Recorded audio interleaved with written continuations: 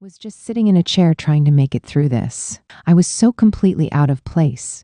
As I looked around me, I watched the various dazzling locals cross in and out of my vision, all big industry-looking folks who were probably preoccupied with talking about the huge role fashion would play in shaping Japan's future.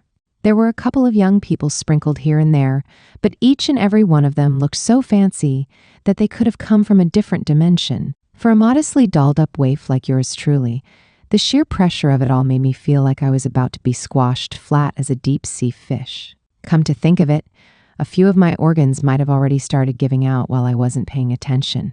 Summer vacation was in full swing, and I was here at a fashion show in trendy Shibuya. However, this was the one time when I hadn't been tricked into attending an event of this caliber. I'd started to get worried that my summer vacation was going to dissolve into a never-ending cycle of homework, video games, homework, video games, more video games, even more video games, and so on and so forth. I mean, that was my definition of living the high life. But it'd also been my foolish dream to become a more popular, extroverted teenage girl. If I lazed about all summer long, I feared I'd end up retreating into the shell of a recluse, the way I'd been before I'd reinvented my image for high school. And that, let me tell you, was no bueno. I mean, I'd worked my butt off for 3 months now, wearing down my spirit in the process. If I had to start all over again from level 1 when summer vacation ended, that'd be like getting thrown back into hell just to climb back up again. Please, I thought, anything but that. But the thing is, there simply weren't any convenient excuses to leave my nice, air-conditioned bedroom. That is, until my friend invited me to this show. I was so grateful that I leaped at the invitation, and that's the story of how I ended up here. The seats around me were slowly filling up.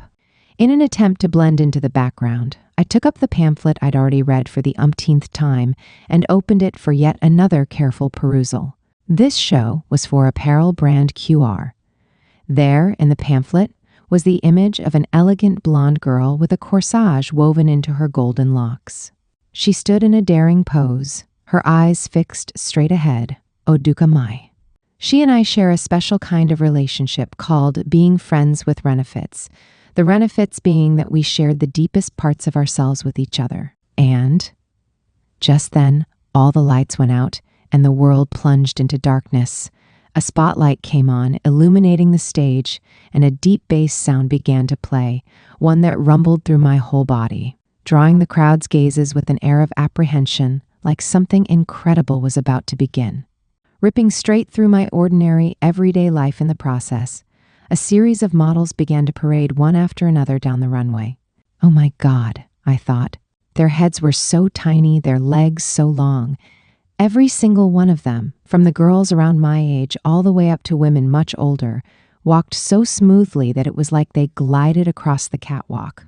Granted, this was a fashion show, meaning the clothes they wore were the main attraction, but no matter what I tried, I just couldn't take my eyes off these girls. I mean, what other choice did I have? If I'd happened to catch sight of one or two of them out and about, I would have been like, wow, that girl's smoking, and been a little hotter under the collar for a good moment afterwards. And then to have a whole bunch of them in the same place? I was about to lose my mind. Mind you, I couldn't begin to tell you if the clothes they had on were any good. I sighed internally. I could feel my summer vacation becoming more fulfilling by the moment. However, as the show went on and on, Mai's turn on the catwalk never came. I was just about to start wondering if I'd maybe fallen unconscious at some point and slept through it when a lone girl stepped onto the stage. She should have been very familiar to me, but it was like I was seeing her for the first time in my life. Her whole body was wreathed in light and colors as she traipsed forward, staring straight ahead with a gentle look in her eyes. Every one of her footsteps spoke of her illustrious past and the dazzling future awaiting her. I gaped at her, all my anxiety forgotten. Her walk was so graceful she moved like a mermaid in the ocean. I felt like I was catching a glimpse of a fairy tale creature through the window of a submarine. She was an ethereal being whose every aspect was designed to captivate humanity, from her gaze to her fingertips to the very tips of her hair. She did me in. When Mai turned and walked away, I took a deep breath, as if I'd only just remembered how to breathe. My heart raced like I'd laid eyes on an otherworldly mystery, and it took several minutes to calm down. The lights came back on afterwards, signaling that the show was over. Mai was apparently QR's final act. I had no idea how much of an honor this was exactly, but it had to be something way, way out of my league. I felt like I'd just finished a video game and watched the final cutscene. For a moment, I stayed slumped in my chair and didn't move. Hot damn, I thought to myself. Had I really talked to this unbelievable girl on the first day of school? I mean, I'd known she was popular, but this was next level. Sure, I thought I'd known a thing or two about her, but what had I been thinking? If I'd known beforehand that she was a model, I would never have approached her. Instead, I would have spent the whole 3 years of high school watching from afar and nursing an inner anguish. So, given that, maybe it was for the best that I hadn't known. At any rate, guess it's time to go, I thought. I was just about to stand up when Mai came over. "Why, hello there," she said. "Did you enjoy yourself?" "Eep." My heart skipped a beat as the girl who had just minutes before walked down the runway stood before me in the flesh. I was pretty damn close to. Weeping tears of gratitude and being all like, "I'm your biggest fan. It's such an honor to be able to talk with you today. Oh my God, now I can die happy." But I desperately reeled myself back in. You were so cool up there," I said instead.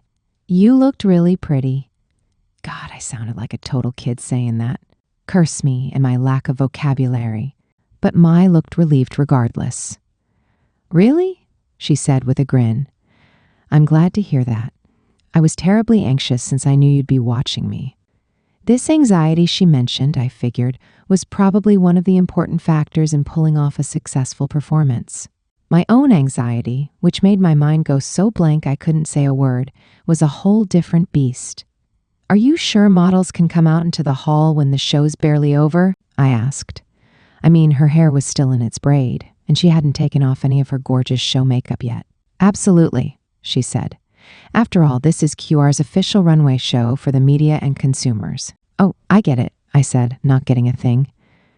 I would have felt bad asking her for an explanation and wasting her time. Mai giggled. "That means that part of my job is to mingle with the audience." Oh, that makes sense. I nodded at Mai's friendly smile. Aw, darn it. My heart was going haywire. It was like when you date some good-for-nothing schmuck who happened to look cool when he went up on stage to play in his band. I had to remind myself that this was the very same girl who'd once agonized over the thought of using my lap as a pillow. But I just couldn't see that now. As I silently panicked over her, Mai's beautiful face drew closer to mine. "What's wrong, Reineko?" she asked. "You're turning awfully red. Are you falling in love with me all over again?" "I never even fell in love with you to begin with," I protested. "So that takes the all over again off the table." "Oh, really? What a shame. If we were alone, I could have listened to your heartbeat and let it do the talking instead." "Erg," I groaned. I could never be open with my feelings in front of Mai.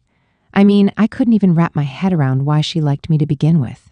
Mai had told me we were destined for each other, but I'm pretty sure I'd just won a lotto with a 1 in 7 billion chance.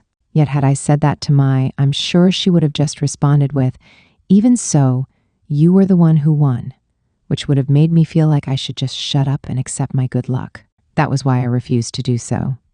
"Well, falling in love aside," I said, conceding to her as much as I could allow, "I did. I did think you looked very cool out there. So I may have just started liking you a little more than I did before, I think." Mai's face broke out into a smile. "My goodness," she said. "You really are a stubborn one." "No, I'm not." "Geez, Mai. I was trying to be." "Well, honest there. I see," she said in a gentle whisper. "Well, then I'm glad to hear it. There's no need to whisper," I thought. Her voice made me look down in embarrassment. Was this going to cause an issue? Were other people going to look at us and wonder why these girls were flirting? Nah, it'll be fine, I reminded myself. After all, Mai and I were just good friends, nothing more. "Since you came all this way to meet with me," Mai said, "I was hoping we could stop by somewhere on the way home together, but I unfortunately have a few meetings with the press first.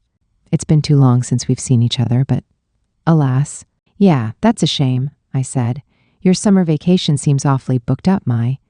"Yes, it is a bit," she said, My apologies.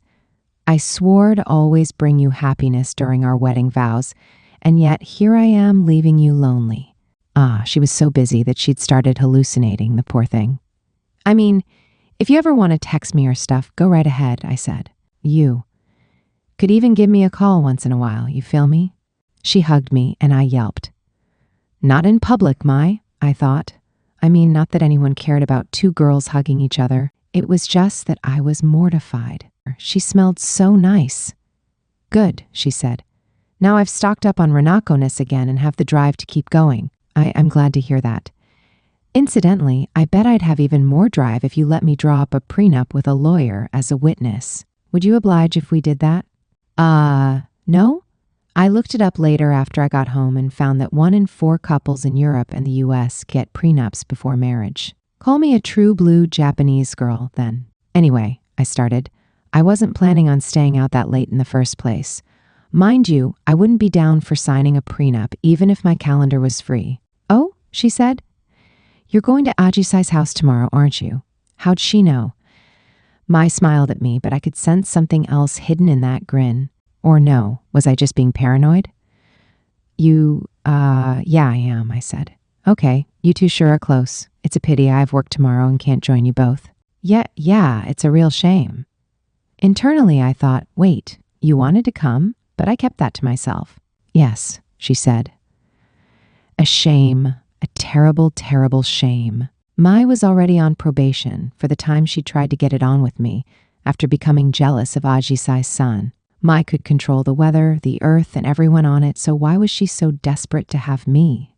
Or, on the flip side, maybe she got so eager because she couldn't have me? Man, I had no clue. I tensed and gave Mai a wary look. We'll just have to hang out another time, huh? Mm-hmm, she said. That we will. She flashed me a brave smile. I'd best be going too, really. I apologize for adding all those unnecessary comments. Please, don't mind me. Enjoy your time with Ajisai. She's such a dear friend to me, too, so I'm ever so glad you two are close pals. I thought. I knew just how deep Mai's desire for me ran, so seeing her holding herself back like this was kind of touching. I felt like a mom saying, "Don't worry about me, I'm not even that hungry," with a big smile when my daughter, well aware of our finances, asks for the cheapest cake soba for dinner. The most I could do was respond to Mai with as much support as possible. Same here, I said, squeezing her hands. And thanks for inviting me to this fashion show today. Good luck with work. Mai gave me a radiant grin. I'm always happy to work hard if it gives me a chance to show off my beauty to you, she told me. Thank you for coming. Then, with a smile so beautiful I thought I must be dreaming, Mai departed. Whew, I thought. I'm not sure if it was thanks to her showing me such a cool side of herself or just because I hadn't seen her for so long, but my heart would not stop racing. It was almost like I was in love with Ma. Okay. Fat chance of that happening. Careful there, me. I needed to stop tempting fate. It was like standing on one leg on the edge of the roof in a display of courage. One of these days I'd suffer a fall that I wouldn't survive. Anyway, just then, I realized there was a blonde woman standing next to me, although I didn't know how long she'd been there for. You and that model sounded like you knew each other quite well, the lady said.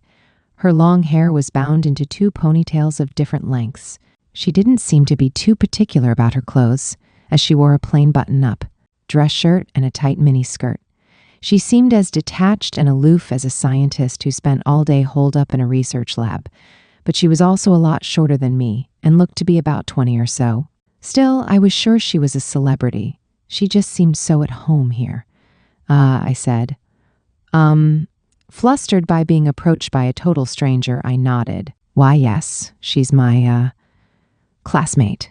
Really now? She asked. How close are you with each other? How close? I repeated. That was an awfully tricky question. Objectively speaking, we were close enough to kiss, but I obviously couldn't tell this lady that. I began. Well, I can at least say it's not a one-sided friendship. We're close enough that I can confidently say she thinks a lot of me too. That was, to my mind, the highest assessment one could give a friend. So, have you been physical yet? She asked. I mean, do you two embrace each other and the like? What? Who the hell was this lady?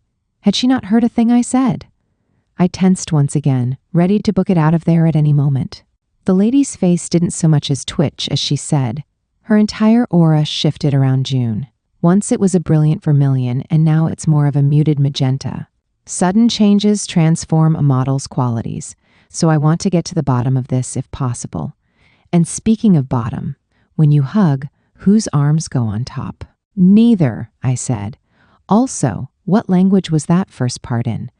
Well, no matter, the lady said. She spun one pigtail around her finger and got back to business. She passed me a small paper card.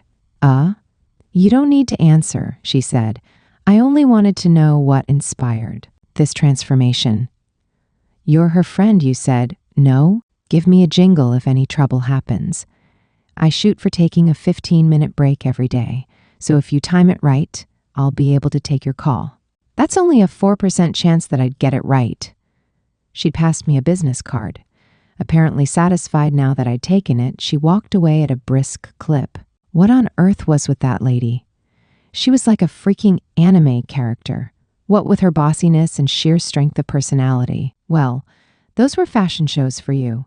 They were places where people's individuality was the selling factor, so you got people flocking in with all kinds of idiosyncrasies. As I mulled this over, I checked out the business card.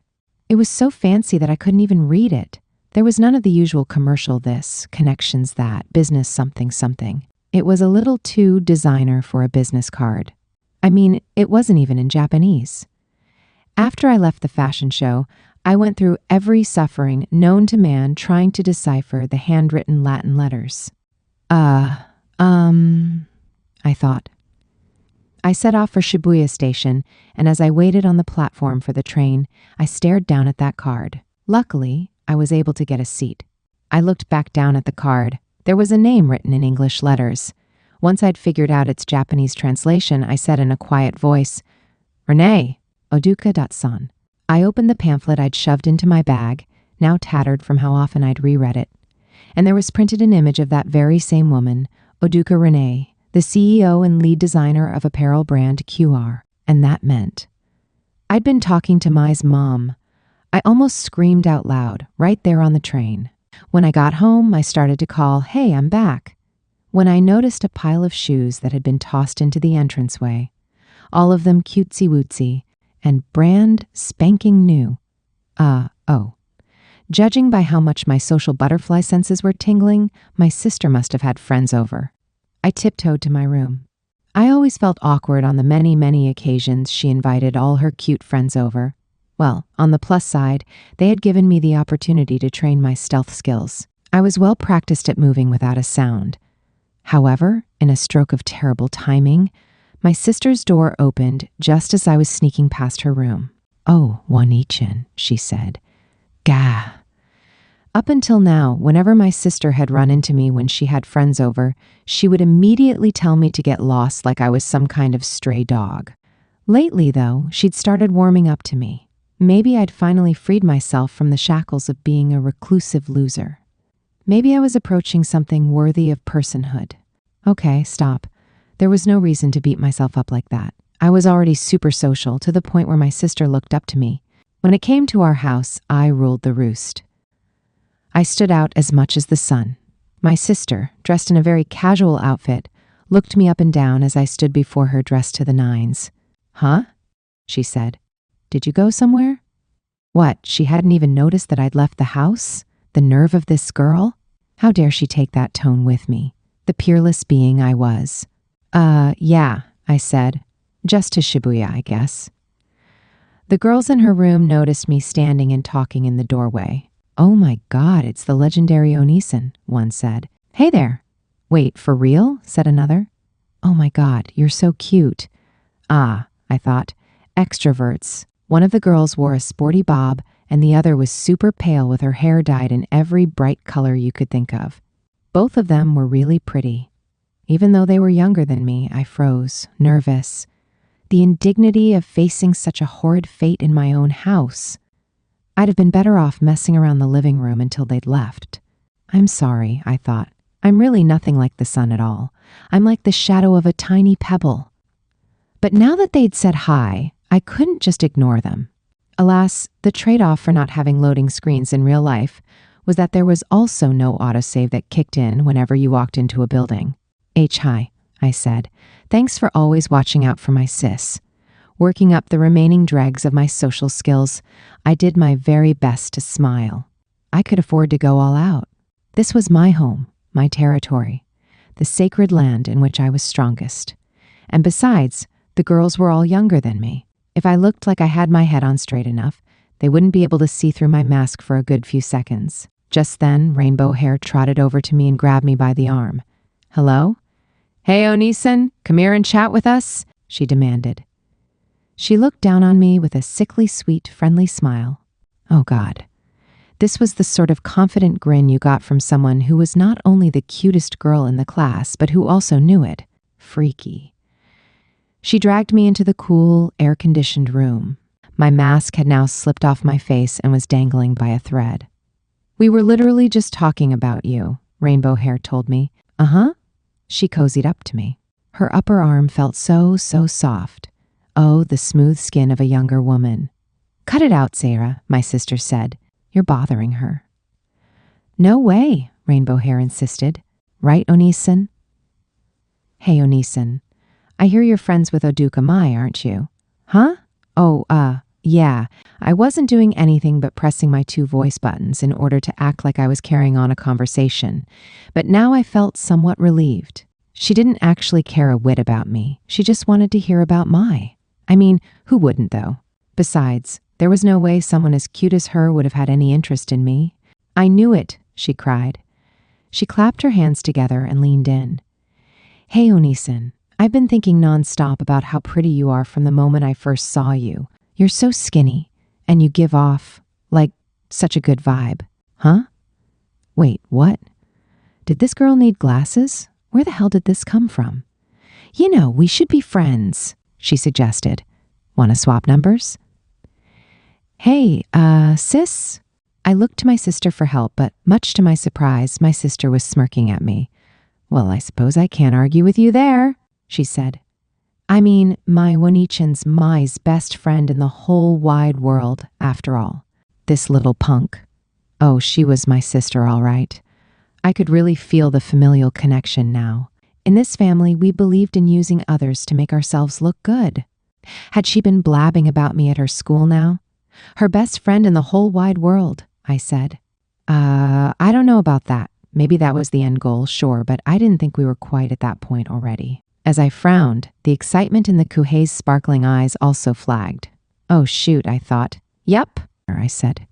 Actually, never mind. We are. See, what I tell you? My sister crowed. I threw out my chest in pride as she applauded. I wonder if the Amaris had engaged in this sort of buffoonery for generations. The Kuheis perked right back up. Ooh, that's awesome, cried Rainbow Hair. Wait, Onisan-senpai, do you model too? Huh? I said. I wish I could tell you. I tried to smile meaningfully, but my sister exploded into laughter. My sister? A model? Her? A model? No freaking way, she could never. A model. Yeah, not happening. I was literally going to kill this girl. Go ahead and roll around on the floor in hysterics now, I thought. You'll never laugh again by the time I'm done with you. Trembling with rage, I yanked the pamphlet out of my bag and brandished it at her.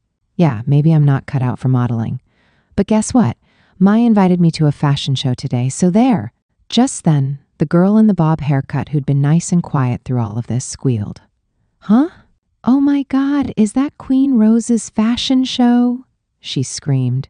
Did you legit go, Onisan? Did you, see it live? Huh? Yeah.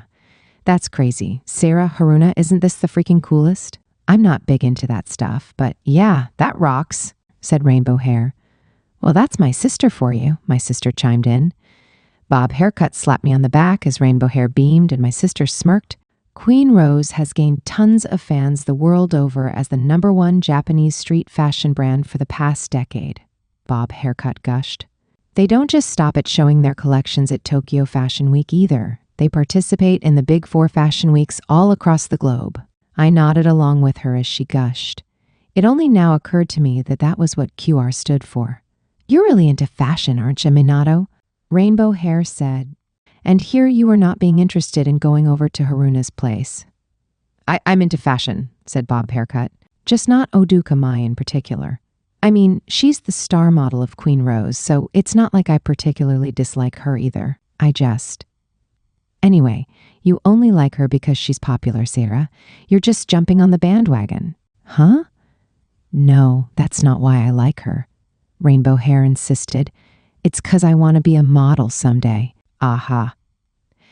Judging that their focus had shifted to something else, I scrambled to my feet. Oh, okay then, I said. I'm going to head back to my room now, so you girls have fun, okay? I had just returned home from a fashion show with my best friend, Oduka Mai. I, basically the biggest extrovert known to man, and the target of respect for this gang of junior high girls, gave my hair a little flip, and made for the door. But just then, Rainbow Hair stopped me in my tracks with her sickly sweet voice. Huh? Onisen, you dropped something. It was that little piece of paper I'd stuck in my pamphlet. Oh, I began. Rainbow Hair, Bob Haircut, and my sister all peered at it. Just a business card I picked up at the show. Rainbow Hair and Bob Haircut screamed at the exact same time. Oduka Renee? Whereupon I was thrown right back into the deep end. You mean Oduka Renee from Queen Rose? The literally world-famous designer? They did a TV special about her work on Little Witch recently. As the girls bombarded me with questions and comments, my stomach began to ache. Finally, I managed to beat a retreat to my room. Believe me, the amazing ones here were Mai and her mom, not me. I scrambled out of the clothes I'd put on to go out and into a set of loungewear. I wanted to take off my makeup too, but I'd do that once my sister's friends had left. I sighed and flopped onto my bed. I'm pooped, I told myself. Seriously, I'd gone overboard there. Having the Kuheis start to warm up to me and constantly pop over to hang out all summer long was the literal worst. And I didn't want them to immediately see how much of a mess I was and laugh at me for it, like, Oduka-senpai's incredible, but you? Lol, you're nothing more than her flunky. LMAO, I wouldn't be able to handle such a fall from grace. Gah, if only they hadn't seen that pamphlet. I was such a fool for not keeping my head down and seeking a little short-lived gratification instead. Besides, as a former reclusive loser, the only brands I knew about were Uniqlo and Goo. I should have been ashamed of myself.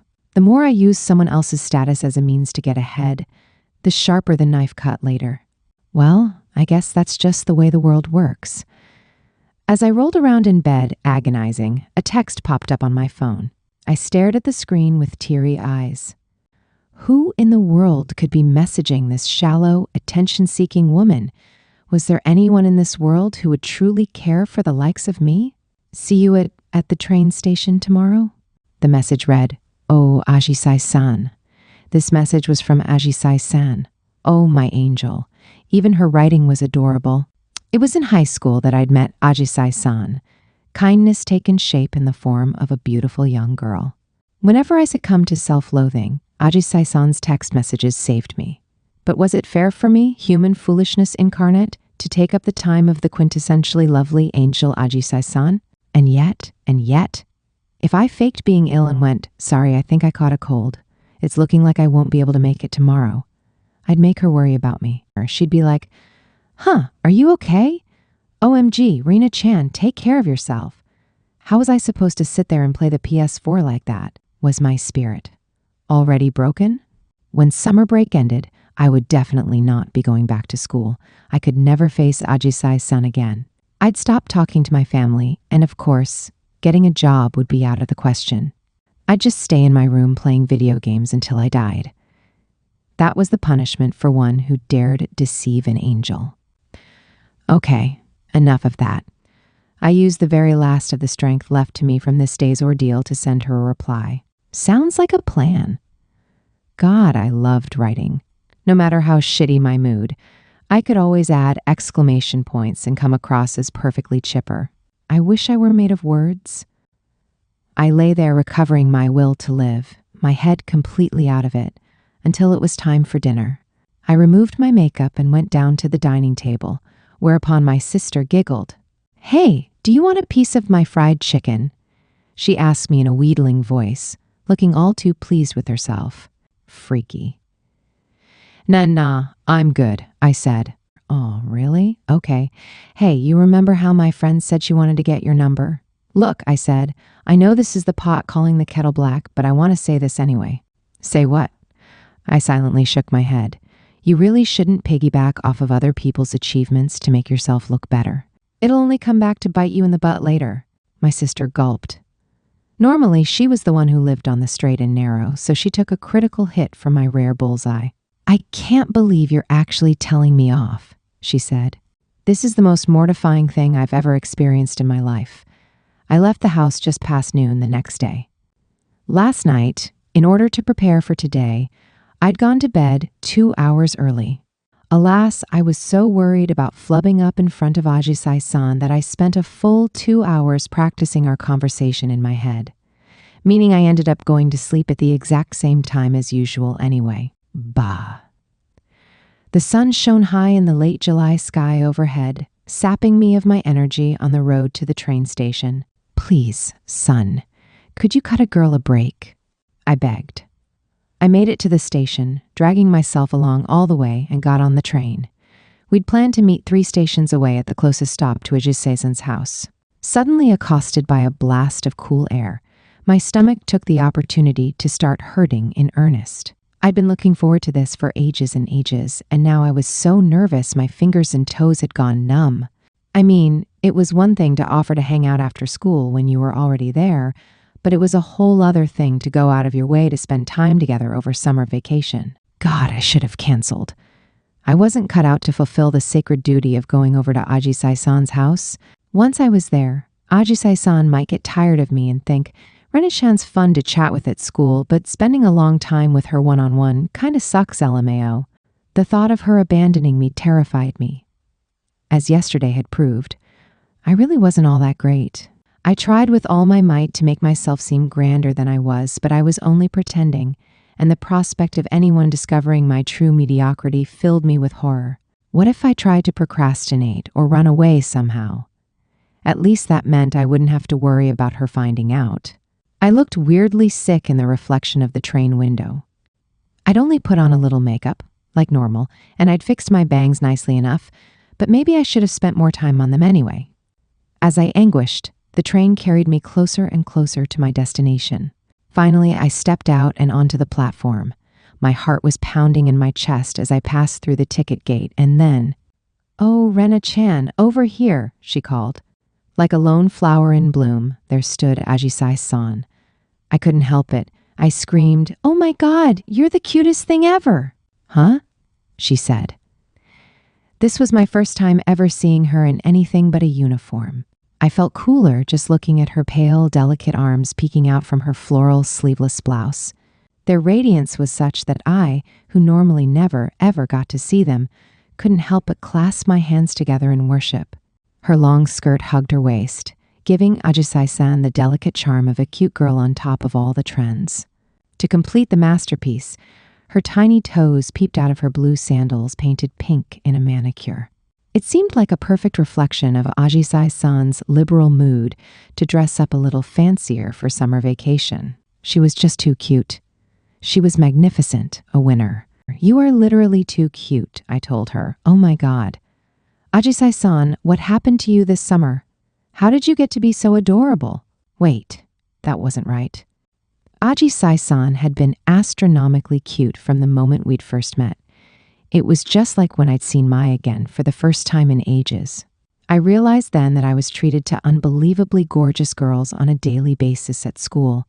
It was like if I got to eat gourmet fatty tuna belly and matsusaka beef every day for lunch, and then was like, "You know, come to think of it, this food's not half bad." After I warbled at her, she said, "Ah, thanks, you make me smile." She beamed at me and flashed me double peace signs.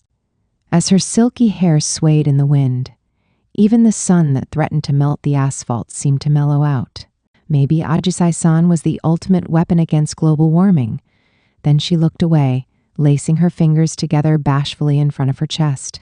"Well, she began. "I mean, it's been so long since I've seen you that I may have gone a little overboard in prepping to come meet you today. You don't think that's weird, right?" "Not at all. Wait, actually, yeah, that's weird as heck. In the sense that it's weird how you're so cute. You think so? She asked. I know so, I affirmed. It's so bad I thought my eyes were going funny. Ajisai-san. You're not some kind of fairy that's invisible to everyone else but me, right? Reina-chan, I think we should get you to somewhere cool. Great. I'd made her worried about me. Oh, but whatever. When I looked at her face, all my anxiety just melted away. I felt thrilled, as if I'd waited in line for ages, and now it was the moment for the roller coaster to start. What was there to worry about? Ajisai-san and I were sure to have a good time. I'd just do my best so the two of us could both have a great time. With a big grin, I said, Thanks for having me today, Ajisai-san. Anytime, Reina-chan. Now I finally felt like my summer vacation had begun. Today was going to be the best day of my life. She breathed a sigh of relief and ran down the list of notes on her phone, checking each off in turn. First up, room cleaning. Check. She'd given more than just the living room a thorough tidying and vacuuming. She'd also cleaned the bathroom and her bedroom, although she doubted that the latter would be showing its face to Renako anytime soon. Next up on her list, making the food. Check. Yesterday, she'd used her many years of experience since elementary school to make her signature baked cheesecake. Ajisai had also stocked up on drinks, including plenty of milk for her brothers so that they wouldn't drink all the goodies for her guest. All that was left on the list was putting on her makeup and outfit for the day. I hope this is all right, she told herself. Check. Ajisai stood before the mirror in her room, turning this way and that to make sure her hair looked okay. She'd been lax on some of her routines recently, since babysitting her brothers had taken up her whole summer so far. It had been so long since she'd last done her hair properly that it ended up taking longer than planned. Thankfully, she had a special burst of motivation to do it right today. Or actually not really. Well, maybe she did. At any rate, there was still a bit more time before she needed to go, so she decided to fix her hair just a tad. It's been 2 months since we made that promise, she said. What with everything happening? Was this impatience Ajisai felt from being made to wait too long? Yes, it had to have been. She was so cute back then, what with how earnest she was, Ajisai recalled. Ajisai felt hot just thinking about it. That was the first time she'd ever received such flagrant affection, and frankly, it had made quite the impact on her. Oh, drat, I'm thinking about it again. Stop that, she chastised herself. Ajisai shook her head. She and Renako weren't like that, she swore. Ajisai was only making this extra effort because she wanted to make sure her friend had a good time, especially now that Renako was honoring her promise to hang out. Ajisai liked promises. They made her feel like she had a clear connection, one that would allow for mutual honesty. Promises were all the better when each side worked their hardest to make them come to fruition. It was like saying, You're important to me, and I know that I'm important to you. A sort of conversation from one heart to another. She understood that this might have been a bit of an exaggeration, but all the same, promises made her feel so much happier and so much more secure.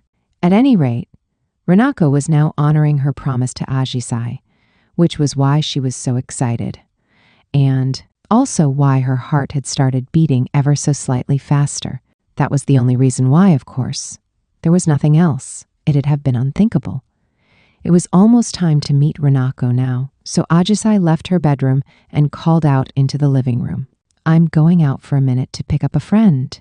Ajisai had told her brothers ahead of time that a girl her age who was a really good gamer was coming over for a play date. She had no idea if they'd remembered or not, but since there was so little else going on in their lives this summer, she figured they'd be all over Renako with excitement once she actually showed up. Ajisai slipped on a pair of light blue sandals and opened the front door. The sun was so strong when it struck her that she unintentionally squealed. What great weather! She squinted up at the sky. The Japanese rainy season called to mind a certain flower, the hydrangea, that bloomed from May through early July. In Japanese, it was called the ajisai. And even if this was a bit late for hydrangea season, this ajisai was in full bloom. As she skipped down the road under that hot summer sun, I can't wait to see you, Rena-chan. She giggled to herself. This was Sena Ajisai, and this was her first year of high school. Just as if it had come up from behind and dashed past her, her unforgettable summer love story had begun. There's no freaking way I can visit Ajisai-san's house. Ajisai-san's place was a single family-style home in a residential neighborhood. It was painted white and looked just about as cute as she was. "Come on in," she said. "Make yourself at home." "Thank you for having, ma'am." For some reason, this came out as a whisper. I slipped through the entrance and entered the terra incognita of Ajisai-san's house. From here on out, I knew I'd be repeating a lot of the same things in sheer amazement, but please bear with me.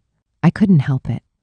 I'll even count them out for you, because I'd just set foot in Ajisai-san's house.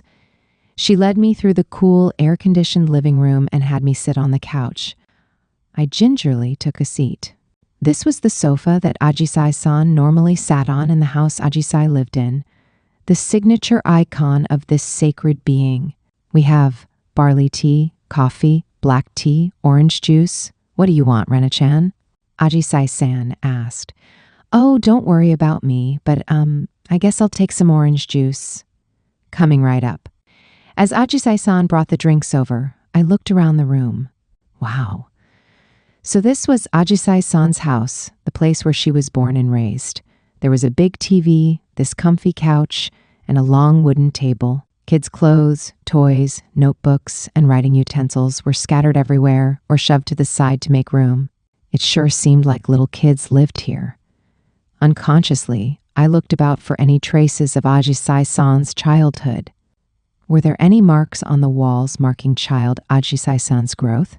Oh, there was one of her textbooks on the table. So Ajisai-san really did live here. Ajisai-san came back in as I was in the midst of what even I could recognize to be pretty disgusting behavior. "Here you go," she said. "Ah, thanks." Ajisai-san sat down next to me and turned the TV on with the remote. "Oh, hey, I want to play that game we were going to try the other day," she said. "Sure," I said. "Of course, that's fine by me," she giggled. "Goody. Oh, but maybe we could chat too before tat." Ajisai-san started the game up with a grin, controller in hand. Whichever one you prefer," I said. Watching Ajisai-san make these habitual movements made me realize, so this is how Ajisai-san goes about her daily life. I felt like a total creep. I guess this proved Ajisai-san really was a gamer. Well, I knew that. We'd played a game before and everything. "So what you been up to lately, Rena-chan?" Ajisai-san asked. "Huh? Lately? Here it was, my turn in the conversation. My brain was already grappling with the very difficult task of not losing all of my wits by sheer virtue of being in Ajisai-san's house, so I had no choice but to rely on the last bit of space in my cerebral cortex. Okay, lately. The most immediate big event was Mai's fashion show, but I was the only one who had been invited. Ajisai-san didn't know that Mai and I were friends with Renafits, so I had a feeling that telling her about the show would only cause trouble. But without that, I had zero things to talk about. I've been doing homework, playing video games, just lounging around, enjoying the cool air from the AC. No way. My well of conversational topics had gone dry in this heat wave. "That sounds nice," she said. "How far along are you with the homework?" "I'm about halfway done," I said, "but I've barely even started on the math." "Yeah, I totally feel you. All the problems suck. Did you do that one page? The whole thing's filled with diagrams." "Yeah, oh my God, it was such a pain in the ass. And the next one's just as bad." But when Ajisai-san guided me, even a desert oasis transformed into a cascade of conversation. I had no idea I could jabber on this much. It felt so good to be back together with her. Normally, my conversations stopped dead after 2 back and forths, but now I felt so good I was almost beginning to wonder if I had a latent talent for this. Just as I looked over at her, thinking that this was all due to the wonder of Ajisai-san, a glimpse of her unprotected upper arm leaped out at me. It looked so soft, sweeter than any dessert imaginable. I averted my eyes as quickly as I could. This house was packed with danger for me. Somebody, help me. Before I could say, "What am I doing here? I need to go home," Ajisai-san turned the conversation back to me. "Chan," she asked, do you work a part-time job or anything? Huh? I said. No way. I could never. Really? Oh no. She looked so puzzled, and her head was tilted at such a confused angle. She just looked too darn cute that way. I mumbled, the only places that give out part-time jobs are karaoke parlors and family restaurants and stuff, you know? They all involve talking to strangers and whatnot. I could never. Aw, come on, don't say that, she protested. You totally could. I totally could not. She could only say that so lightly because she had no idea who I really was. Mind you, that was because I was so insistent on her never finding that out. Ah ha ha, oh me. What a socially awkward mess I was. Wait, but maybe this was actually a good thing. It meant that my extrovert act was pretty good, right? After all, I was able to pull the wool over Ajisai-san's eyes. That thought alone boosted my self-esteem, and I ignored the voice. From the outfield screaming, "Why are you proud of tricking people?" "Oh, but I forgot," she said. "You're not good with boys." Yeah, I guess I'm really not. To be more precise, it was less boys in general, and more the boys who had their shit together. I just felt the urge to apologize for making them look at me. So I was more okay with small kids, or the younger boys who went around like, "I like hitting girls, I think." Okay, no, those were freaky too. Hard pass for me. I must have made a face, because Ajisai-san's eyebrows drooped in worry. Oh no, at this rate she was going to take it as a sensitive topic, and I hurried to backpedal. It's not like anything happened, I swear. I just never really was around guys that much in elementary school or junior high, so I don't know what to talk about. It's that kind of thing. Yeah, there we go, that sounded good. I nodded at my own words. I went on, see, boys are like, well, they're boys, right? They're all big and burly, and they don't get periods like we do. They're basically a different species, you know? See, with girls, at least I could carry on a conversation with 2 back and forths. With boys, you weren't going to get a whimper out of me. Huh? Well, I guess, she said. But you must have guys coming up to talk to you sometimes, right? Well, sure, if you count the customer service robot at the phone store. I don't think he counts. I had wanted to say something like, oh yeah, if the guys at school strike up a conversation, I always talk back, but instead, I'd settled on that really stupid answer. The only time they ever talk to me is when I'm with you, Kaho-chan or Oduka-san, I pointed out. Those 3 were the main dude magnets in our group. Satsuki-san never talked with anybody, so she was safer. Hey, wait, did that mean that Satsuki-san was actually an introvert too? Putting a lid on my budding suspicion, I asked Ajisai-san, so what do you talk about with them? Huh? Oh, just normal stuff. We talk about movies or friends or whatnot. You're brilliant, I said. You can actually make contact with them. You're fluent in Jaman-ese. What the heck is Jaman-es? I'd never studied it in my life, so I couldn't tell her. Anyway, I went on, there's no particular reason why I don't talk to guys. I'm sure that being in the friend group will give me more chances to interact with them and gradually warm up to them. The key word being gradually, mind you. Sure thing. Once you learn how to talk to them, the boys are going to be all over you. Nuh-uh, I protested. Huh, you really think? She said. If I ever get popular with the guys, it's only because I'm a fail-safe, I told her. What do you mean by that? I meant that if a guy asked out one of the other 4 in Mai's friend group and got rejected, he could still ask me out to win that coveted, I'm dating someone in Mai's friend group status. Actually, given that, I figured I'd end up shockingly popular. Wahaha, that's right. Even the strategy guide said that Amari Renako was a random loser in the midst of that friend group, so I was the one to go after. Damn those guides, it hurt to be looked down upon. Ajisai-san brightly switched topics, probably due to that weird leering grin I gave her. Hey, did you know that I've been thinking about getting a job lately? Huh, is it really that surprising? I was just thinking it'd be fun to get out of the house and work somewhere. I gave it another thought. Was it surprising? Honestly, not at all. I could totally see her working at a trendy bakery or being the cute girl at the pastry shop all the customers flocked to catch a glimpse of. Oh, and she'd be great at working for a florist, too. Every morning, she'd set out the signs on the street corner, causing all the passers-by, teens on their way to school, adults on their way to work, to make a quick detour to drop by and see her. She'd greet them all with a good morning and spread happiness far and wide. I could see it now, a sweet little town in the hills overlooking the ocean, the happiest place in the whole universe. No, that sounds nice, I said. I think it's a great idea. I was thinking that I'd really love to work in a clothes store or something. That gave me pause. Like a retail worker? You mean like someone who marches right up to you, goes, "Oh, I have that exact thing you're looking at," and interrupts you when you're trying to mind your own business browsing? I don't think that's the point of them going up to you, but yes. They're supposed to be friendly, like, "Hi, is there anything I can help you with?" Nah. That was a bad idea. If she came up to them with her smile and her sweetness, the customers would totally fall in love with her. Then they'd keep coming back and waste all their money just to be around her. But Ajisai-san wouldn't even notice as she went around mass-producing tons of people like me and climbing her way to the position of top salesperson. Nope, no two ways about, this spelled trouble. If all her admirers were asocial weirdos, who knows what they could come up with? Maybe they'd stalk her or try to approach her on the street. You're too kind to them, I thought.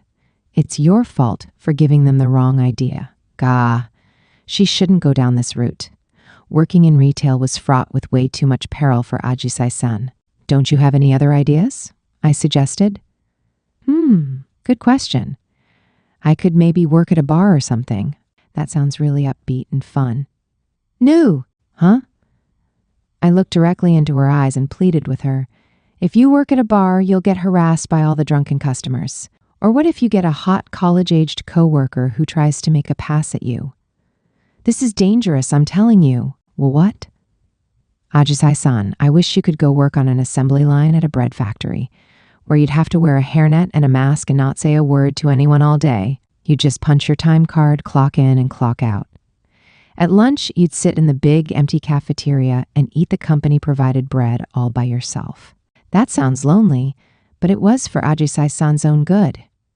Hey, Ajisai-san, I said, if you really want to get a job, go work at the Queen Donut in front of Kawasan Station. That'd be safe. You mean what? I suddenly stopped short. That's where Satsuki-san worked, so I'd figured that Satsuki-san could be Ajisai-san's bodyguard. But just when I had been about to suggest it, the Satsuki-san in my mind grinned at me and went, "A Maori?" before going for my throat. I looked away, not meeting Ajisai-san's eyes. Because, I hear they give all their female waitresses handguns there. Wait, is that even an urban legend? Not really. But there really was an urban waitress whose desire to kill was as lethal as any pistol. Ajisai-san laughed at my absurd joke and then followed it up with a little sigh. Well, it's not like I have the time to get a job anyway, she said. You don't? Yeah, no, it's summer vacation, right? I need to watch the boys for my mom, so it means I can't go out anywhere or even get out of the house to work. Oh, wow. It's not like there's anything I can do about it, since both my parents have to work. It's always been like this, too. I wasn't sure whether or not I should have been like, dang, that sounds rough. And as I worried over whether I should lob some easy words of sympathy at her, Ajisai-san cut that train of thought short. Oh, I'm sorry, she said. I kind of went off on a weird tangent there. Come on, let's start playing already. Oh, okay. Talking about people's home situations was anxiety-inducing. My parents were still together, and all my folks got along okay. Sure, my sister was a pest, but I was still pretty lucky. So from where I stood, it was hard for me to really empathize with other people. Besides, it wasn't like there was anything anyone could do to change their family, In the end, you were stuck with the environment you were born into. I guess I could have been like, wow, I didn't realize you had that going on or something. So maybe the problem was just that I was being overly defensive. No, wait, I got it. Someone please prepare a script in advance and give me a cue card, I thought, so I can practice it beforehand. Don't mind me. I was just struggling over there. And just then, a little figure scooted into the edge of my vision. Oh? I thought. Huh? What's up, Kikun? Ajisai-san asked. It was her little brother, and he was so little.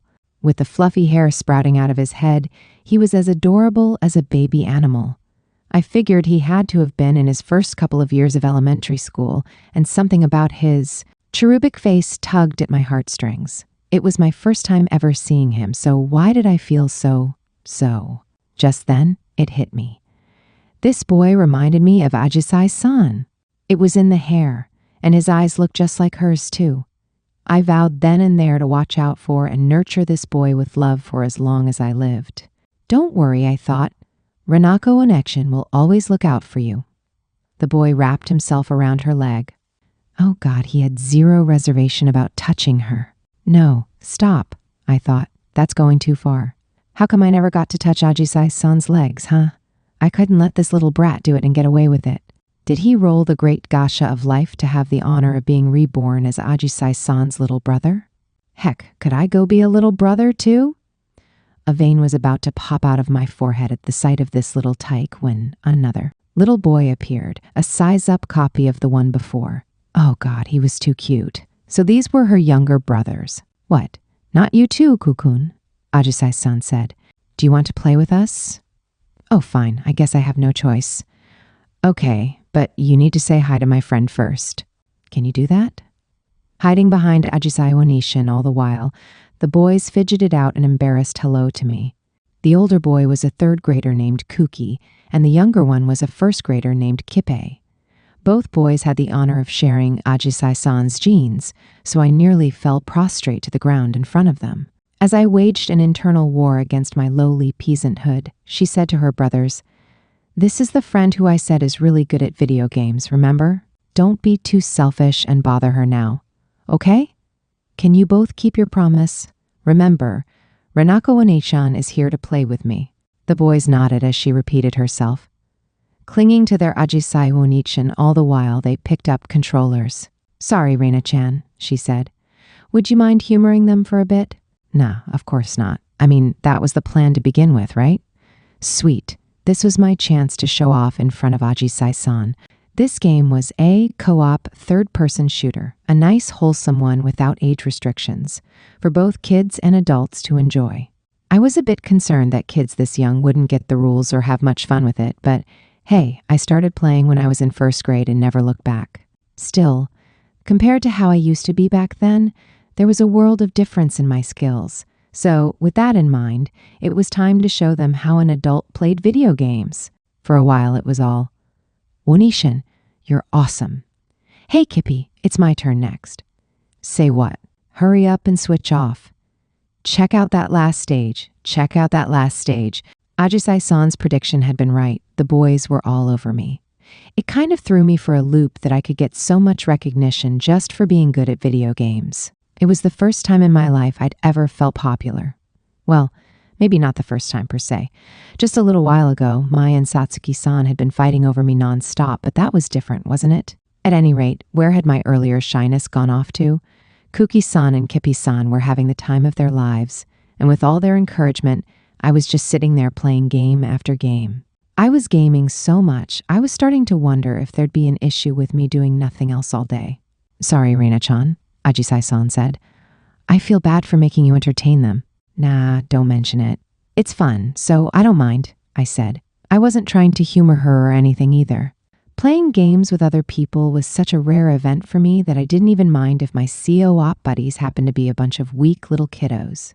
It was genuinely fun. Still, I figured this sentiment would be hard to get across to someone like Ajisai-san, who always had tons of people around her. "Let's get to a good stopping place and go to my room," she suggested.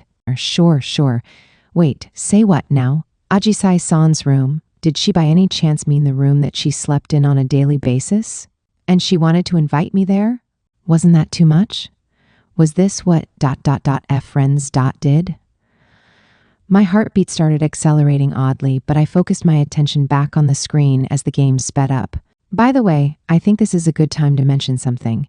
I didn't have the faintest clue how to get to a good stopping place. "Hey, Kikun, she said. "We're going to my room in a sec, so you guys gotta wrap it up." Aw, come on, give us a few more minutes. "Hey, Rena-chan, I made a cheesecake today. Want to give it a try?" she offered. Oh, yeah, I'd love to, I said, just as soon as I'm done with this round. "Look, boys, you have homework to get to, right?" She tried again. We already did it this morning. Hey, it's my turn now. Come on, Kippe. We kept playing on, swept up in the game like it was a river of muddy water. And that's when Ajisai-san snapped. Geez, what was that? At that very moment, the world came to a halt. I froze so hard I couldn't breathe. Was that Ajisai-san just now? A part of me refused to. Looked to the source of that frightening noise even as another part of me battled it with the need to react. Slowly, I turned my head. She shook her fists up and down, and her face was bright red. There was no doubt about it. That had been Ajisai-san screaming. My heart raced. It was the first time I'd ever heard her raise her voice outside of music class. At school, no one dared miss a word Ajisai-san said. Her face a mask of pouting anger, she grabbed Kuki-san and Kippe-san by the head like they were a couple of melons. Geez, she cried. It's been all about you for hours now. Rina-chan came to play with me. Didn't you promise me? Geez, you promised me you'd stop playing at 3 o'clock, didn't you? Geez, just like when a teacher suddenly blows their lid while the whole class studies seriously. I was completely baffled. But I was the only one, because when I snuck a glance to the side, Kuki-san and Kippe-san were still playing. Were they so used to these outbursts that they didn't even listen? What on earth? True, I did recall that Ajisai-san had once said something to this effect. But did this mean the hair trigger temper One-ichin wasn't just another one of those urban legends? Was this an everyday thing? Are you even listening to me? She screamed. I'm really, really angry, okay? Don't you get that? Jeez. Jeezing away all the while, she snatched the controllers from their hands. The boys shouted back in protest and turned on her. The situation was devolving into a full-on sibling fight here at someone else's house.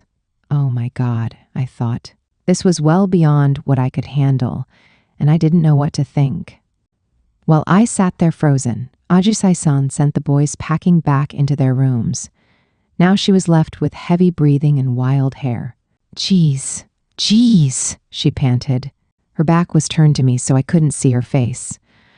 I was so nervous that if I made even the tiniest sound, she'd blow up on me too. If even 1/100th of Ajisai-san's anger was aimed in my direction, I'd evaporate on the spot like a little lost sheep who dared stray away from God. Sweat pouring off of me everywhere, I sat up properly on the couch. Rina-chan, she said. My whole body shook. Yeah. I no longer cared who was responsible for this. My sole concern was figuring out the best moment to grovel on the ground in front of her to dispel this awful tension. Ajisai-san slowly buried her face in her hands. Her ears were bright red where they peeked out through her hair. I'm so sorry you had to see that, she groaned. What was I supposed to do? It crossed the back of my mind to be all like, what you talking about? I didn't see anything. I was busy gaming. And rounded off with a cheeky little giggle and stuck-out tongue grin. But with my current stats, that option wasn't really available to me. It's okay, I said. I just agreed with her without trying to put any humorous spin on it. Then, sounding like she was about to waste away, she whimpered, I'm so mortified. Oh, no, I'd embarrassed her. It's okay, I insisted. Gosh darn it, Ajisai-san was so cute even when she was embarrassed. But she needed to be upbeat at all times because Lord knows, I certainly couldn't be. Chucking my shame and sense of dignity out the window, I decided to do my very best to cheer her up. My sister and I fight all the time too. We're always going back and forth calling each other names. Seriously, we curse at each other and everything. I guess with family, sometimes you just gotta love and hate them at the same time, right? I think every family's like that. Right? Right? She whimpered. Or, I said, trying a different tack. You know how people act differently at school versus at home, right? It's totally normal. I'm a way different person at home, too. I mean, that's just a fact, right? So, yeah, you did kind of startle me, but it's not. Anyway, it's all good, right? But no matter how much I tried to cheer her up, Ajisai-san didn't perk back up into her usual bright and bubbly self. If anything, the more frantic I became, the more upset she got. It was a vicious cycle. "Oh, I love the cake," I said. "It's really good. Right, Ajisai-san, right?" "Uh-huh," she said. Alas, it was a horrid waste of Ajisai-san's special cheesecake because I was so distracted I couldn't taste a bite of it. "I'm home," I called. "Welcome back," my sister said. The minute I stepped through the door, I face planted onto the couch like a corpse. I was tired with a capital T. Trying to cheer up a depressed person made me feel like I'd given someone a blood transfusion before they bled out. I felt drained. My sister, playing on her phone as she sat with her knees tucked up under her on a dining room chair, asked, "What's wrong?" I groaned like a zombie right back at her. "Didn't you go hang out at Ajisai-senpai's house?" she asked. I did, but my limbs still buried in the couch, I turned only my head so I could see her. So you see, I was on the fence about it for a brief moment, but in the end, I told her everything. Honestly, something about my sister made her easy to talk to. She was a good listener. She nodded understandingly as I talked about the boys butting in on our hangout, me playing only with them, and Ajisai-san blowing up. Then I went on to say how Ajisai-san had been so gloomy afterwards. The smartphone still in one hand, my sister's face lit up with a look of understanding. "Oh, I get it," she said. "Ajisai-san must have really been looking forward to hanging out with you." "Say what now?" I asked. That had come so far out of left field, I wondered if my sister had even been listening to me. But my sister read my mind. "I mean, she was upset because they got in the way of you spending time with her, you know?" "Huh? Nah, that couldn't have been I, huh?" "You mean like, she's kind of mad at them all the time, and then today was the straw that broke the camel's back, right? Ajisai-senpai doesn't look like the kind of person to be like that," my sister said. "Okay, fair," I thought. "In that case," I said, "then I bet it was just because she's so nice. She must have been worried about not being a good enough host to someone who came over. I mean, maybe." A cold wind blew across my heart when my sister relented that easily. I realized then, to my great dismay, that I had unconsciously been hoping she'd have refuted me with something sweet like, "No way! Ajisai-senpai cares about you way too much for that. Less than 3. Maybe I should have just up and died." "Well, she sure has been dealing with a lot of stress lately," my sister said. "I think she has to babysit her little brothers all summer, too." "Yeah, that's true." Hey, wait a sec. How come my sister knew that? Even I hadn't known that until today. Had she actually gotten Ajisai-san's number? "I mean, I couldn't babysit you year-round either," my sister said. "Wait, wouldn't it be the other way around?"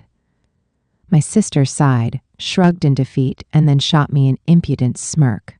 I wished I could swap her out for Ajisai-san's little brothers. Actually, well, that would have presented its own set of issues. "So it's summer, and she can't go anywhere, huh?" I muttered, as I lay face down, sprawled across the couch. I wondered how that made her feel.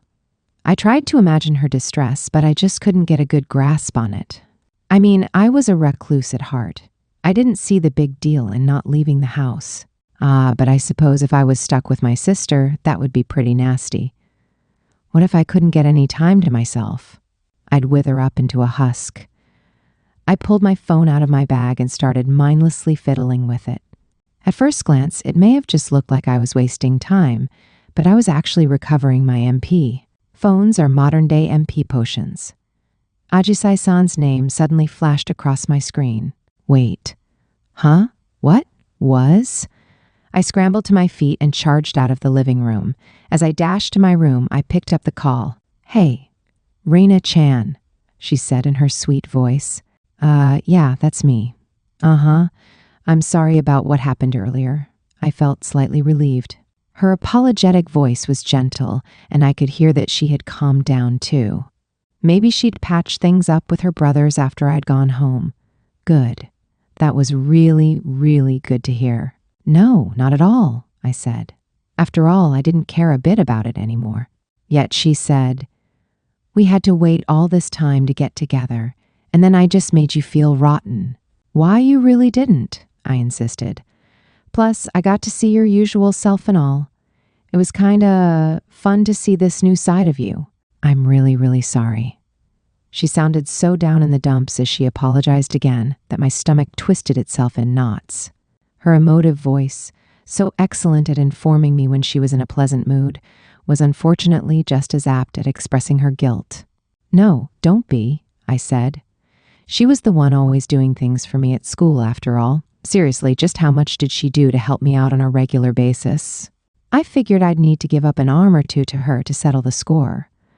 Well, I'd never actually suggest that, since the offer would only bother her. It's not like she needed my arms anyway. At any rate, hearing Ajisai-san all upset on my behalf was super painful. So in the most chipper tone I could manage, I told her, "Yeah, don't worry. It's fine. I'll just come over to hang out some other time." Great, so that wasn't any good either, huh? I bet she was thinking that. Our next hangout would just end up being a repeat of this one. I wondered how in the world I could get her to perk back up. Was there even anything I was capable of doing? I was dangerously close to going, "Ajisai-san, I'll give you 10,000 yen, when she announced, "At any rate, I've made up my mind." She sounded different now. Heck, she didn't need my 10,000 yen. She was capable of picking herself back up, which just went to show that she was our Ajisai-san. Following her lead, I asked, all upbeat, "Ooh, about what?" Well, she sounded like she was telling me about a secret plan when she whispered in that adorable voice of hers, "I've decided to run away from home." "Oh, really? Cool, wait. Hold the phone." "What? Huh?" Ajisai-san planned to leave on the first train tomorrow morning. She seemed like she was actually going to go through with it. I didn't know what to say, so I sat there looking like an idiot and said, "Everyone's going to be really worried about you." But Ajisai-san stuck to her guns and said, "Nah, it's fine. It'll be fine." She'd already made up her mind. "It's totally fine," she went on. "I'm not like at my wit's end or anything." I could hear the smile in her voice, so all my objections were reduced to mere mumbling. That night, as I lay in bed, I had a hard time falling asleep. Ajisai-san, I thought. Even if she wasn't at her wit's end, I still felt like she'd had enough and wanted to have things her own way for once. This didn't seem like something Ajisai-san, who was normally so prudent, would do. As my sister had said, she really must have been under a lot of stress. Ugh, I thought. I wondered what I should have said to her. Maybe I should have pointed out that this would cause her family no end of trouble. Or maybe I should have said that her little brothers would feel sorry once she was gone. Maybe if I'd nagged at her enough, she would have felt guilty enough to call the whole thing off. This all came about because Ajisai-san was such a nice person who always put everyone else first.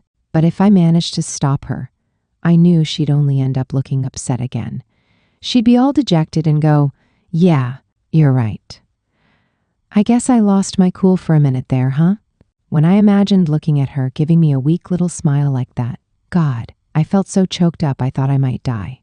If she talked to her family about it and they made her stop, then I was sure she'd keep on trucking, just grinning and bearing it the next time something similar happened. She was, after all, the kind of person who would favor someone else's happiness over her own.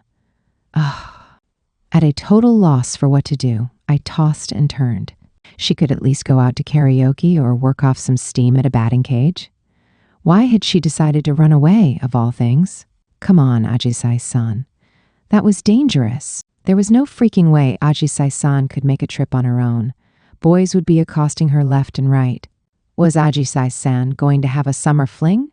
What if she was swayed by the words of a nice boy, fell in love, and came home just a tad more grown up?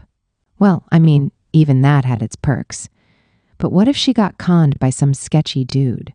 Or what if she fell in with a naughty girl and got strung along only to be abandoned in the end? Naughty girl, hey, sweetheart, are you alone? Oh, you've run away from home? You poor thing. You want to come back to my place? Don't you worry. I won't do anything to you, I promise. No. Ajisai-san was too kind and had zero sense of caution. She'd get preyed on for sure. When she came back from summer break, she'd have turned into one of those Genguro girls, those chicks with the over-the-top tans and bleached hair, wearing her uniform like a crop top and showing up at school with a casual, "He." After school, she'd be like, "Sorry, gals, I've got a date with girlfriend number 3 today." And then there'd be nothing for it but to watch her traipse off in high spirits. It would be the end of me. Here I thought I'd managed to become her friend after a lot of hard effort, and now this summer she was getting duped and falling into depravity. Pretty soon she'd be dropping out of school, and I'd never get to hang out with her again. No, 1,000 times no! I had zero confidence that I could make it through school without Ajisai-san. After all, Mai and Kaho-chan were always getting snatched up by other friend groups. Without Ajisai-san, who the heck could I even talk to? Satsuki-san? Satsuki-san didn't talk to anyone at school. I felt like I was about to explode, so I buried my head in my blanket. No, Ajisai-san, don't go. I whimpered internally. Don't abandon me. Stay with me forever. Please stay with me, so that whenever no one's around at school and I start going loopy, you can come talk to me with your sweet, sweet voice, Ajisai-san. Bwah. I barely got a wink of sleep that whole night. And then, the next day, huh? She said. It was real early in the morning, so early the cicadas hadn't even started screaming yet. There was no wind, and not a soul under that clear sky. And yet, when Ajisai-san came up to the train station with a backpack, her eyes grew wide. Reina-chan? She asked, because for some bizarre reason, there I was. Heya, Ajisai-san, I said. I flashed her a weak little smile and gave her the tiniest of waves. What are you doing here? She asked. I had a big backpack of my own, stuffed with a couple changes of clothes and some other crap. And the two of us looked just like friends who had agreed beforehand to meet up and go hang out somewhere. Mind you, I had invited myself along entirely without asking. I just suddenly felt like going for a trip, I guess, I said. She'd said she was leaving on the first train, so I'd left my house an hour ago and walked to Ajisai-san's train station to catch her. But I was sort of nervous to go on my own, so I was thinking, why don't we go together? I tried to force myself to laugh. Ajisai-san froze and looked straight at me. I guess this was a bad idea after all, huh? I thought. Rena-chan, she said. Oh God, I was scared. I didn't want to add extra responsibility to her plate, hence why I tried to create some levity. But maybe that hadn't been the smartest move. Well, I'd come here under the power of my own determination, for whatever that was worth. I was ready to take all the good and the bad and leave them all behind. Because Ajisai-san said she wanted to run away, and so I wanted to make that happen for her. After all, she was so kind and helpful to everyone, and that meant it would really, really suck if I made her stay with some logical argument like how much it'd make her family worry. I knew she wasn't looking for a reward for her good behavior, but still, what good was a world that wouldn't pay her back for that? So if the world wouldn't help her get what she wanted, I would. I'd keep her safe so she wouldn't get caught up in any nasty business. And then everything would turn out A-okay. Well, all right. A good half of this was just me being selfish and wanting to spend more time with Ajisai-san. But still. Anyway, moving on. Ajisai-san had been staring at the ground silently the whole time while I'd been talking. I thought maybe she was going to brush me off like, nope, sorry, you're just in my way, so could you go home? I want to go enjoy my summer fling on my own. Completely devastating me in the process. So I awaited her reaction anxiously. As she carried that bulging pack on her back, she looked down at the ground with apologetic eyes, took my hand and squeezed it. I'm so sorry, Rena-chan, she said. I must have made you worried, but are you sure you wouldn't mind coming with me? She looked up at me then, with a look so attractive it would have made any person on Earth's head spin. She wanted me. My cheeks were on fire at once. Oh, of course, I stammered out. I mean, I was just killing time at home anyway. I'd absolutely much, much rather take a trip with you and stay. Before I could finish my jabbering, she pulled me into a tight hug. Ajisai-san was hugging me. Oh my God. I stopped breathing. My heart galloped as everything before my eyes became dazzlingly bright. I could hear Ajisai-san's voice right next to my ear. Thank you, Rena-chan, she said. Sure thing. And thus, Ajisai-san and I boarded the first train of the day and set off on our journey to places unknown. There we were, two girls in our first year of high school, off to make this a summer to remember. I'd taken everything out of my savings, but I still only had enough for 2 or 3 nights at a hotel. Was I up for the task of keeping Ajisai-san safe? Nah, it wasn't a question of whether I was or not. I would keep her safe, even if it cost me my life in the process. Oh God, now this was too nerve-wracking. The scena agissate of the story. Chapter. I've wanted to tell you this for ages. This chapter takes place at a point slightly further along in the narrative, on the train ride back to Tokyo. Ajisai smiled as she watched Renako slump forward and nod off in the neighboring seat. These last 3 days were so fun, she thought, as Renako had shared every moment with her. The girls had played ping pong and taken a bath together in a hot spring. Renako had been such a good listener that she found the courage to call her family, even though she feared they were angry with her, and have a heart-to-heart with them. Mai showing up partway through had been quite the shock, but she only added to the fun.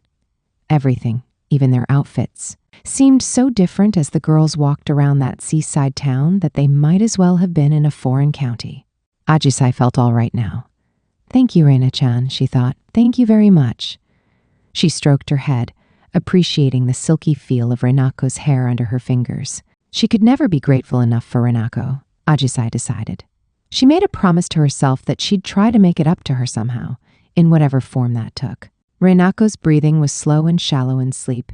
As she leaned onto Ajisai's shoulder, Ajisai stiffened ever so slightly.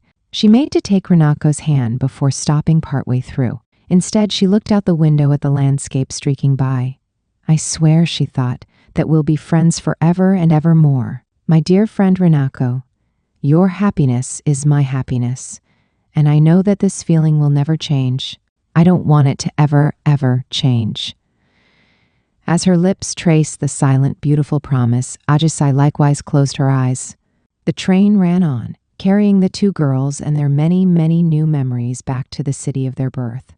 Chapter 2. There's no freaking way I can take a vacation alone with Ajisai-san, unless. The first time I ever spoke to Ajisai-san was on the second day of high school.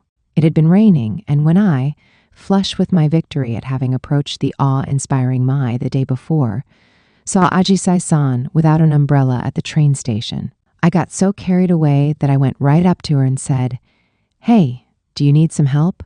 Want to walk with me to school?" I pulled my folding umbrella out of my bag and flashed her a brilliant grin as I gave her what I hoped was that natural-seeming offer. "Oh, are you sure?" she said. "That's so nice of you." As she beamed at me in the downpour, I thought she looked exactly like a hydrangea glistening with raindrops. Then she said, "Nice to meet you, Renashan," and she ended up sitting in front of me in class. Just like that, we were friends, easy as pie. From then on, Ajisai-san was the epitome of everything I admired. On the outside, she was delicate and adorable, and she was as kind and gentle as could be to anyone. Since I met her right at the start of school, I got freaked out that maybe everyone but me was this angelic. But that didn't turn out to be true. The closer I got to her, the more I realized how exceptional she was. She was always coming to my rescue at school. When I got left without a partner for calisthenics and PE, she saw me standing there alone, stiff as a board, and came over. "Shoot, I don't have a partner," she said. "Want to be with me?" I just about cried at the offer and vowed to cherish this sweet girl for as long as I lived. With the sheer devotion I felt for her, it wouldn't have surprised me if I were Princess Ajisai's knight in a past life. There was no one like Ajisai-san anywhere else in the world.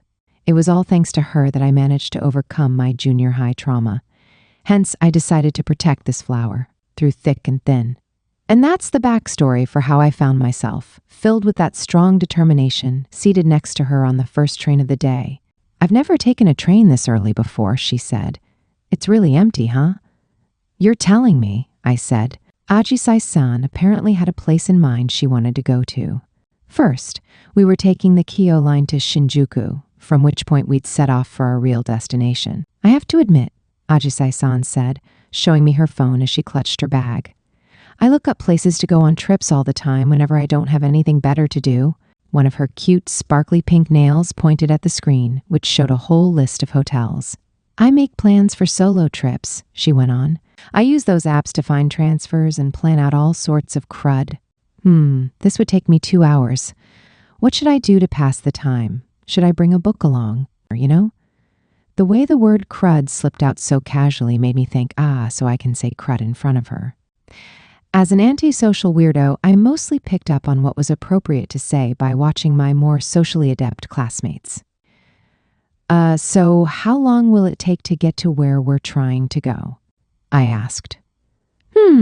She said. It's about 2.5 hours away. Oh, cool. Got it. That's like nothing when you're playing on your phone the whole time. Yeah, for sure, she said. Plus, you're here too. As we got farther away from home, Ajisai-san's smile naturally grew brighter. Wait. What if she was only pretending to be all hunky-dory to make me feel better? Oh, darn it. Here I was immediately anticipating the worst. It's such a new experience to ride the train when no one else is up yet, she said. Yeah, for real. I just invited myself along under the pretext of ensuring her safety, shoving myself into her vacation with the declaration.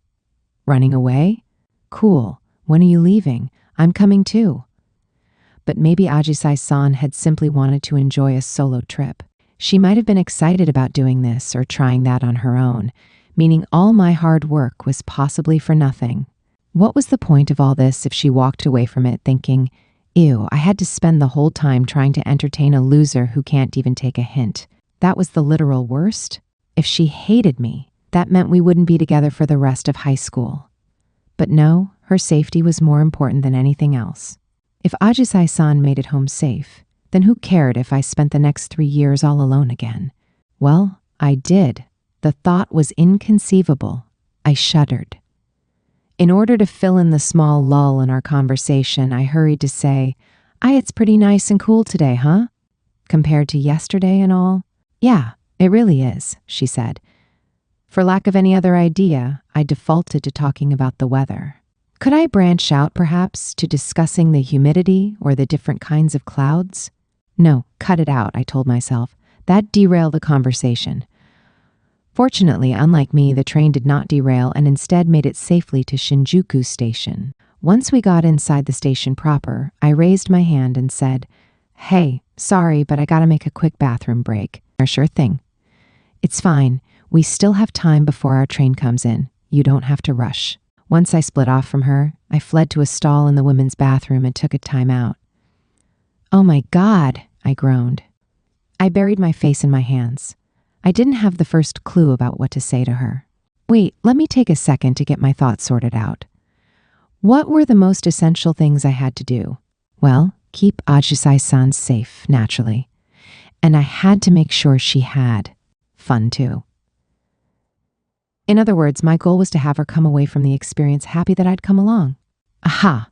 Well, then the rest was easy, right?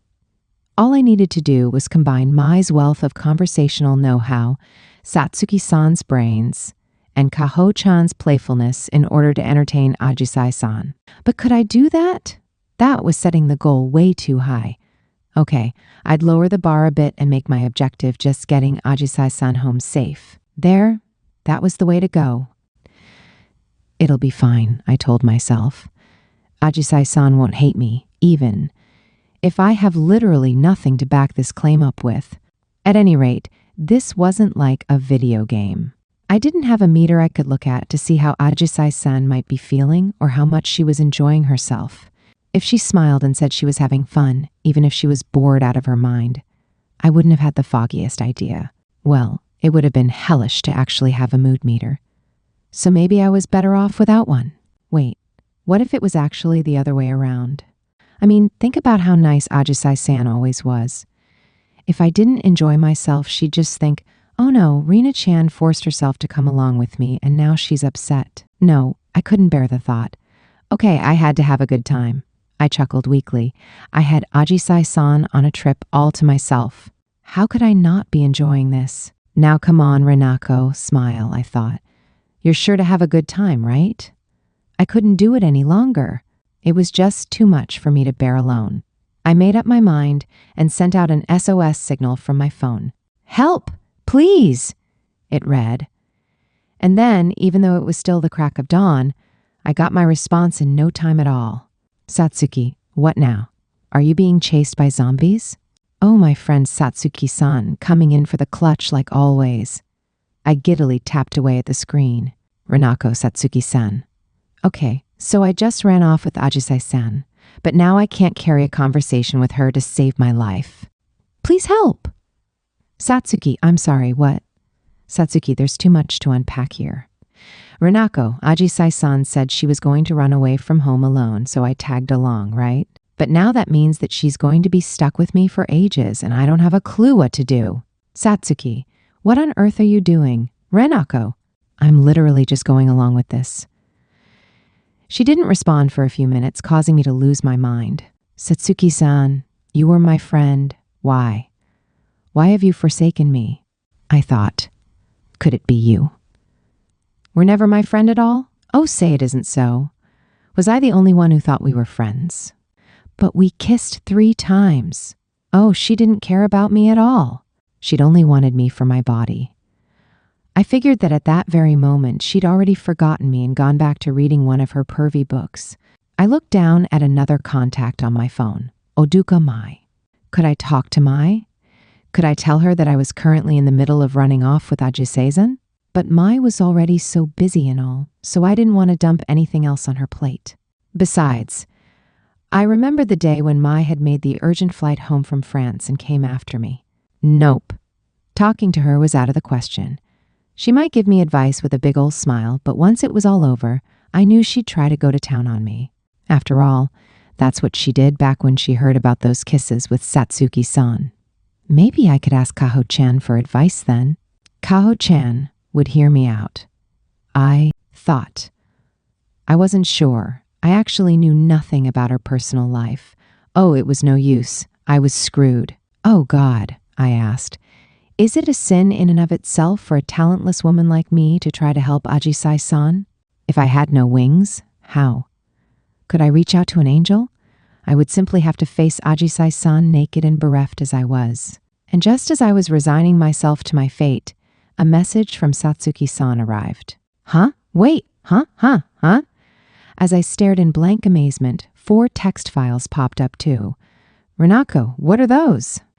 Satsuki, they're files for you to open whenever you're in a sticky social situation. Satsuki, I've written conversation topics on them. Satsuki, please, use them when you're in need. Renako, thank you, Satsuki-san. Oh, there's nothing like friendship. Renako, I'm super touched. Renako, Taisum, you're the best, Satsuki-san. I love you. Oh man, you have me beat 6 ways to Sunday. You're my very best friend in the whole wide world. 'Cause you make my dreams come true. Satsuki, shut up. Renako, okay, I'm going to crack open that first one now. Satsuki, you're way too desperate. I opened up one of the 4 files and found this conversation starter, ask about where she'd like to go someday. Ooh, that was more average than I'd expected.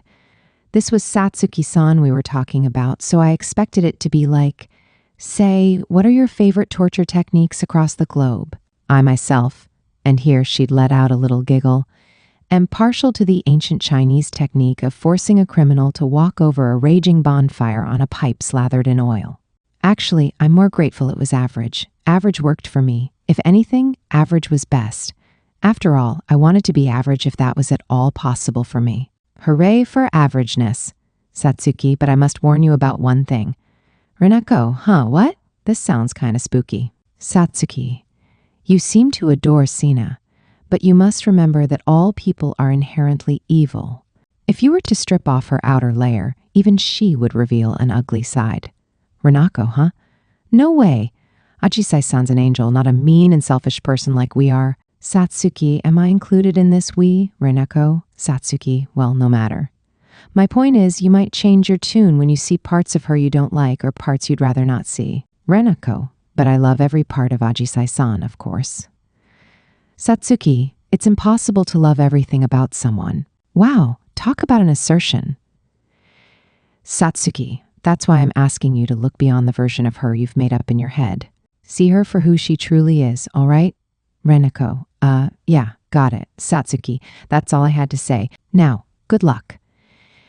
And that was the end of the conversation. My takeaway from what Satsuki-san had been trying to say was that I shouldn't force my ideals on her, but, oddly enough, that it's impossible to love everything about someone. Line resonated.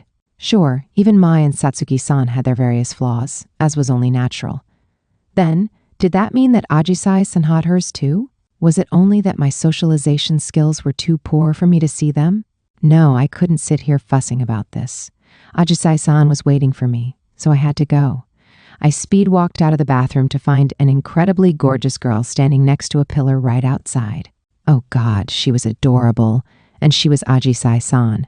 You're so cute, I thought. Sorry to keep you waiting, Ajisai-san, I said. Oh no, don't worry about it. A wave of euphoria washed over me when she smiled. Yeah, Ajisai-san couldn't have any bad points at all. That was all just Satsuki-san being a big ol' worrywart. Ajisai-san was perfect, exquisite, a supreme angel, and now, with my conversation starters in tow, I was no longer afraid. What did I have to fear when such a glorious vision stood next to me? How could I feel defeated when I had Ajisai-san at my side? Please. As if I could ever lack such devotion. Ready to go? She asked. Oh yeah, oh God, she was walking away from me already. But my conversation topics. My poor conversation topics. I just flubbed up the timing to strike up a casual conversation here in Shinjuku Station, even though I had a whole list of topics right with me. Satsuki-san, I thought, these are no use if you don't tell me when to bring up these topics. As Ajisai-san marched away faster than normal, motivation in every step, I trailed along behind her like a duckling. I didn't even know where we were going in the first place. We passed through the ticket gate and went up and down some flights of stairs before finally walking down a narrow corridor and arriving at the platform for the Odakyu line. When I finally caught up to her, I said, can I ask where we're going? She grinned at me like a mischievous child as she stood behind the white line. With a look like that, I figured she was about to say, Rena-chan, I'm going to take you away to a world where there's no one but us and usher me aboard a train ride to heaven. And if she had, I'd have just been like, well, it's Ajisai-san who's doing the offering. Why not? But I was a little off, apparently. Here's a question for you, Rena-chan, she said. Huh? Oh, okay. Welcome to the first ever Ajisai Quiz Bowl, I thought. If I got the right answer, would that raise her affection points with me? Where do you think I've wanted to go for ages and ages now? She asked. Huh? Let's see, I said. Disneyland? Disneyland? Okay, let me give you a hint. Somewhere super calming, I repeated. Wait, could it be Kyoto? You know, like with temple tours and whatnot? But is it time for me to reveal the correct answer? Looks like my time had run out while I was making all those wrong guesses. The train was approaching, and when the door opened, Ajisai-san practically danced into it. Then she spun around, her skirt whirling, and announced, We're going to a hot spring, Rena-chan. The offensive power in that sentence was so strong, I was reminded of those skilled online players who never show up to IRL tournaments. As my brain rebooted, my eyes popped wide open. A hot spring? I cried. Uh-huh. I already reserved seats for us, so come on, let's go sit down. Oh my God. I was frozen stiff as a statue. So she took me by the hand and led me through the train car. The train was bound for uncharted territory where Ajisai-san's coveted hot spring lay. Wow. Was I legit going to a hot spring with her? Had I seriously stumbled into this opportunity? I hadn't been prepared for this in the slightest. I guess this was what people called getting swept off their feet. Still dazed, I made it to my reserved seat, which was right next to hers. Ajisai-san put her backpack down with a small grunt and then gestured to the seat with a grin. Help yourself, Renako, she said. Okay. I stayed standing for a moment. I couldn't believe I'd made it this far just like that, and the full implications of the powerful phrase, I'm running off with Ajisai-san, had really sunk in. This express train was now taking us far, far from the city. The cliché phrase, if I am to turn back, I need to do it now before it's too late, came to mind. Rena-chan? Ajisai-san asked, tilting her head. It almost felt like she was asking me to come with her to heaven. No, stop that. You're a coward if you're getting cold feet this late in the game. Get it together, Renako, I told myself. Remember everything Ajisai-san's done for you. It's time to return the favor. If there was anything I could do to help, I couldn't let Ajisai-san go off on her own like this. As she smiled and offered me the window seat, I took her shoulder. Huh? She said. Then I plopped her down in that very same seat. It's your day today, after all, I told her. I looked away as I did, kind of embarrassed. I wasn't trying to be all cool, it was just me. showing her how determined I felt, Ajisai-san looked startled for a moment, before a smile spread across her face like a flower going into bloom. "Thank you, Reina-chan," she said. God, she was so cute. Nah, don't mention it. I took my backpack off and set it at my feet, pulling out my phone charger and other odds and ends in the process. I pretended to busy myself with that so she wouldn't see how red my face was getting. Ajisai-san giggled as she looked out the window. "It's been such a long time since I've had a window seat," she said. "Whenever we go anywhere on trips, the kiddos always snatch them up. Honestly, I think I really might have been missing this." I couldn't tell if she was talking to me or to herself. As I stole a peek at her, she looked back and met my eyes. "Say, what do you think, Reina-chan?" she asked. I didn't have the faintest idea what would be appropriate to say, so I gave her a stupidly honest answer. I don't know." Ajisai-san didn't seem taken aback by that. She just grinned gently at me. "Okay, yeah." The train started up, and for a time, Ajisai-san just sat there watching the scenery pass by without talking to me. Oh, right. I had conversation topics. It'd be fine. I could do this. Satsuki-san had my back, after all. "Hey, can I ask you something?" I said. "If you could go anywhere, Ajisai-san, where would you want to go?" What a question. Does it have to be real? Like, could I say Wonderland or something? I don't know. "You don't know?" she exclaimed. I mean, there hadn't been any rules in the text file. She said. "Well, I think I'd like to see one of those European castles or something. Like Neuschwanstein Castle or Windsor Castle. Oh yeah, castles rock. They're full of treasure chests and everything." "Hey, Satsuki-san, this isn't going well at all," I thought. She hadn't factored in how terrible I was at making appropriate replies. My only experience with castles came from RPGs. As if she realized just how distressed I was, Ajisai-san kept the conversational ball rolling and said, "Oh yeah, and I was thinking I'd like to try going to this one thing sometime. What's it called? Comiket?" "I think that's it." "You mean the Comic Market Fan Convention?" "Yeah, that's the one," she said with a grin. I was just a gamer, so I didn't know a ton about anime and manga and stuff. Sure, I was a fan of some series, but they weren't really my main thing. More like just minor interests. But if Ajisai-san was an anime fan, then sign me up. I wanted to have something to talk about with her one-on-one. I had never suspected that Satsuki-san's conversational topics could make me feel this way. Thank you, Satsuki-san, I thought. There really is nothing like friendship. BFFs for life. I leaned forward, feigning a sudden interest in the topic, but also taking caution to not appear overeager. "Say, if you want to go to Comiket," I suggested, "then there must be something there that really appeals to you, right?" I anxiously waited for her response. Bashfully, she admitted, "Yeah, I see on the news that a ton of cosplayers go there. They're so cute, so I'd like to see them in person." "Oh, okay." Oh no. It was a perfect trap. The trap used to lure people over to the dark side of otakudom. Okay, no. Maybe I was just being paranoid. I was sure that even if I was an otaku, Ajisai-san would still readily accept me with a grin. "I'm busy this year, so I don't think it'll work out," she said. "But I'd really like to go someday. Speaking of cosplay." "By the way," I said, "I'd love to see you cosplay sometime." "Huh?" She clapped her hands to her cheeks shyly. God, she was cute. "But cosplay's for people who are into that kind of media," she said. "Oh, but I would like to dress up as some of the magical girls from the Sunday morning kid shows. They're super cute." Aha.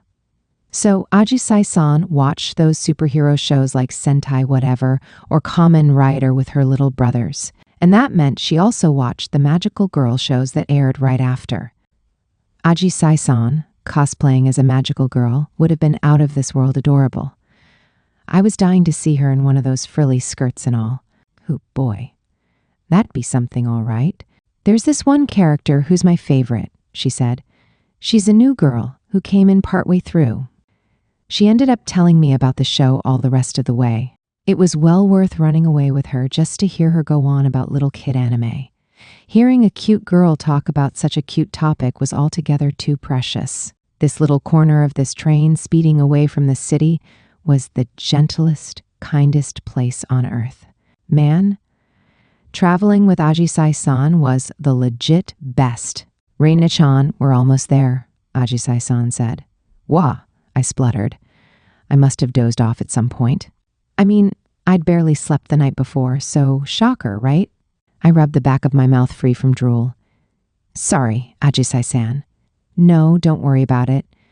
I slipped off for a minute there, too. She grinned bashfully. Keeping my cool after waking up to the sight of Ajisai-san's face was just impossible. We picked up our backpacks and got off the train. The area around the station was almost deserted. The ticket booth had kind of a retro feel going on, too, and it really didn't give off all that strong of a seaside tourist trap vibe. Overall, it's kinda deserted out here, huh? She said. Huh? Are you allowed to say that? I asked her. She laughed. Well, that's what it looks like. I mean, she had a point, but I thought this was where she had wanted to go. A salty sea breeze blew through the town, reminding me of my recent trip to Odaiba. Back then, it had been Mai standing next to me, but now I was here with Ajisai-san at my side. She absent-mindedly patted down her hair, hefted her large backpack, and looked off into the distance. I wanted to watch her silently, but I thought I'd look like a creep if I just stood around staring at her forever. So I said, is this the place you wanted to stay at? Yeah, she said. I was thinking about spending the night at the hot spring here. Gotcha. She peered at the clock tower in the station square. It's almost lunchtime, and I'm getting hungry, aren't you? Let's go pop into one of the shops. Sounds good to me. We weren't exactly spoiled for choice, so we decided to try the lone udon shop directly in front of the station. The place only had a handful of customers, and we sat next to each other at the counter. I was suddenly hyper-aware of her slender shoulders right next to mine and tried with all my might to keep my heart in check. Hey, Ajisai-san, I said. Are you a big udon fan? Yeah, it's tasty. I like noodles in general, but I'm not into going to udon shops on my own. Yeah, I feel you there, I said, but I really didn't. I was one of those people who was totally chill with eating alone. Then, out of the corner of my eye, I thought I saw Satsuki-san glaring at me. Why are you lying to her? Mental Satsuki-san asked me. Didn't we talk about this before? This is a different situation, I pleaded with her. I was just agreeing with her on autopilot. I didn't mean anything by it, I swear. I rushed to correct my error. Actually, I might be known to eat alone at ramen shops once or twice myself. If Ajisai-san had glared at me and gone, why'd you lie? I would have burst into tears right on the spot. But she didn't.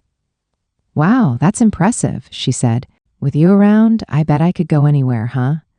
I detected a hint of an indirect insult, but as this was Ajisai-san speaking, I knew she didn't mean it that way. Uh-huh, I said. The udon we'd ordered arrived. Cold kek udon for me and warm kitsune udon for her. Ajisai pulled a scrunchie out of her bag and tied her hair up in one fluid motion. My heart skipped a beat at the sight of her bare neck. Guess I'd better dig in, I gulped. Me too. Look, I wasn't being a creep or anything. Literally everyone thinks that girls putting up their hair to avoid dragging it in their noodles is a beautiful, beautiful thing. Everyone thinks that, I tell you. This is great, she said. Sure is. We were navigating dangerous waters here, wanting to be the noodles, Ajisai. San was currently blowing on was completely crossing the line. I saw her eating food at school all the time, but for some reason, eating out with her made my stomach flip-flop. It was probably because it was drawing dangerously close to the sentiment of sharing our daily bread together. Standing around eating crepes or sipping tea was a whole other story. I couldn't put my finger on what, but something about sharing food with a friend as part of the normal daily routine embarrassed the heck out of me. I snuck a glance at her and happened to meet her eyes. Eep. Ajisai-san giggled. You want a bite? She asked. No thanks. I was just, looking at you for some reason. Sorry. What are you apologizing for? Don't be weird. I chuckled lamely. Darn it. I was turning into a bigger creep with every passing minute. I'd wanted to say something more wholesome, for crying out loud. But what in the world would that even be? Time to dive into Satsuki's second file, I thought. Was it a bad idea to use up half of them within the first couple hours of the first leg? Yeah, for sure. At any rate, the second file said, ask about her dreams for the future. Satsuki-san had done it again. You couldn't get more wholesome than that. Nothing about it made me sound like a creep, and it wasn't overly familiar at all. Satsuki-san didn't seem to be all that into the whole talking thing, but she knew just the thing I needed at the time I needed it. Sounds like she was the girl I needed too. I could just turn my brain off and let her text files do the talking. Like a radio-controlled robot, I asked, Ajisai-san, do you have any dreams for the future? Let's see. What sort of dreams do I have? Ajisai-san gave me a puzzled grin, her chopsticks still moving all the while. That's kind of a hard question, don't you think? Felt that. What about you? She asked. Me, I guess I do. If at all possible, I wanted to live in solitude, never work a day in my life or speak to a soul, and then die a hermit. But I deleted that thought when it came up on reflex. That would have been a major turnoff for Ajisai-san. I used to think it'd be nice to support myself off of playing video games, I said. You know, like those big streamers. I laughed weakly. Ooh, that sounds fun, she said. How nice! She smiled at me in full approval. Had I been a bit more naive, I would have been dangerously close to thinking, she just approved of my dream. All right, time for me to become the best streamer in the world and make her my wife. But now I don't feel that way, I said. There's all kinds of stuff I'd like to do, although whether or not I can pull any of them off is a different story. I see, she said. That all sounds really great to me. It's fun to hear about people's dreams, don't you think? She beamed right at me. I could hear the sound of her affection meter rising. Mwahaha. I used to want to work in a bakery when I was little, she said. Then I wanted to be a grown-up Onizan. What's a grown-up Onizan? I asked. Yeah, good question, right? I just pictured walking around looking all cool, although I don't know what I'd actually do for a living. I thought of it like striding through town in a suit and high heels. She must have been pretty young when she came up with that one. My heart sang when I imagined an even more grown-up version of Ajisai-san jauntily dashing about. Oh, Ajisai Onishin. But to be honest, she admitted, I don't think my dreams really changed all that much since. She sighed as she held the udon bowl in her hands. You know, every now and then, I wish I could be a bit more mature than I am now. I wish I could be kinder to people, actually have real courage, and have the ability to pull off anything. Is that what you were talking about on our phone call the other D-Day? Uh-huh. That's my goal for now, at any rate, but I think I've got quite a ways to go before I meet it. From where I stood, Ajisai-san looked perfect, but even she could recognize that she had room for growth and worked so hard every day to make that growth happen. She laughed it off. Oh well, it hasn't worked out one bit. Here I am, nagging my brothers, getting fed up, and running away. We all have times like that, I said. We can't always give it our best. You're so sweet, Reina-chan. Thanks for cheering me up, even if I am a piece of work. Her smile looked faint, as if any minute it was about to disappear altogether. But why? Wait, hold on. No, that's not at all true, I said. Come on, I'm no good either. You're always complimenting me for all kinds of things, but I still have a lot of room for improvement. I get burnt out at the drop of the hat, so whenever I need to take a break, I do. When I can't give it my 100%, I give lazing about my 100%. I had zero faith in myself, because I knew that when it came down to the final moment, I wasn't going to suddenly start showing backbone. I was more liable to cut and run instead.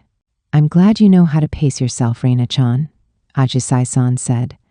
That's wonderful. That's not what I meant at all. Come on, sometimes I spend the entire day lying in bed, I protested. It's important to rest up when you can. Well, how about when I play video games and procrastinate on my homework? It's nice that you can be so passionate about something, Ajisai-san said. I wish I could. I'd just been beating myself up. But courtesy of Ajisai-san's low self-esteem, she kept turning that back around and paying me compliments. For this one moment only, I adored seeing her so Ajisa'd.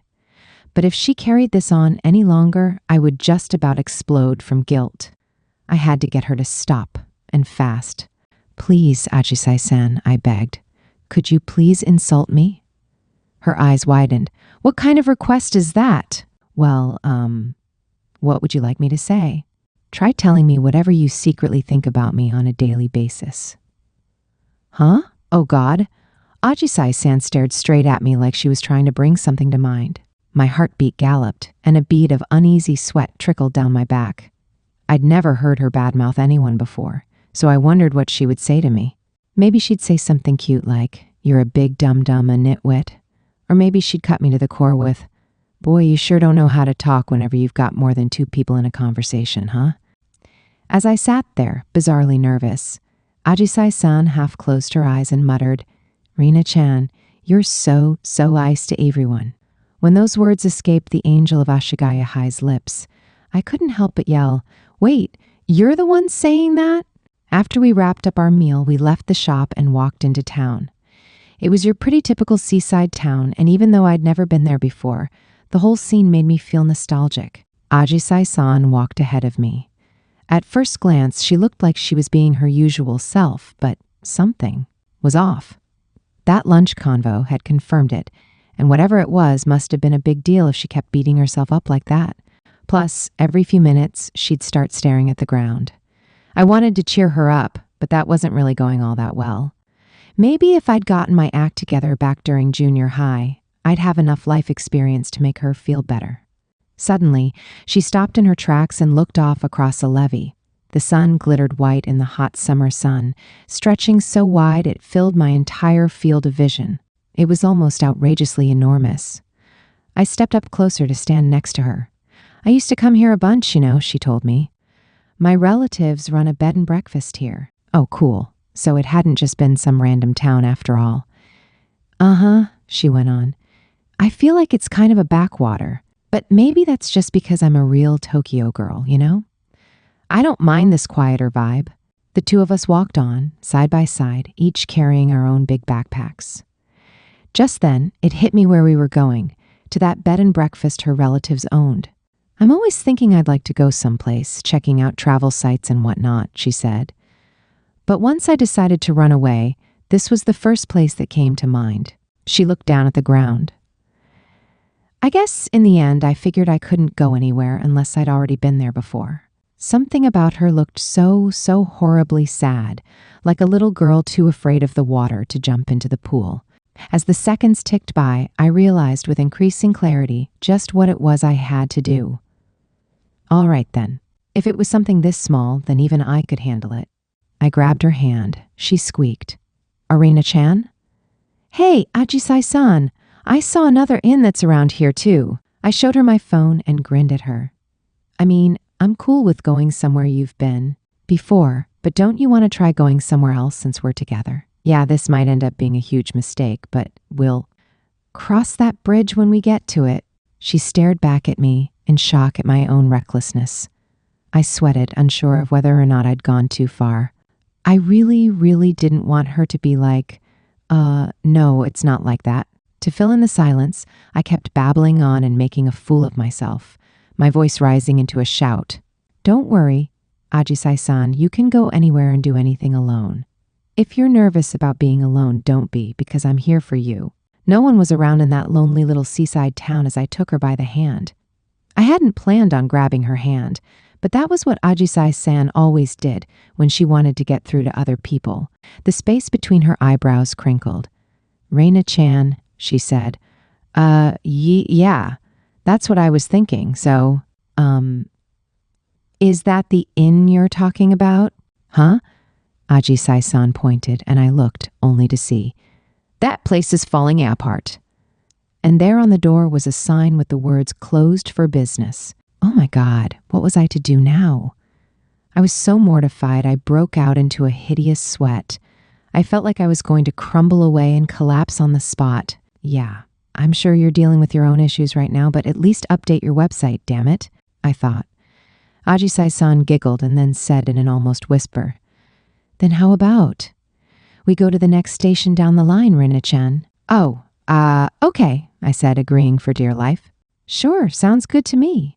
There she went, helping me out to make me feel better again. Thank you, Ajisai-san. God, I really wasn't fit to play Mai's role. Then in a tiny little voice, Ajisai-san muttered, "Thanks." "Huh?" What? My cheeks were red with embarrassment, and I couldn't turn to look at her, so I just walked forward, my hand still in hers.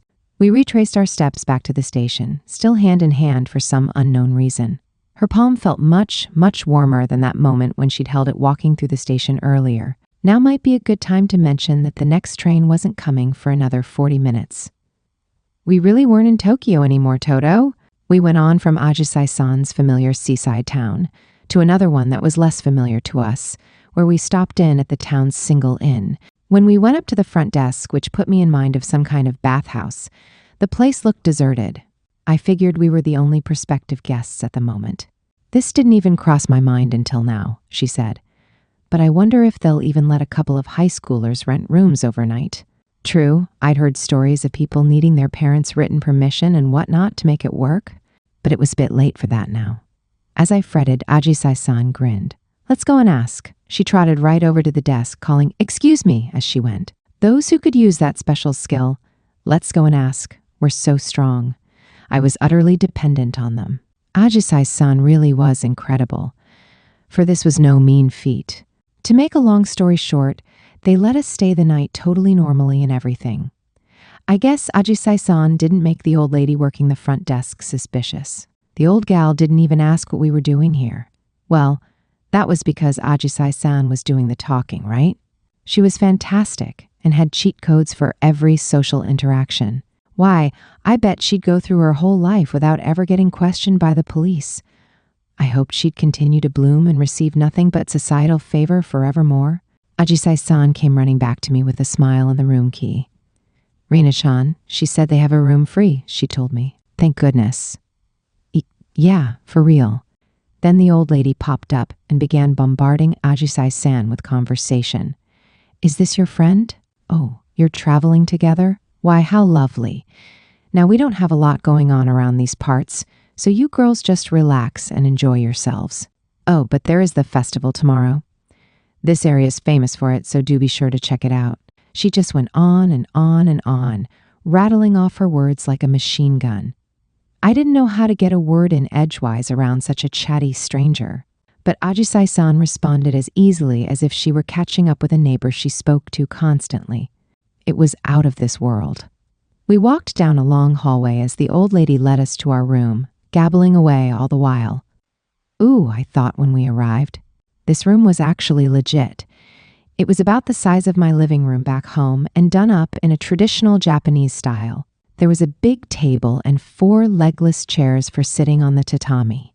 With even a TV and a little fridge, it was a nice, normal inn room, with a space in the adjoining room for us to spread out our futons. Considering that we'd walked into this thinking, who cares if it sucks? It was actually pretty decent. Plus, it was where I'd be spending a couple of days sharing Ajisai-san's daily routine, right? And that, I tell you, was way too persuasive of an argument. Holler if you need anything, Ajisai-chan, the old lady chirped. Will do, thanks, Ajisai-san said back. The old lady, who had apparently become fast friends with Ajisai-san in the span of a few minutes, bowed and shut the door behind her with a click, leaving Ajisai-san and I alone together. She sat her backpack down and smiled in contentment.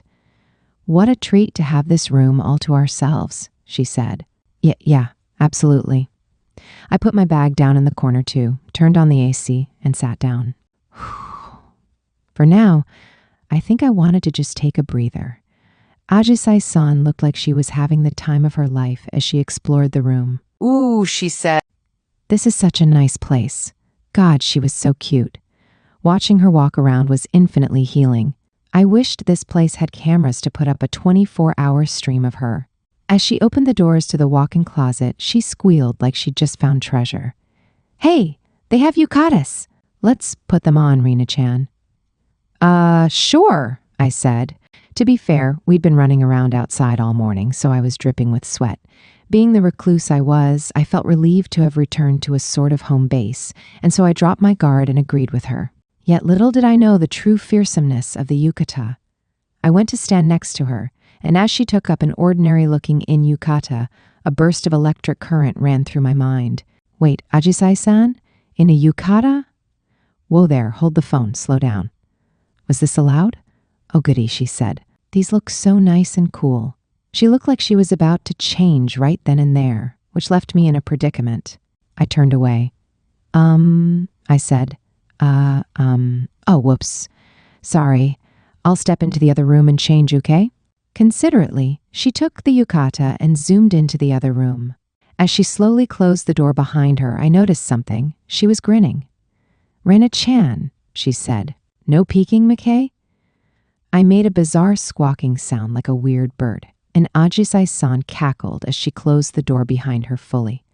She was changing her clothes in the next room. She was taking off her shirt, taking off her skirt, and pulling on the yukata. Sure, we'd changed around each other in PE, but there were always other girls there. That was a big, noisy affair. With all of us gabbing away, nothing like this quiet, gentle mood. If I strained my ears, I thought I could hear the faint rustle of her clothes over the rumbling of the AC. I scrambled to change too. Maybe I couldn't hear her after all. Maybe all I heard was the beating of my own heart. I pulled on the soft fabric over my camisole and then tied the obi, the sash, around my waist. Man, how many years had it been since I'd worn a yukata? It felt pretty tight, and it made me stand up straighter. I wasn't sure if it looked weird, and even when I went to go check in the bathroom mirror, I still couldn't quite figure out if I had it on right or not. In the end, I think it was just a matter of it emphasizing my chest more than I was used to. At any rate, there didn't seem to be anything too special about it, what with my hair being the same and all. What if I tried messing with it a bit? Nah, it'd be better to keep my hands off my hair if I didn't know what I was doing. Just then, the sliding door opened behind me, signaling that Ajisai-san was done. "Thanks for waiting," she said. "Yeah, no prob." I tiptoed back to the room, and there I found the quintessence of Japanese beauty standing before me. The quintessence giggled. "I love how it feels." "Oh my God," I groaned. "Holy shit." Ajisai-san was standing there wearing a yukata. She had her hair pulled up in a simple ponytail with a nylon scrunchie, exposing the nape of her neck. This was dangerous business. I mean, the sexiness was off the charts. The glimpse of her bare feet peeking out of the yukata, which went down all the way to her ankles, was more dazzling than the ocean was before. Perhaps it was just the fabric of that darn yukata. But Ajisai-san, who was already heavenly to begin with, looked even more gentle and graceful. Her shoulders, oh, they were so slender. And oh, the line from her neck to her shoulders in that yukata. No doubt about it, this had to be my fetish. "You look so nice in your yukata," she told me with a giggle. "We're twinsies." Yeah, I felt like I had the words "hot damn" written above my head in neon lights. Oh God, every time she walked, her yukata twitched from side to side, and I could see. Hoo boy! If only I could take the fabric at the neckline and weld it shut. Would Ajisai-san and I really be living under the same roof in yukatas? It was almost like we were husband and wife. No. I'd only barely just changed, and now here I was sweating again. Now I'm really getting that whole in feel. Know what I mean? She asked. Boy, do I ever, I said. I took a deep breath. Come on, let's calm down now, I told myself. Ajisai-san obviously wouldn't want to share a room with another girl who kept ogling her lustfully. Wait a second, no, I wasn't. What nonsense are you talking about, Renako? I about scared the living daylights out of myself there. Me? Ogolaji Seizan? With impure thoughts? Psh, not even once. Phew, I'd given myself quite the fright. Well, to be fair, others did look at her like that every so often. My friend group tended to come up in conversations a lot, especially in those, hey, so who's the hottest girl in the class kind of conversations. Of course, not all the boys were model gentlemen, so you'd hear them say stuff like, Mai's the way to go. I'd hook up with her, or nah, it's gotta be Sina, right? Those kinds of conversations only ever happened when the object of interest wasn't around. And whenever I heard them, I always felt like telling the guys off. But was I on the same level right now? Great, that meant that I was mentally a teenage boy.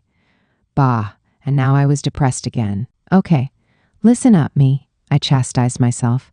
Ajisai-san was an angel, and even if that darn Mai had skewed my preferences ever so slightly, there was no way in hell I'd look at her that way. Ajisai-san was the last ray of light beaming down on this filthy world.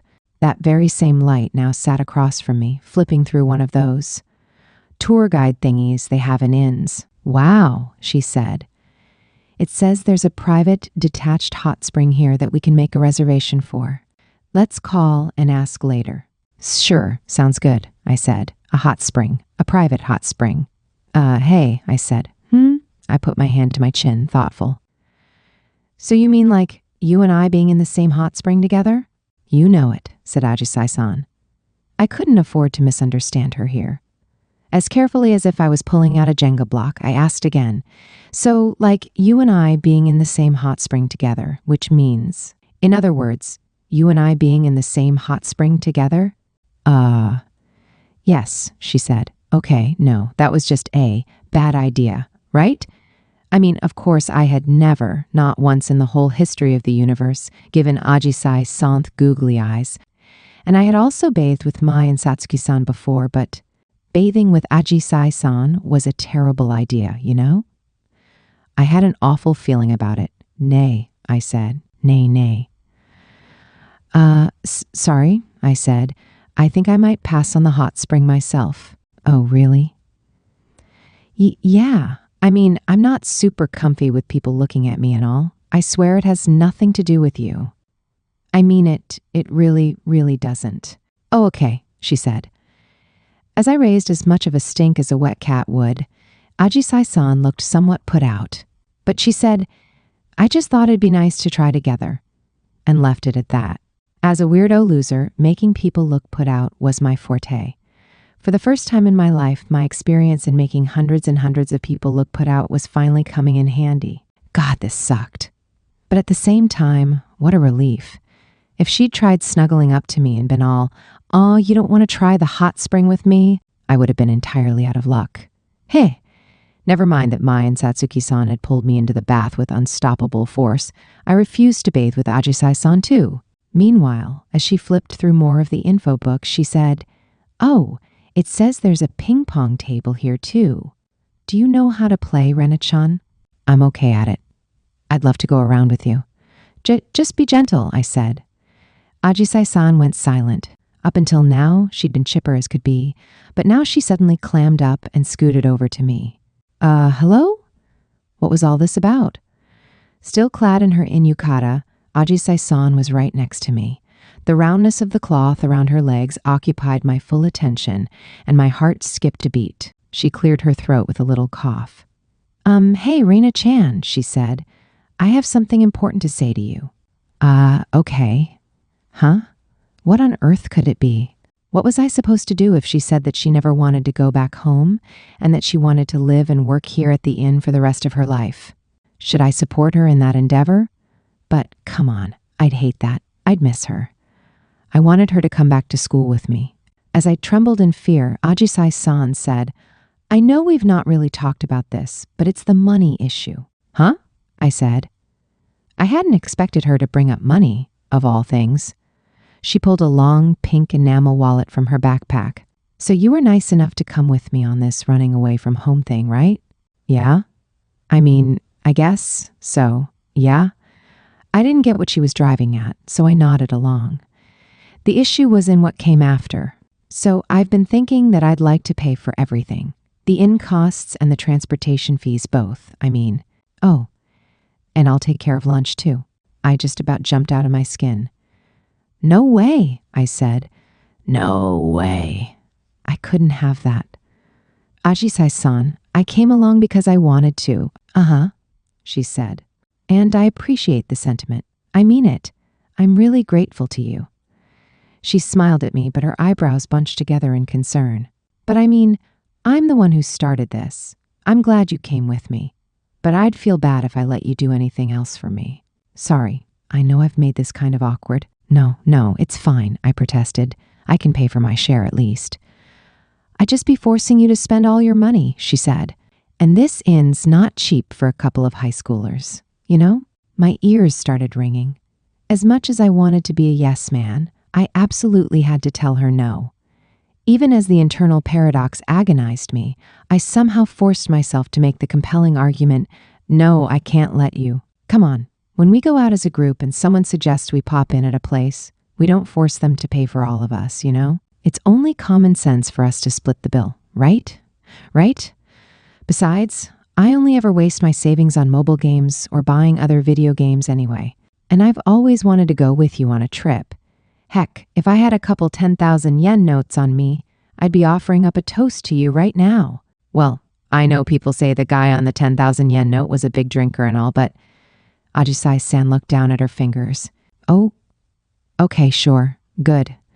I'd gotten through to her. Yet just as I breathed that inner sigh of relief, she shook her head. No, never mind. I just can't let you pay. This isn't the same thing as going to a cafe with the whole group. Why not? I mean, because, well, it was bad of me to run away from home. Ajisai-san looked so serious. I left my brothers behind when I ran away. I'm a terrible big sister. And then, to make matters worse, I forced you to come with me. It'd be far too selfish of me to only pay for half of it. What was she talking about? I couldn't follow her logic at all.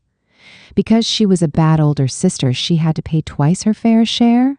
She sounded like she was punishing herself. Would, I began.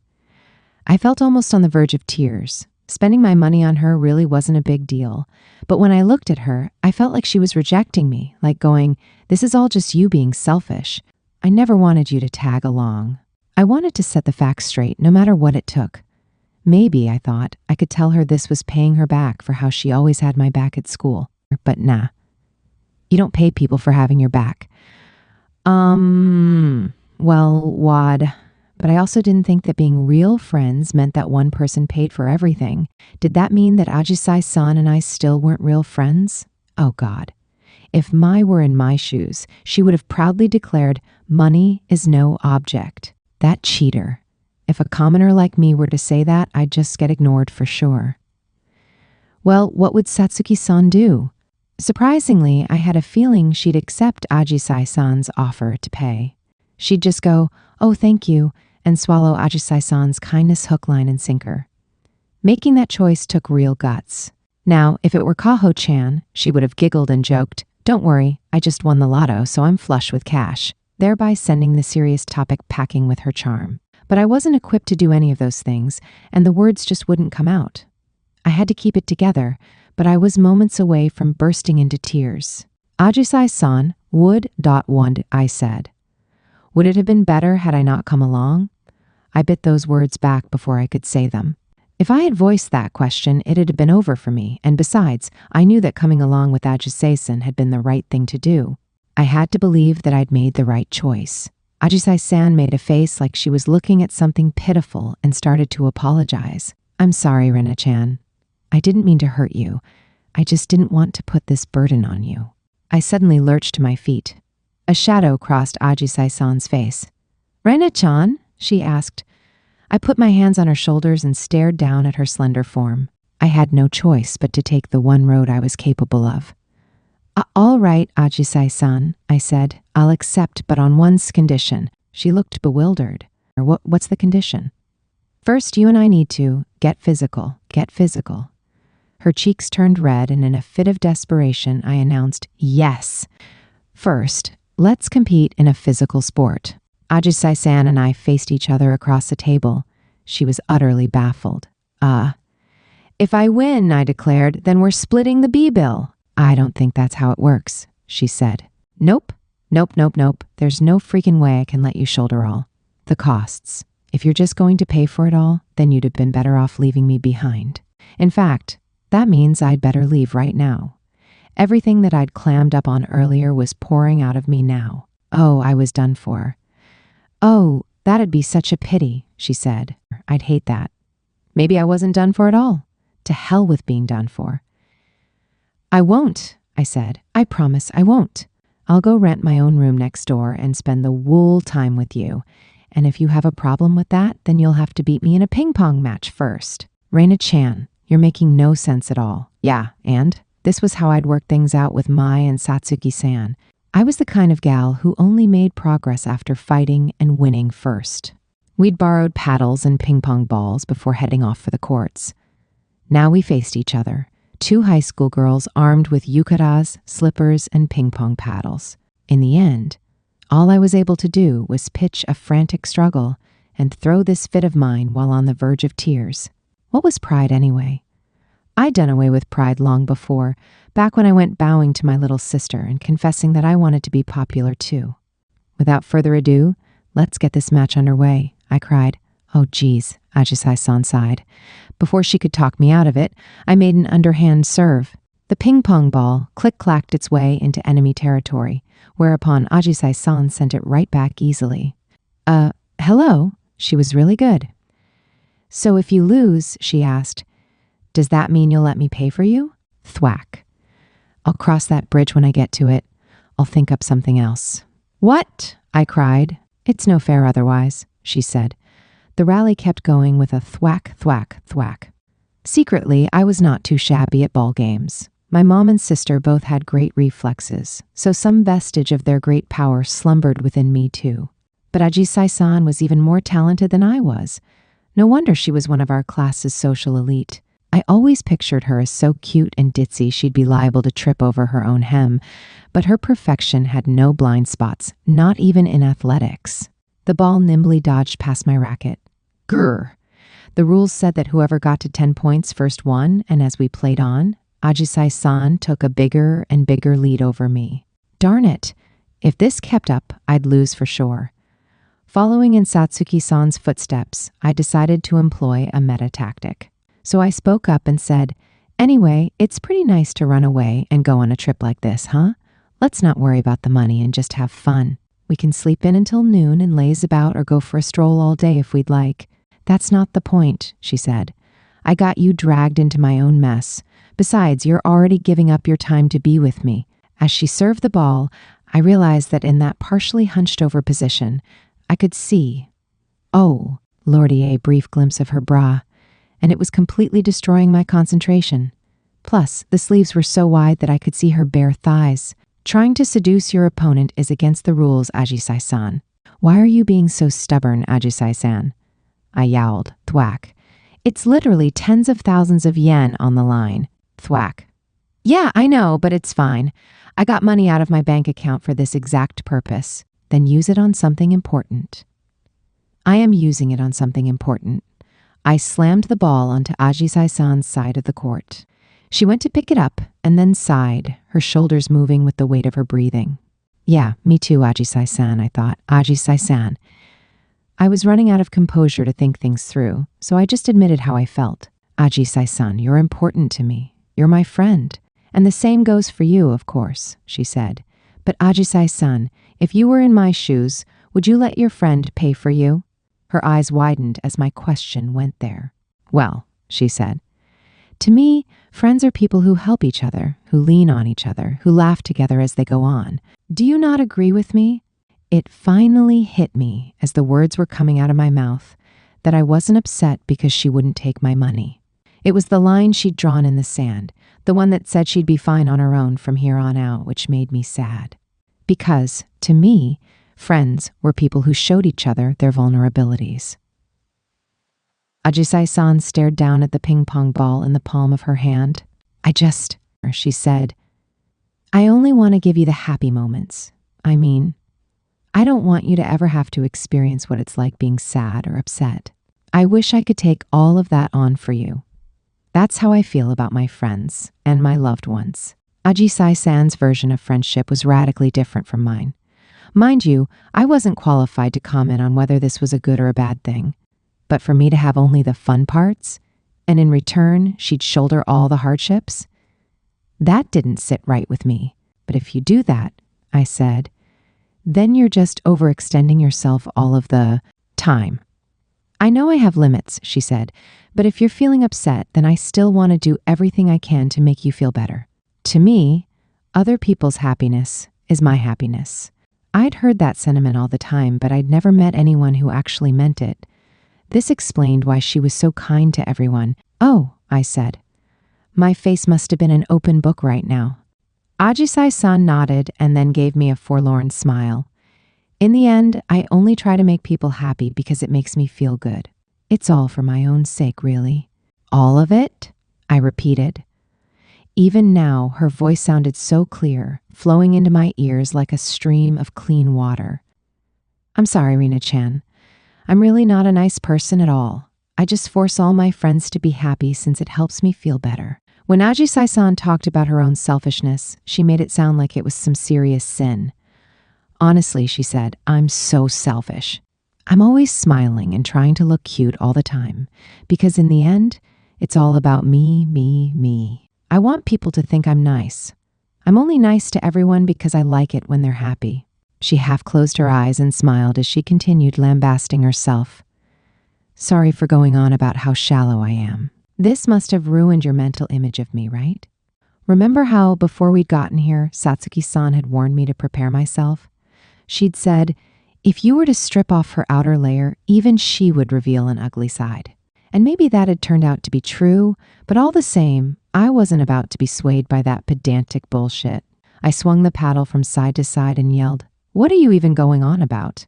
So what if you're nice to people because it gives you joy? That still doesn't change the fact that you're nice to people. Arina-chan.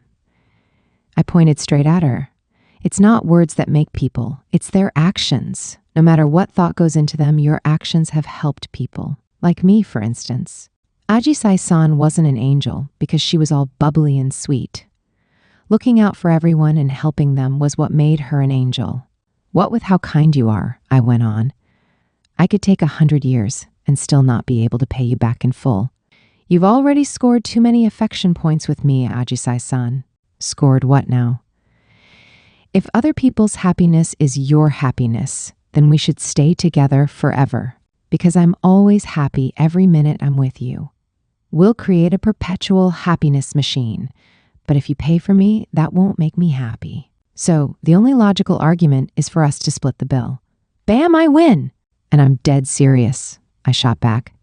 Just like how it is for you, your happiness is my happiness. Plus, I swore that I'd make you happy on this runaway trip of ours. Dee, don't be weird, she said. My happiness doesn't do you any good. What do you mean? He spluttered. It does me plenty good. The nicer I am to you, the more I become an actually helpful person, and the more self-esteem I gain. But you could be nice to anyone then, she said. It doesn't have to be me. Yes, it most certainly does, because I'm here with you. I smashed the ping pong ball back at her.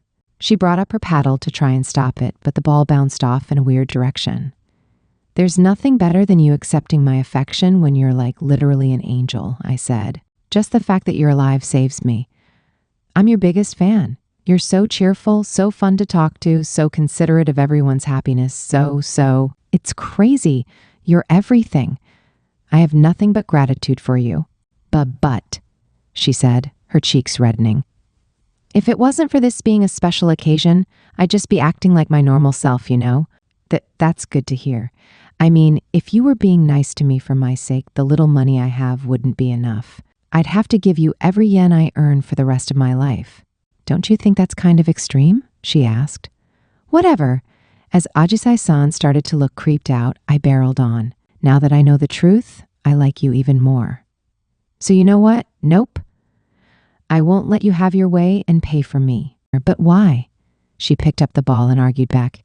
Don't be weird. I mean, you've just found out what a horrid person I am. You know what's horrid? An 8th grader who uses the fact that her sister is friends with a model to get attention.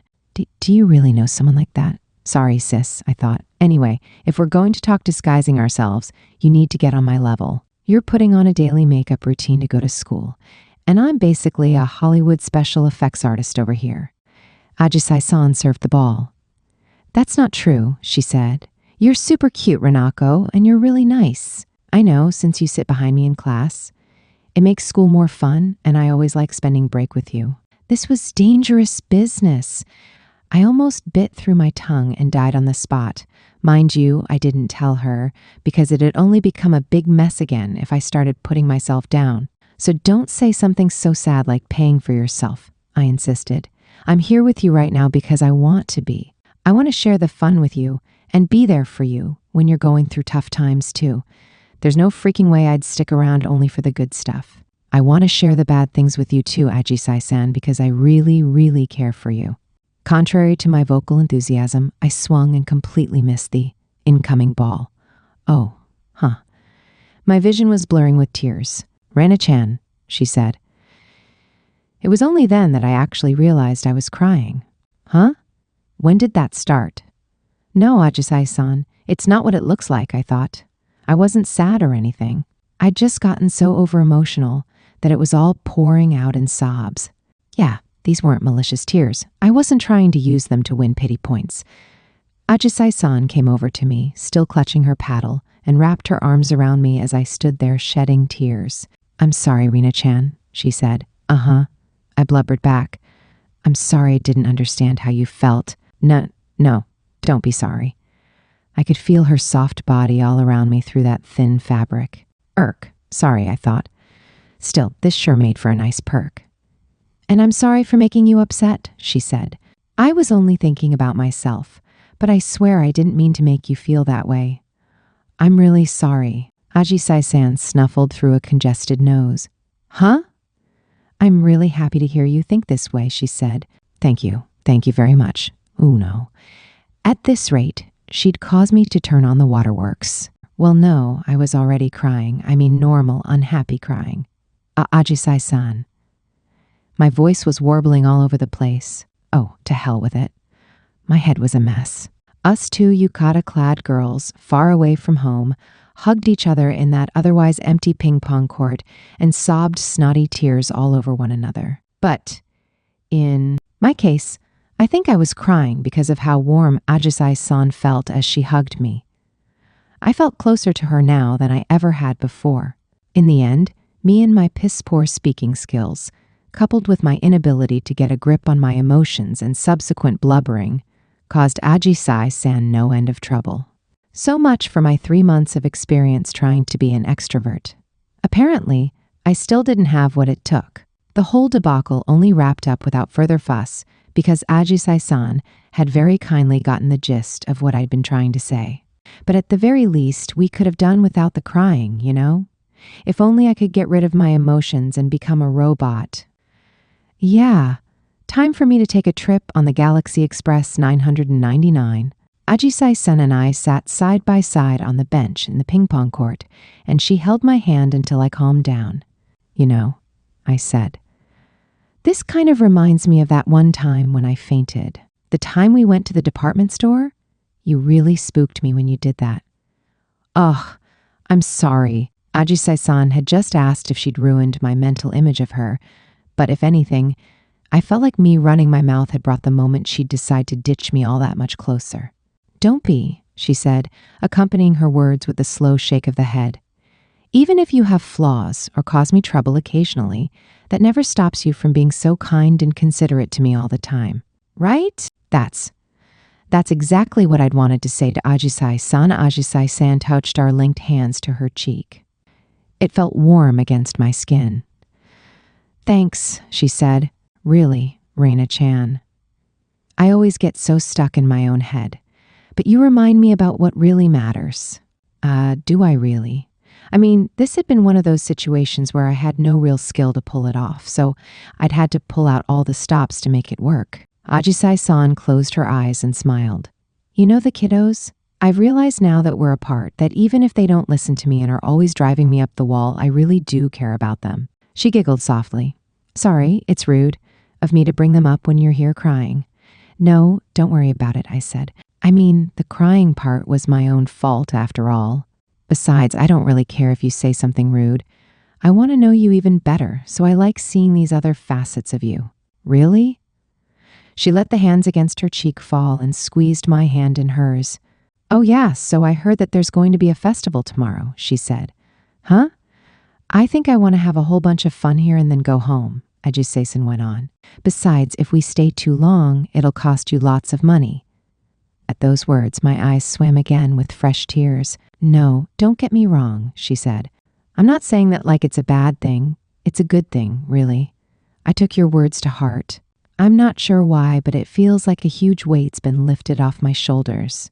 She beamed at me with the same smile I saw every day in class, the one like a bell that announced the start of another wonderful day. "Well, I'm glad to hear that," I said. I gave her another watery smile of my own. Really, I was glad to hear that. If it had made Ajisai-san decide to go home, Then I guess there was some good in this display of shameful behavior after all. Wait, no, I shouldn't try to justify it. One of these days, I'd have to learn how to resolve situations better. Hurry up, Renako, I told myself. Make some progress. Grow. Evolve. I mean, in this day and age of online communication, you could still evolve even the trade-only guys on your own. Ajisai-san let go of my hand and crossed her arms over her chest. She looked away from me and muttered, "But by the way, you went a little overboard on the compliments again." Huh? Her cheeks turned pink. I stared at her, wondering what she was hinting at. She paused for a moment and then said, "You really do care for me, don't you, Reina-chan?" Huh? I felt like my face was about to explode into a ball of fire. Turned away from me as she was, I couldn't see her face, but nothing could disguise her flaming red ears. Oh, of course I care for you," I said. She chuckled in self-satisfaction. I see. What, was she just pretending to be bashful? And how come she was getting embarrassed when she was the one teasing me? Sure, I was glad to take any part of Ajisai-san I could get, but all the same. Wait, had I just caused her to update into Ajisai-san version 2? No, you had to be kidding me. Anyway, she said, putting on a peppy tone of voice as she rushed to change the topic. Hey, Rina-chan, look at that. What is it? She pointed to the scoreboard, which read 10-7. Oh, I said. I hadn't been paying the slightest bit of attention to how the competition was going, but I guess it had already been settled. I trembled like a leaf. Please, I said. I really do want to pay. What's this now? Ajisai-san grinned at me playfully. I don't know, Rina-chan, what should I do? She was a fallen angel. Behold, the Ajisai-san of my imagination, to whom human fates were but a plaything. Please, I begged. If you don't take my money, then I'll be too ashamed of myself to call you my friend. Oh, what? But I won, didn't I? Yeah, but I don't know, there's got to be some other way. I'll do anything. Just as I said that, Ajisai-san grinned at me like I'd practically stolen the words right out of her mouth. Huh? You'll do anything, she said, her voice rising in excitement. Well, in that case, ooh, God. Now Ajisai-san was about to demand something ridiculous of me. What terrifying thing would it be? No, there's no freaking way, I protested. I stood rooted in place in the freaking bathhouse changing room. We'd had a delicious dinner, and then Ajisai-san had called home to tell her folks she was coming back. Granted, it sounded like she put off talking to her brothers for another occasion, and everything was all squared away. All that remained was for Ajisai-san to enjoy her fun vacation. Or rather, that should have been all that remained. But right before my very eyes was Ajisai-san, slowly taking off her in-yukata. She blushed slightly as she noticed me staring and gave me a reproachful look. Nuh-uh, you can't back out of this, she said. I won fair and square, didn't I? Yeah, but still. We agreed we'd split the costs evenly, so can't you at least let me have this? Or what, do you not want to get in the hot spring with me, Rina-chan? I gritted my teeth, flanked on both sides by the appeal to my emotions and the fact of her victory. My defenses crumbled under her onslaught. We were currently in one of the private hot springs that you could rent out at this inn. It was smaller than a big communal bath, but it was still way larger than the non-normal sized bathtub you'd see in a house. It was actually quite a treat. This inn we'd ended up in really wasn't too shabby. Well, it made sense, considering I was tagging along with Ajisai-san, she who was beloved by God. She just had all the luck. Fiend, I said. It would be my pleasure to accompany you tonight, madam. She then turned her back to me and wasted no time in disrobing. She had a set of white, lacy undergarments underneath, because even Ajisai-san's private parts wore the height of fashion. Naturally, we needed to be naked in order to get into the bath, so Ajisai-san undid her bra hooks with a snap. Her boobs jiggled softly when they lost their support. Those things were enormous. Still facing away and affording me a glimpse of her small butt in the process, she clutched her arms to her chest and giggled like she was getting cold feet. I'm actually getting kind of shy, she admitted. I wonder why, though. I mean, it's just the two of us. Yeah, I'm kind of shy too, I said. Let's get in the big communal bath. Nuh-uh, not happening. Almost angrily, she snapped off the last piece of her clothing. Eep, I spun away. Using a towel to cover her chest, Ajisai-san walked by as naked as the day she was born, looking like she'd just stepped out of the birth of Venus. I heard the sound of the bathhouse door opening. "Ooh, it's an open-air bath," she said. "Come on, Rina-chan, hurry up. It's so nice out here." Oh, God. This was so utterly embarrassing, I had no idea what to do. Seeing Ajisai-san naked was mortifying enough, but being seen naked was on a whole other level. If nothing else, I wish I'd gone on a diet this summer, I mumbled to myself. I inched out of my yukata as slowly as a sloth. Come on, I told myself. I'd already bathed with Mai and Satsuki-san before. It was just Ajisai-san. I didn't have to be nervous. Okay, no freaking way was I getting through this without anxiety, but I'd just have to pull through somehow. I put my underwear in the hamper and stepped outside too. Night had long since fallen, and there in the center of a tiled floor was a wooden bath that 3 or so adults could comfortably stretch out in. Ajisai-san stood in front of it, looking up at the night sky. "See," she said, "it feels nice out here." Her naked body was bathed in starlight in that otherwise twilight realm. She looked delicate and almost in danger of snapping, like a single thin stem supporting an enormous flower's head of petals. She put a hand to her head to keep the breeze from whipping up her hair and grinned. "Come on, Reina-chan." Having stripped off her clothes, Ajisai-san's beauty was such that I almost felt like a traveler caught in the allure of a fairy in a spring, dragging me into her fantasy realm. Things were completely different with Mai and Satsuki-san. I wasn't acclimated to this in the slightest. They say that a girl's body in her first year of high school is too immature for her to truly be called a woman. But Ajisai-san's body was perfect already. She was so attractive that she took my breath away. Unable to look at her any longer, I folded in on myself and made my way to the small washing area. Ajisai-san came and sat down beside me. "Oh, good thinking," she said. "We need to wash up first before we can soak, huh?" Yeah, exactly. Moving as jerkily as a figurine with a limited range of motion, I twisted the lever and let a gush of hot water from the shower head rain down over me. Then I picked up the body soap and lathered myself up. "Are you nervous, Reina-chan?" Ajisai-san asked me. "I mean, a little," I admitted. "But you and Satsuki-san took a bath together." Buh. Thanks to the cross-examination I got at Satsuki-san's birthday party, it was now common knowledge in our friend group that we'd bathed together. But what was Ajisai-san doing bringing it up here? I mean, I was plenty nervous then too. More than now? I think about the same, I said. When I didn't turn away, I could see Ajisai-san's pale body, and for a split second, Satsuki-san's naked body also came to mind, dimly illuminated and truly gorgeous. Just then, Ajisai-san said, "Gotcha," and poked my upper arm. I about jumped out of my skin. "Huh? What was that for, Ajisai-san?" "Just because?" Her calm voice echoed in the bathing area, sounding ever so slightly steamy. In an attempt to dispel the awkward tension, I exclaimed, "Oh yeah, did I ever tell you about the huge blunder that happened during the time I bathed with Satsuki-san?" I slipped in the tub, and when I reached out, I grabbed her boobs for dear Lee. Just then, my powers of reasoning arrived in this world and made their first newborn cries, namely, "What the hell do you think you're doing telling her that?" I hurriedly parked my butt right back down and turned away from her. "Dinner was great tonight, don't you think?" I said. "It had a whole lot of seafood in it." "You did what to her boobs now?" Ajisai-san asked.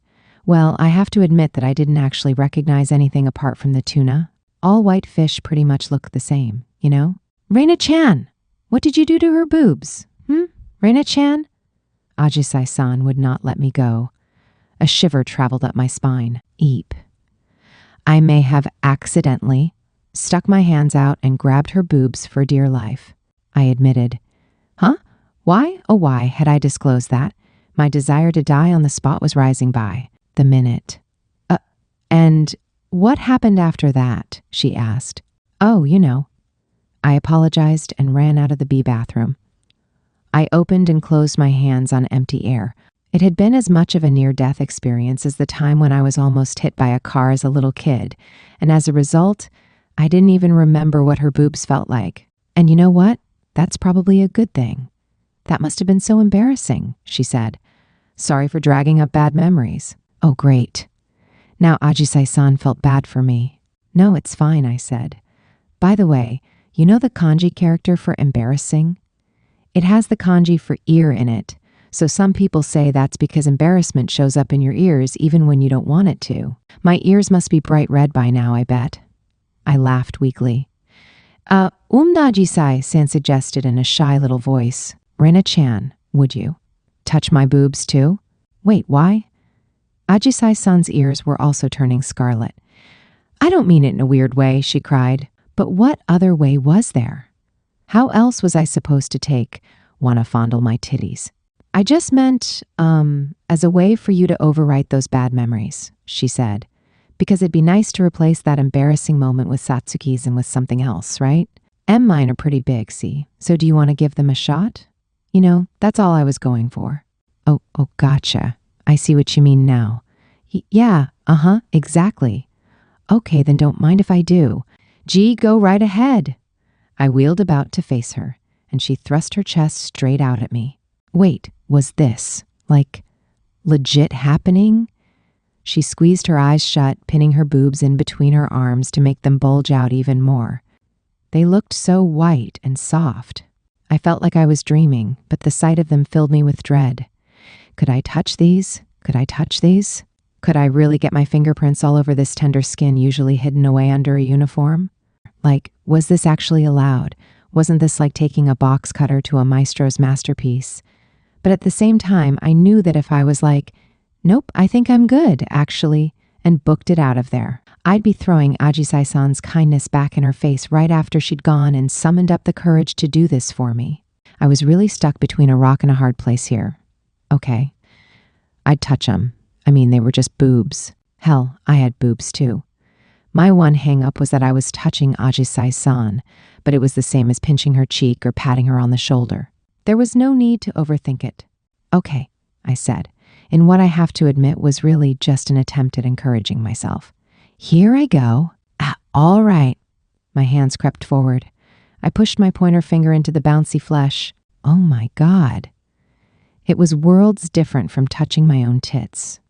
Hers felt as soft as marshmallows. And besides, these were no ordinary tits. They were Ajisai-san's tits. Just as Marilyn Monroe's hair sold for 880,000 yen, despite practically everyone on Earth having hair, Ajisai-san's boobs were priceless. Right now, I was blessed with the unbelievable godsend that everyone who had met, and everyone who would someday meet Ajisai-san, would never, ever get a chance to do, no matter how much they wanted it. I felt like I was making some sort of horrible, horrible transgression. You, Rena-chan, she said. I gasped. Lost in La La Land as I was, I hadn't noticed that I'd been feeling her up all over. That kind of tickles, she said. Not that I mind, though, not at all. I'm so sorry. Okay, one last touch, I thought, and I reached out for the final go. But I was so flustered about it that I missed the mark and accidentally ended up squeezing the tips of her breasts. Ah. Ajisai-san made a mewling noise and then covered her mouth with her hands. We locked eyes with each other. Her face turned bright red. She laughed very, very awkwardly. That weird noise just slipped out, she said. I followed suit with the awkward laughter. I couldn't say a word anymore. I just laughed like a total idiot. Unfortunately, despite all of her kind consideration, this hadn't done away with any of my memories of Satsuki-san's boobs. All it had done was open up a new storage folder in my mind labeled, The Sensation of Ajisai-san's Boobs. I knew then that I'd never forget this for as long as I lived. We both washed our hair and pretended to be utterly invested in that process before sitting down next to each other in the hot spring. I refused to so much as glance to the side because I knew that if I did, Ajisai-san's boobs would fill up far too much of my field of vision again. She sighed in contentment. The heat feels lovely. Yeah, for sure, I agreed. Ajisai-san had her hair pinned up as she sunk into the hot water and sighed. I'd planned on sticking around for maybe 2 seconds before dipping out because of the awkwardness. But there was something really funny about this whole hot spring thing. Over time, the water worked its magic on the weight of my nerves, just like it would for stiff shoulders. Apparently, hot springs were an effective remedy for social anxiety too. I was still anxious, but it was a level of anxiety I could actually deal with. So I figured I'd stay here a bit longer and look up at the stars twinkling away in the night sky. You know, come to think of it, we'd both done an awful lot of walking around today. It felt good to let our exhaustion melt away in the hot water. I sighed too. This had been one heck of a jam-packed day. I mean, I'd left Tokyo at the crack of dawn, gone all the way into the countryside, booked a room at this inn, played ping pong with Ajisai-san, gotten into the tub with her, and touched her boobs. Naturally, as this was the first time we'd spent the whole day together, I felt like we'd grown a little closer as friends. Actually, scratch that. A ton closer. She'd called herself selfish and rotten, but that hadn't been my takeaway at all. I thought she was a hardworking, admirable, kind, and super cute angel. If anything, she seemed even more angelic than before. All this nonsense had really wiped me out, but all the same, I was glad I'd come along with her. Yeah, I really was. "Hey, Rina-chan," Ajisai-san said. "Yeah?" I thought the conversation we were having earlier about friends was super interesting. You think? I've never really had a deep conversation like that with anyone before. Huh. Wow. I was surprised that she and I were in the same boat. Uh-huh, she said.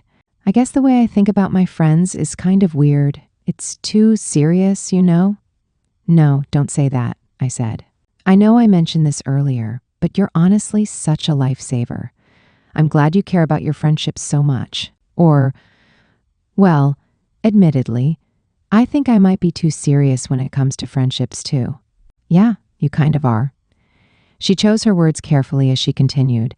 You sounded less like you were talking about friends and more about romantic partners, I guess.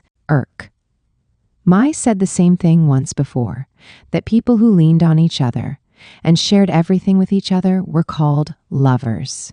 Mai's sensibility was all out of whack, so I hadn't put much stock in her claim. But when even Ajisai-san was pointing it out, I started to feel like maybe I was the one who wasn't on the right page. But if we were to switch the question around, Ajisai-san said, how do you define a romantic partner? Huh? You're asking me? Yeah, I guess I'm trying to ask. What's the difference between a friend and a lover? I splashed my face with the hot water. What was the difference between a friend and a lover? I'd looked at this question from every angle thanks to Mai's advances, and I still didn't have a good answer. All the same, I still thought it over a little every day. This is just my opinion, mind you, I began. Ajisai-san giggled. I mean, you're the one I asked. Fair point. Anyway, I've been thinking recently that maybe AB platonic affection and romantic affection aren't all that different after all. They're not that different, she repeated. Yeah, what's important is what you want out of your relationship with the other person, I mean. The words slipped out like I was having a conversation with my own heart. For instance, I want my friends to be people I can talk about anything with. But if we go off of what you said earlier, Ajisai-san, then that's what some people would call being lovers, right? I laughed to fill up the silence. It's weird, huh? We can both be talking about the same things, but use completely different words to do it. Anyway, I scratched my cheek. It's kind of surprising, but I don't think it's really as simple as just friendship and romantic love. When you put two circles next to each other, I think there's like an overlap, you know? As I glanced at her to see her reaction, I hastened to add on, you know those old dating sims, right? You can only get together with the character if you raise both your friendship and love meters. When I think about all of you in my friend group, I really want to get closer to you guys as friends, even while I really, really admire and love you at the same time. So, you know, it's like, I laughed to try to save face after prattling on like that. I mean, there were lots of different details in the two concepts. For instance, you could only ever date one person at a time, but you could have lots of friends at once. If you both think you're friends, then that's what you are, I said. If you call yourselves lovers, then that's what you are too. I don't think there's a clear difference. Friendships and romantic relationships are sort of ambiguous, you know? When you had a relationship with ambiguous boundaries like that, I didn't think you needed to follow common opinion or whatever someone else thought about it. I thought it was okay for people to decide that part for themselves, just like how Mai and I had ended up as friends with Renefits. Well, Mai is a special case, I admitted, as an image of her came to mind. My mental image of Mai leered an unsettling grin when she saw Ajisai-san in the bath next to me. Eep! Darn you, my friend with Renefits. Why must you make me feel so absurdly guilty? We were supposed to be friends, so why'd I feel this way? Oh, the curse of the Renefits. Ajisai-san carefully laid her hand over mine under the water. And what about me? She asked. Huh? Oh, she meant the part about closeness and admiration. Oh, well, of course I admire you. You're at the top of my list for people I admire, silly. Duh. Really now? Her soft palm stroked the back of my hand. It kind of tickled, and I felt weirdly bashful. I mean, that's just what I think, I said. What about you, Ajisai-san? How do you define the difference between romantic partners and friends? Ajisai-san thought about it for a minute. I don't know yet, I think. You're incredible, Reina-chan. You think through a lot of things, and I really respect that. What, do you admire me too? Nah, just kidding. I'd gotten too carried away for a sec there, but Ajisai-san grinned ever so lightly. Yeah, she said. Oof. A jolt ran all the way through me like I'd been thwacked by a dodgeball. That had been one heck of a bad idea. I could handle her teasing me, but I was Newt ready to tease her back. After we got out of the hot spring, we took some time to dry our hair before heading back to our room and finding the 2 futons spread out side by side. Great. And just when I thought we'd gotten the requisite dip in the hot springs out of the way. I mean, it wasn't a big shocker, but now I had to spend the night sleeping next to Ajisai-san. We were both girls, but that didn't make me any less nervous. Gulp. While Ajisai-san messed around on her phone, I stared at mine too to hide my anxiety as I mentally reviewed what we'd talked about today. Oh, I had a text from my sister. When are you coming home, Onichin? She asked. As a member of her family, I knew her well enough to tell that she wasn't messaging me out of concern. My sister just fundamentally did not have any concern for me, so I assumed that my mom had asked her to message me or something. I'm planning on being back the day after tomorrow, I texted back. I'd told my sister before I left that I was heading out on a trip with Ajisai-san, so she didn't have to worry about me. Actually, my whole family, sister included, never worried about me. That meant that either my sister had pleaded my case especially well, or that no one in my family cared about me at all. Not like I minded if it was the latter, really. Okay, she said. By the way, where are you guys staying? I was positive that this message was sent for some similar motive, like if she needed help with making dinner, or if she thought she could get me to buy her a souvenir. Not like I minded, really. Here, I said, and I sent her the address. She didn't respond. My sister must have fulfilled her duty. Hey, Ajisai-san said, suddenly very close to me. Oh, God, that startled the heck out of me. Yeah? I asked. She'd changed into her pajamas, which consisted of a long nightgown. Compared to my t-shirts and track pants, she was on a whole different level of fashion in the PJ department. Should we go to bed soon? She asked. A lovely scent drifted over to me. We must have both used the same shampoo and conditioner, but for some reason, she just smelled so nice. Oh, yeah, I said. Good thinking. Looking at the clock, it really was getting close to bedtime. After plugging my phone into charge and making a trip to the toilet, I crawled into my futon. I'll get the lights, she said. Sounds good to me. Ajisai-san flicked off the light switch and then got into the futon next to mine. Good night, Rina-chan. Night, I said. Oh, God. Could I even get to sleep? I'd gotten up hella early this morning, so I should have been dead tired. And yet, nada. Come to think of it, I couldn't recall ever sleeping next to someone like this before. Just the 2 of us. Well, I had, and the most recent incidents were the 2 times with Satsuki-san. But in both of those cases, we'd gradually worked our way up to the sleepover part, so there'd been no time for me to get anxious. Even with the shoji screen door closed, it wasn't pitch black due to the faint moonlight outside. I could just barely see Ajisai-san's angelic face as she slumbered next to me. Then her eyes snapped open and she was looking right at me. Huh? My heart skipped a beat. Hey, Rina-chan? She said. Yeah? Do you have a crush on anybody? Huh? Ajisai-san giggled. I just thought I'd ask, like we're on a field trip. Ah, yeah, I getcha. So, who is it? Huh? She wasn't just asking, she was full on hounding me for answers. I don't have a crush on anybody, I said. Aw, you sure? She asked. Yeah, I think. My legs were all fidgety. These freshly washed sheets were too smooth, and I just couldn't seem to relax. My enthusiasm to make sure Ajisai-san was having fun and not getting too tired of me had somehow gone to bed before I did. All that was left was plain old me, the boring me, the one who only ever spoke her mind even when she shouldn't. I don't think I've ever had a crush on anyone, really, I admitted. Really? Not anyone? Yeah, I don't think so. A stuffed animal-sized Mini-Mai raised her hand and said, Why, hello. I shoved her away inside a cardboard box and sealed it off with a thick layer of packing tape.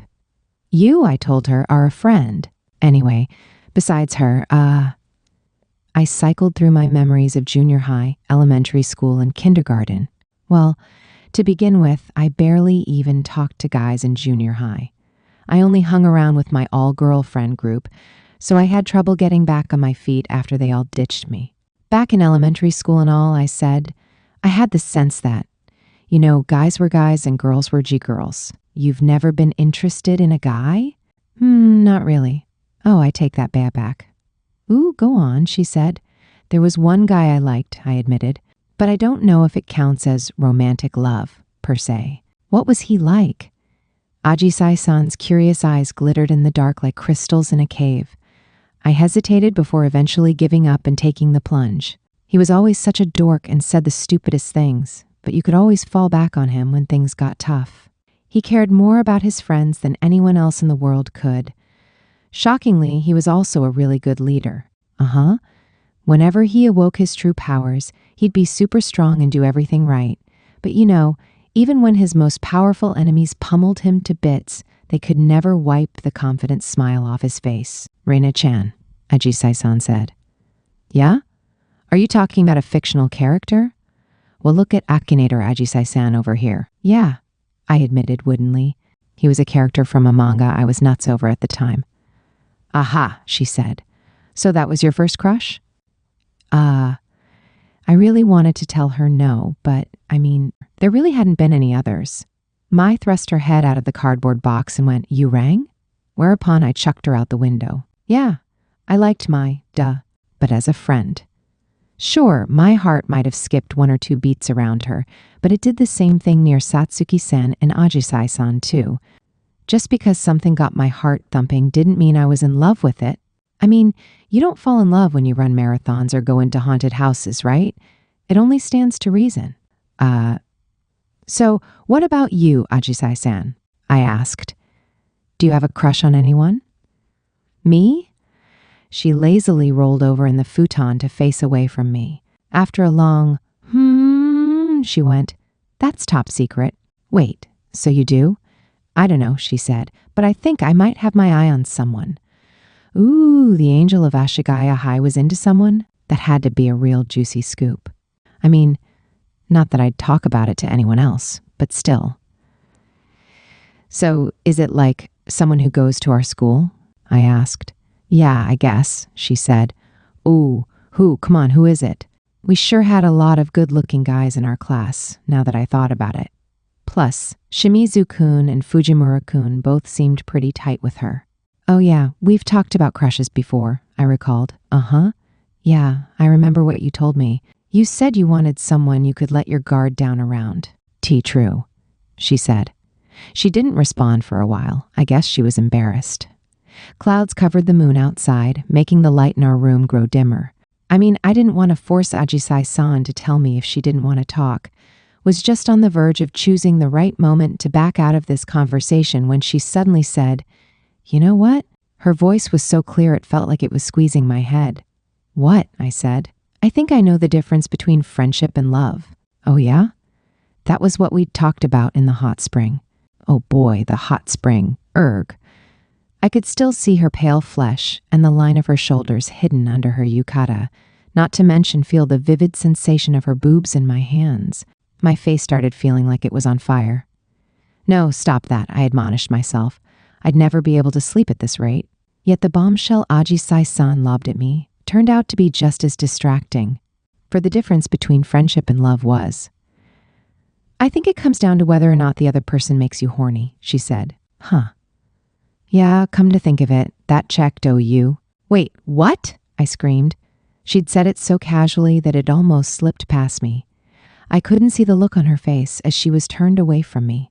Why, you really startled me, I said. I didn't realize you talk about this kind of stuff too. I join in conversations about sex and stuff all the time, she said. People are always telling me it's such a shocker, but I don't really mind talking about sex, you know? Oh. Sorry, I kind of overreacted there. We didn't make a lot of dirty jokes in our friend group, but our other classmates ate that stuff up. Ajisai-san hung out a lot with the other kids, so maybe she was into that kind of thing too. Why are you apologizing? She asked, giggling. Or what? Do you have an issue with me in particular talking about it? I'm your precious angel, right? What? I mean, no, not really, but it's like, I fumbled with my words, struggling to answer right off the bat. Sure, this was different from how I pictured her, but that wasn't really the issue. Anyway, she said, this is another part of who I am. I think about these things too. So, gotcha. This conversation was so horribly provocative that it was all I could do just to respond to her. But Ajisai-san did not ease up on her onslaught. So, do you ever look at your friends and get all hot and bothered, Rena-chan? Hello? Me? I spluttered. That's a hard question. Did my friends ever make me feel hot under the collar? I mean, honestly. Kinda, yeah. But even though I didn't say anything, I could hear Ajisai santering to hold back a laugh and failing. Aha, busted. Rena-chan's horny. I am not. I swear.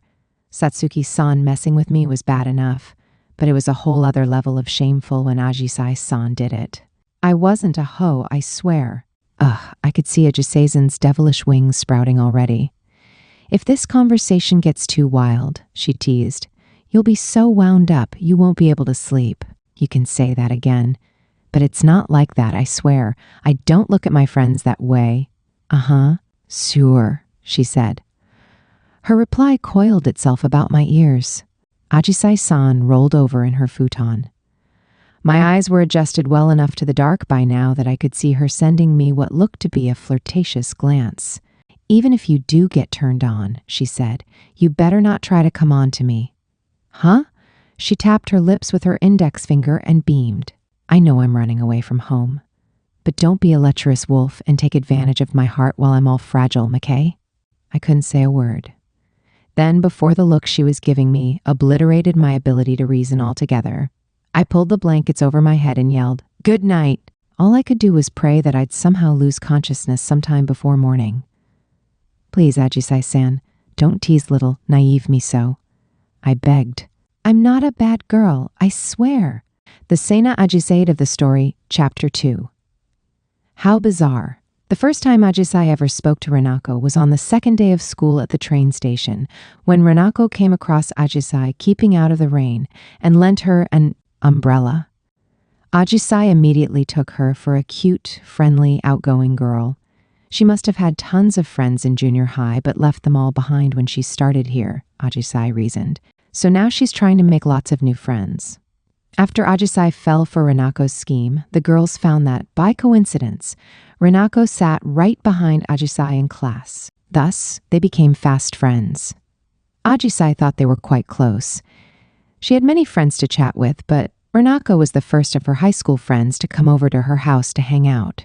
So, she supposed, did that mean Renako considered her to be a particularly special friend? She felt almost as if they were two elementary school girls making a secret pact to be best friends forever. And as a fan of the Sunday morning magical girl shows to this day, it made Ajisai's heart sing. And then Renako had confessed her feelings to Ajisai. You're my angel, so I swear I'll keep liking you forever, said Renako. Now enough time had passed that she understood what Rinako had meant. There hadn't been any ulterior motive involved, nor had she said it to try and make Ajisai's heart skip a beat. It had been nothing more than a simple profession of her true feelings in such a way that Ajisai wouldn't form the wrong impression of them, and yet for a time afterwards, even just the sight of Rinako's face made Ajisai relive that moment, leaving her blushing and flustered. She's so odd, Ajisai thought as she lay in the futon and looked over at Rinako. Unable to fall asleep, she finally gave up trying and sat up. She went to the bathroom but did not go back to bed. Instead, she sat down in a chair near the window. She came along with me when I ran away, and she insisted on splitting the bill so much that she cried over it. Ajisai had put her foot down about paying Rinako's share of the costs with a level of conviction that she didn't normally show, because she thought that would make Rinako fold. Rinako was a sweet girl with a timidity she hated to show at school, and Ajisai thought that a little bossiness would make her agree to the plan. It was a mean plot, but then again, Ajisai was mean herself. However, Rinako had defied her expectations. Wasn't she afraid that such exaggerated behavior would ruin their friendship? After all, even the very best of friends could have a falling out over the tiniest things. Ajisai, who had shallow friendships everywhere, had seen it happen countless times. Rinako tended to escalate things so quickly that it often made Ajisai worried about her when they hung out. That's because I've never met anyone like her before, Ajisai thought. Rinako wasn't like Ajisai, who constantly tried to gauge how other people were feeling and worked to keep the peace. Rinako's frankness was, at times, deeply worrying, and yet, at the same time, Ajisai envied her ever so slightly. I'm glad it happened to work out okay this time, she thought. It must have been a lucky break. But no, she knew that wasn't right. Nothing about this was luck. Everything Rinako had done was intentional. Ajisai knew that Rinako hadn't had any faith in her own ability to make everything turn out all right, but even so, that hadn't stopped her from striving for her desired outcome.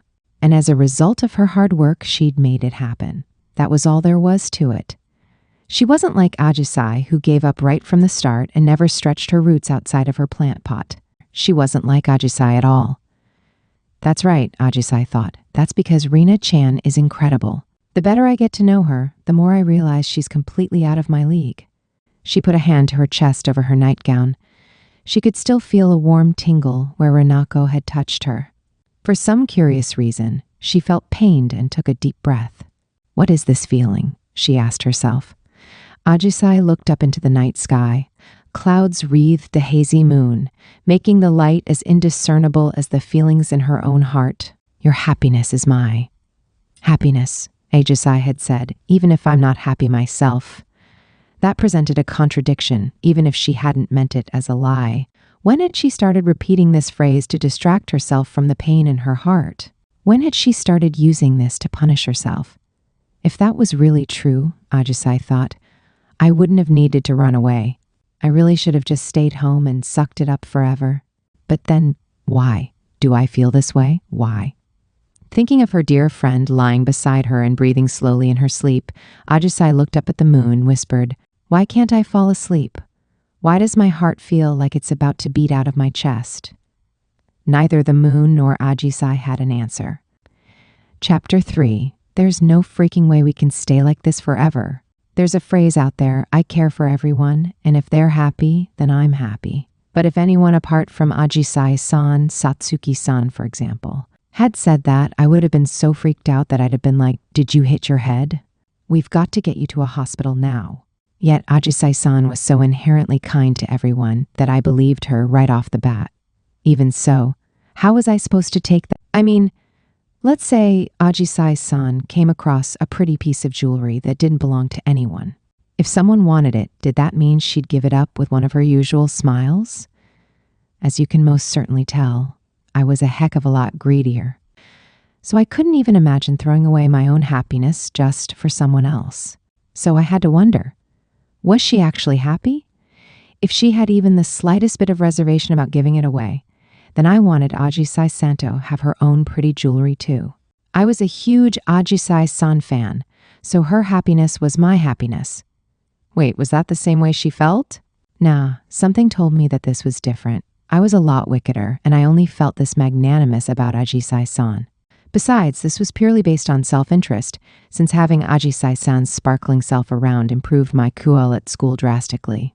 In the end, it all came back to me, me, me. If you looked up brute in the dictionary, you'd find the name Amaury Renako. Ajisai-san didn't get up at breakfast time, since it looked like she'd been late to fall asleep the night before.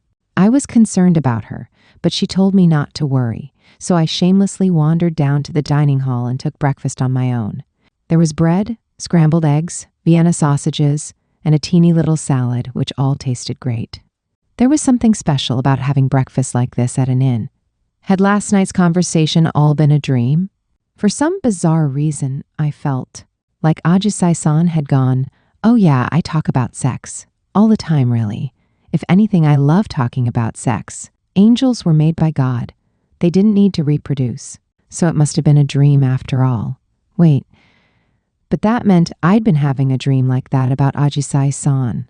Wasn't that hideous? Wouldn't I be punished for my blasphemy? I finished up breakfast in agony, and when I returned to our room, I found that Ajisai-san was still tossing and turning in her futon. I didn't want to wake her up all the way, so I decided to play a game in the next room. I was just about to tiptoe away with my backpack, inside of which I'd stowed my handheld game console in case of emergencies, when a muffled voice from under the covers sing-songed, "Rina-chan. Oh, sorry, did I wake you?" The sliding screen doors were closed, so it was still pretty dark. A small hand flipped out from under the blanket in the gloom, beckoning me closer. I went over to the futon, suspecting nothing, and in the next second, like a shark's mouth, the futon opened up and swallowed me whole. "What?" I screamed as the world went dark around me. "Huh? What the heck was going on?" I heard a laugh right next to my ear, a chirping giggle the color of honey. Ajisai-san looked at me from where she lay to my side, having dragged me into the futon. She gave me a carefree, innocent grin. "I gobbled you up, Rina-chan," she said. A sound came out of my mouth that sounded like nothing I'd ever voiced before. Ajisai-san and I looked into each other's eyes there in her secret base, covered by the futon blanket. She giggled again and tucked the blanket, warmed by her body heat, around me all cozy. What are you doing?" I asked. "I just want to have a little more of a lie-in," she said. "Oh, okay. So what does that have to do with me? Because I wanted you to join me." She beamed and squeezed my fingers like she was a baby. "Really?" I said. "Uh-huh." She smiled gently, looking for all the world like a child too young to know the difference between right and wrong. "I was just thinking that I'd like to, wrap you around my little finger today." "Say what now?" "Renako Oni-chan," she chirped. She nuzzled her head into my chest. "What?" I spluttered. Something had knocked a screw loose in Ajisai-san. Was it the getting up late thing? Or maybe the vacation thing? Or what if this was her reaction to being shut up in her house all the time?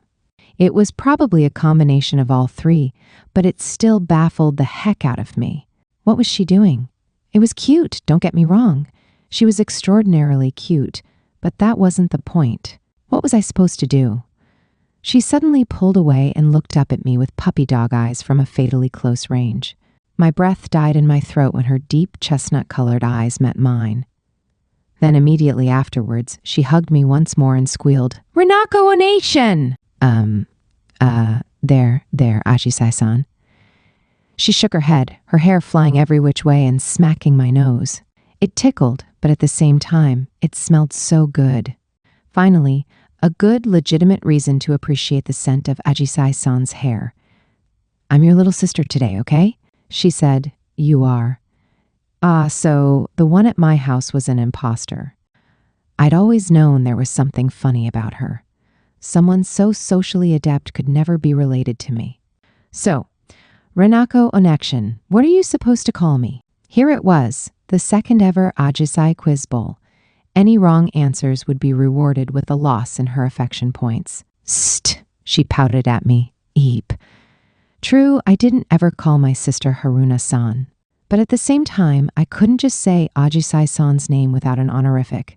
It would literally end me. Summoning up my courage, I hesitantly mumbled, Ajisai-chan? She lit up with a smile. Renako Onichin. Then she hugged me even harder than before, constricting my chest in the process. This little sister of mine was awfully demanding. Ajisai-chan, I said. It's time to get up now. Oh, no way. I want to keep lying in bed with Renako Onichin. Okay, I'll give you a few more seconds. How many? 100 million, she answered. Don't be dumb, I yelled back. Ajisai-chan rather, wrapped her arms around me in a I refuse to let you go kind of pose. Her quiet breathing felt ticklish against my cleavage. Additionally, what with her own chest being so large and the lack of her wearing any sort of bra to bed, the soft sensation was just terrific. My face felt like it was on fire. FYI, she said, 100 million seconds is a little over 3 years and 2 months. Wow, I said. You sure are smart, aren't you, Ajisai-chan? Aren't I? Aren't I the best?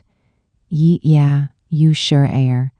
She giggled in happy self-satisfaction as she hugged me. Now that she was freed up from all her big sisterly responsibilities, she seemed to be having a ball as a little sister.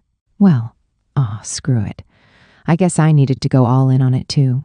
What was a little embarrassment if I was doing it for Ajisai-san? Besides, we'd already bathed together the day before and everything. I said. What would you like to do today, Ajisai-chan? I want to spend all day in bed with you, Renako Onichin, she said. Don't you want to go play somewhere? No, I want to be super duper lazy. Guess my newfound little sister was regressing back to infancy. You want to be a lazybones, huh? I said.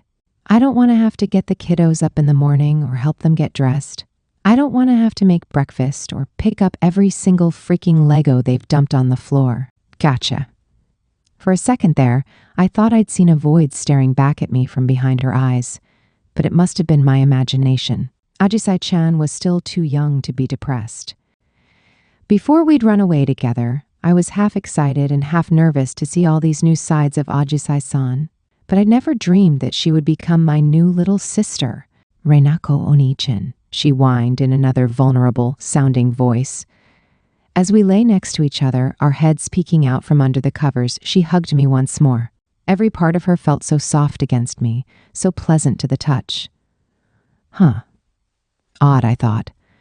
What was happening? Was I starting to get turned on? No. I wasn't into Ajisai-san like that. She was my friend, and an angel to boot. If anyone looked at her with lust in their eyes, they would get the stuffing beaten out of them by yours truly. She breathed Onichin into my ear in a wheedling tone. Her sad eyes trembled. So, you mean we can't laze about after all, huh? She said. Her face was bright red. Wait, don't go back to normal just like that, thought. Ajisai-san hid her face in her hands and shook. I'm sorry, I'm causing such a fuss. I just kind of wondered if I could get away with it. Oh, but I know I can't. I mean, I'm in high school already. I'm a good 158 centimeters tall. I can't be doted on in the same way my little brothers always are. Oh no, my half-assed older sistering had made Ajisai-san ashamed of herself. At this rate, she would fall into total despair. That's not true at all, I insisted. Here, come on. There. I grabbed her head and ruffled her hair. If it took some embarrassment on my part to make Ajisai-san feel better, then I would have happily died of mortification. Come on, maternal instincts, wake up. I railed at myself. You're so cute, I told her. Ajisai-chan, you're just adorable. How old are you now? 15. What was that? You said you're 5? And you already know how to say how old you are? That's wonderful. What a good kid you are. The best kid in the world. She whimpered a little as I lavished her in affection, but then accepted it anyway. This was one of those things where whoever snapped back to reality first lost out, I think. Man, I don't know. Would you like to play with 1H in a bit, Ajisai-chan? Oh, how about we watch a video? What kind of videos do you like? How about a bonfire video? What's that? She asked. Oh, you haven't heard of them? It's just a video of regular old logs burning, but it helps you relax. I pulled my arm out of the futon and reached for my phone as Ajisai-san looked perplexed. I guess some people really didn't know about these things. I watched them all the time whenever I wanted to turn my brain off. Anyway, we had a problem here. If Ajisai-san didn't want to watch the bonfire, video that left me with nothing else to talk about. But wait, I did still have 2 topics left on that list my dear friend Satsuki-san had given me. There was no good reason not to bust out either one of them here, as I had complete faith in Satsuki-san's topic selection. Alrighty then, let me see, I thought. Time to pop open that 3rd file. When did you have your first time? It read.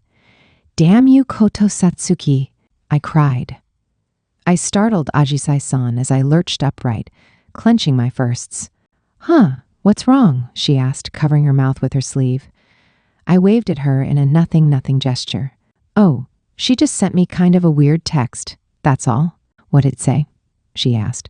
Oh, you'll understand when you're older, Ajisai-chan. She mumbled something vaguely. This chill little sister mode of hers was really cute.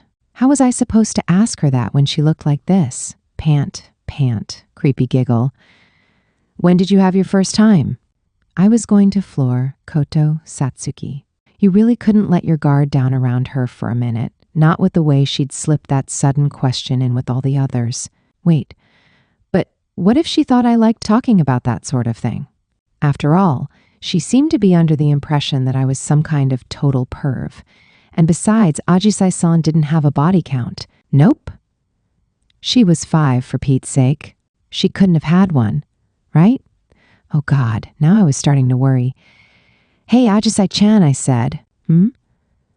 She looked at me with innocent eyes, and I flashed her a sunny smile. Yeah, there was no way I could ask her Satsuki's question. You mentioned a bit ago that you'd like to try cosplaying, right? Why don't we look at some cosplayers on Twitter? I forced myself to laugh to mask the awkwardness, and then hid my screen from her as I searched. There was a good chance that images too inappropriate for a 5-year-old might pop up. The little tyke at my side said, "Ooh, cute," as she watched a cat video on her own phone.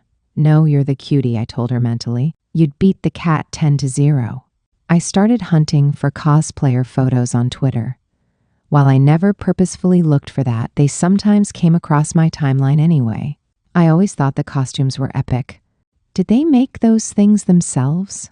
Ajisai-san was handy with a needle and thread, so maybe she could make her own too. As I looked through them attentively, the image of a random cute girl leaped out at me. Her handle was Najapatine Cosplayer. Her big eyes and baby face made her seem like she'd come straight out of a fictional world. She had tons of followers too. I tapped on her account and saw that she'd put up her latest tweet no more than 20 minutes ago.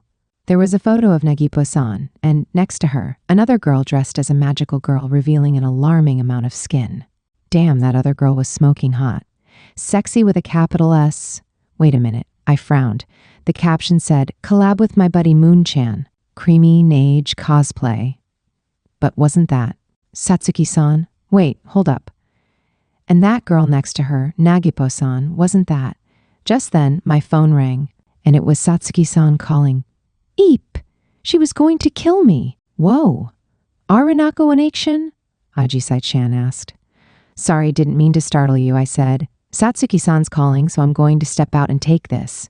I crawled out of the futon and went across the room to the window before stealthily accepting the call. Hello? I whispered. You saw it, I presume, she said. Oh God, what was she, a monster? What are you talking about? I bluffed. I'm not sure what you mean. I don't even have a Twitter account. Ah, so you did see it, she said. Seriously, how? Did she have hidden cameras on me? It wasn't just that I was so one-dimensional that she could guess my every move, right? Nah, it had to be telepathy. I'm sure you'll already know what will happen, she went on. You mean if I spill the beans to someone else? I won't hesitate, she said. Know that even your family will suffer. You sound like a diabolical villain, I groaned. Then I tried to cheer her up to make her come to her senses. It's really okay, Satsuki-san. I mean, you looked great in the photo. The other end of the line was silent. The silence was so oppressive that I had no choice but to. Then I asked, why do you even cosplay in the first place if you seem to hate it this much? It is written in the contract, she said. The contract? You mean like a magical girl contract? I'm in no mood to explain further. At any rate, continue having fun with Sena and block the Nagapo teen cosplayer account. That is all I have to say." The phone beeped as she hung up after laying down her terms. She was being forced to cosplay because of a contract? What the heck? That made zero sense to me. As she told me to block it, I didn't follow the account, but instead saved it in my bookmarks.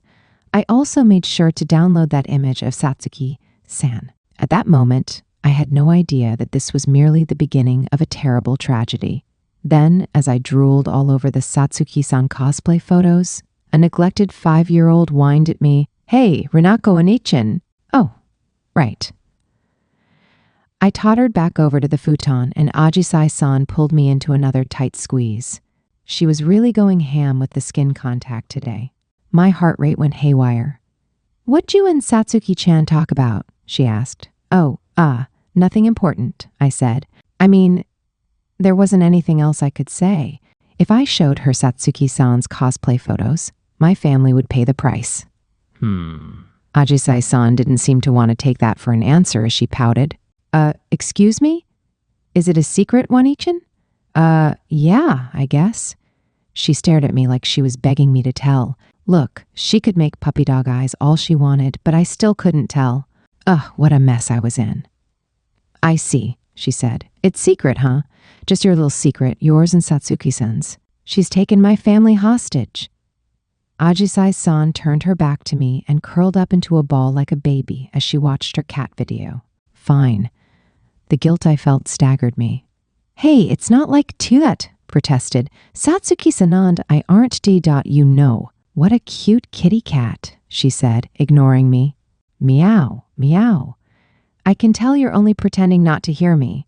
If you don't listen to your sister, you're a bad kid." Ajisai-san peeked back at me and mumbled, "Do you really think I'm a bad kid?" "No, not at all," I cried. "Ajisai-chan, you're the best kid in human history. There hasn't been a single kid better than you in the last 4 million years. Ajisai-san folded in on herself even further and hugged her knees. "But Satsuki-chan's more important to you, huh?" "No." "But when she and Mai-chan were having their argument, you were being all nice to her." Oh God, what was I supposed to do about this? Maybe I could just be reckless and shout, "No, you're more important to me than Satsuki-san." But, was it true? If I had to compare Satsuki-san and Ajisai-san, which one came out on top? No, I couldn't compare them. Both of them meant a lot to me, of course. I began. This wasn't like before, when she'd been having fun messing with me. It was like she was being confronted with a fact that even she didn't want to acknowledge. She was always confined to that position of being Sena Ajisai. She lowered her eyes and muttered, her lips only moving slightly, "Renako, I mean." "Come first in my book? In what way? Like as friends? Or—" No, I was barking up the wrong tree. Ajisai-san wasn't looking for some logical answer. She just wanted the feeling of security that came from being the number one person in my heart. It was all a need for approval, I thought. Seeing Ajisai-san, who was normally so well-loved and so dependable, now weak before me, tugged at my heartstrings. If all it took was a few words of encouragement to get her back on her feet, then I would have been happy to tell her as many times as it took, "You're number one in my book." I really wanted to say that, but I just couldn't. "Can you give me a hug, Rinako Onishin?" she asked. Yeah, sure." She raised both arms, and I hugged her. Her lips grazed my cheeks, and my face turned red. But I didn't know. What did it mean to be first in someone's book? Say Satsuki-san and Ajisai-san both needed help. Who would I reach out to first? After I considered it from multiple angles, my inclination was to go for Satsuki-san because she seemed to have fewer friends. Someone else would come along and help Ajisai-san since she had so many other pals, right? That's where my head was at. And that meant telling her, "You always come first with me, duh," was just a lie. As I held her warm body against mine, I felt like our two hearts were beating together in sync. "Rena-chan," she said, like she was checking to see if I was still there. "Ajisai-san," I responded. Just then there was a knock on the door. I thought. "I'm guessing it's the inn lady coming to fold the futons," I said. Ajisai-san made a little mewling noise. I imagine you want to stay in bed a little longer, huh, Ajisai-chan? I asked. I'll go tell her to hold off for a bit. You stay here. She reluctantly let go of me and, lowering her eyes again, murmured, I'm sorry for saying some weird things, Wane-chan. Thanks for being nice to me. No problem. I'll be good and wait for you. And she smiled like the cutest thing alive. It was such a charming smile that every person on earth would have fallen in love with her. But for some reason I couldn't put my finger on. It felt like she was forcing herself to do it. Man, I really didn't get this any longer. I just felt utterly helpless. I slowly rolled out of bed and set off for the continued knocking. Hello, I said as I opened the door. Sorry, we're actually still not up yet. It wasn't the innkeeper. Why, hello there, Rinako, the person standing there said. I almost felt like I could hear a wind chime noise, a big sha-la-la like a falling star. It looked like, and this is a conservative estimate, the most beautiful girl in the world was standing there with her blonde hair up in a ponytail. Her figure was so perfect it made you realize what God had been trying to do when he'd made humanity. At the very least, this was not someone you'd run into accidentally at an inn in these parts. It was Oduka Mai. Ah, I screamed. You look awfully familiar. Are you sure? She said. Because you know my slogan for a while was that there's no one else in the world like me. It's you, I cried. You. I pointed an accusatory finger at her. Mai laughed like something about this amused her. It was rather mean of you to go on vacation and not tell me. Now, do you mind if I join you for a minute? Wait, no, hold on. But there was no time to stop Oduka Mai before she waltzed right in.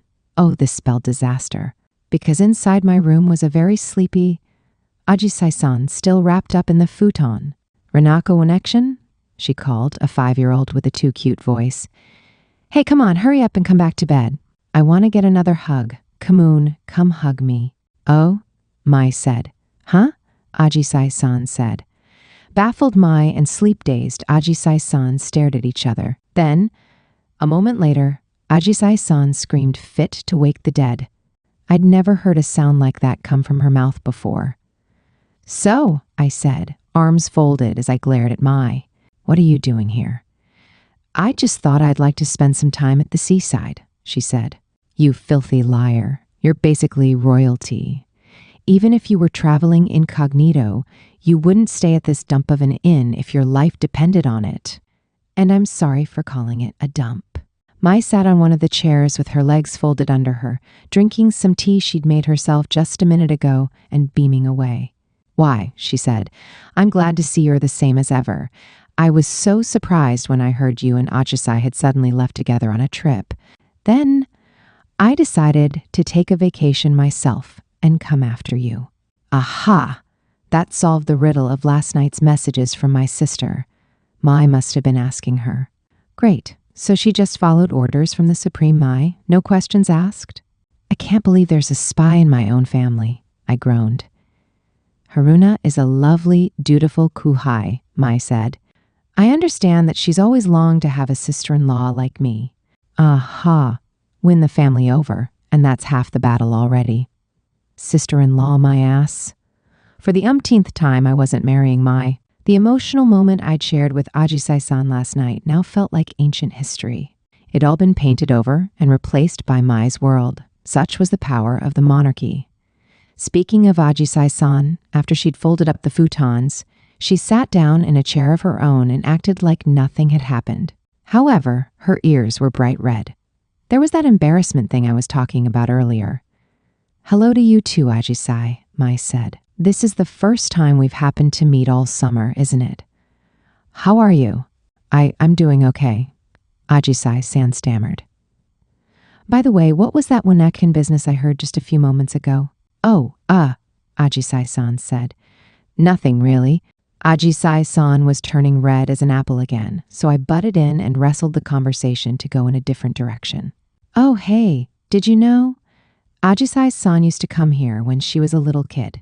Mai picked up on this new conversation topic.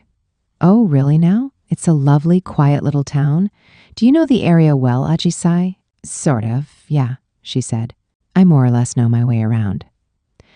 Then, would you be so kind as to show us the area? It's such fun to take a stroll around a new town. Of course, only if it's not a bother. What do you think, Ajisai-san?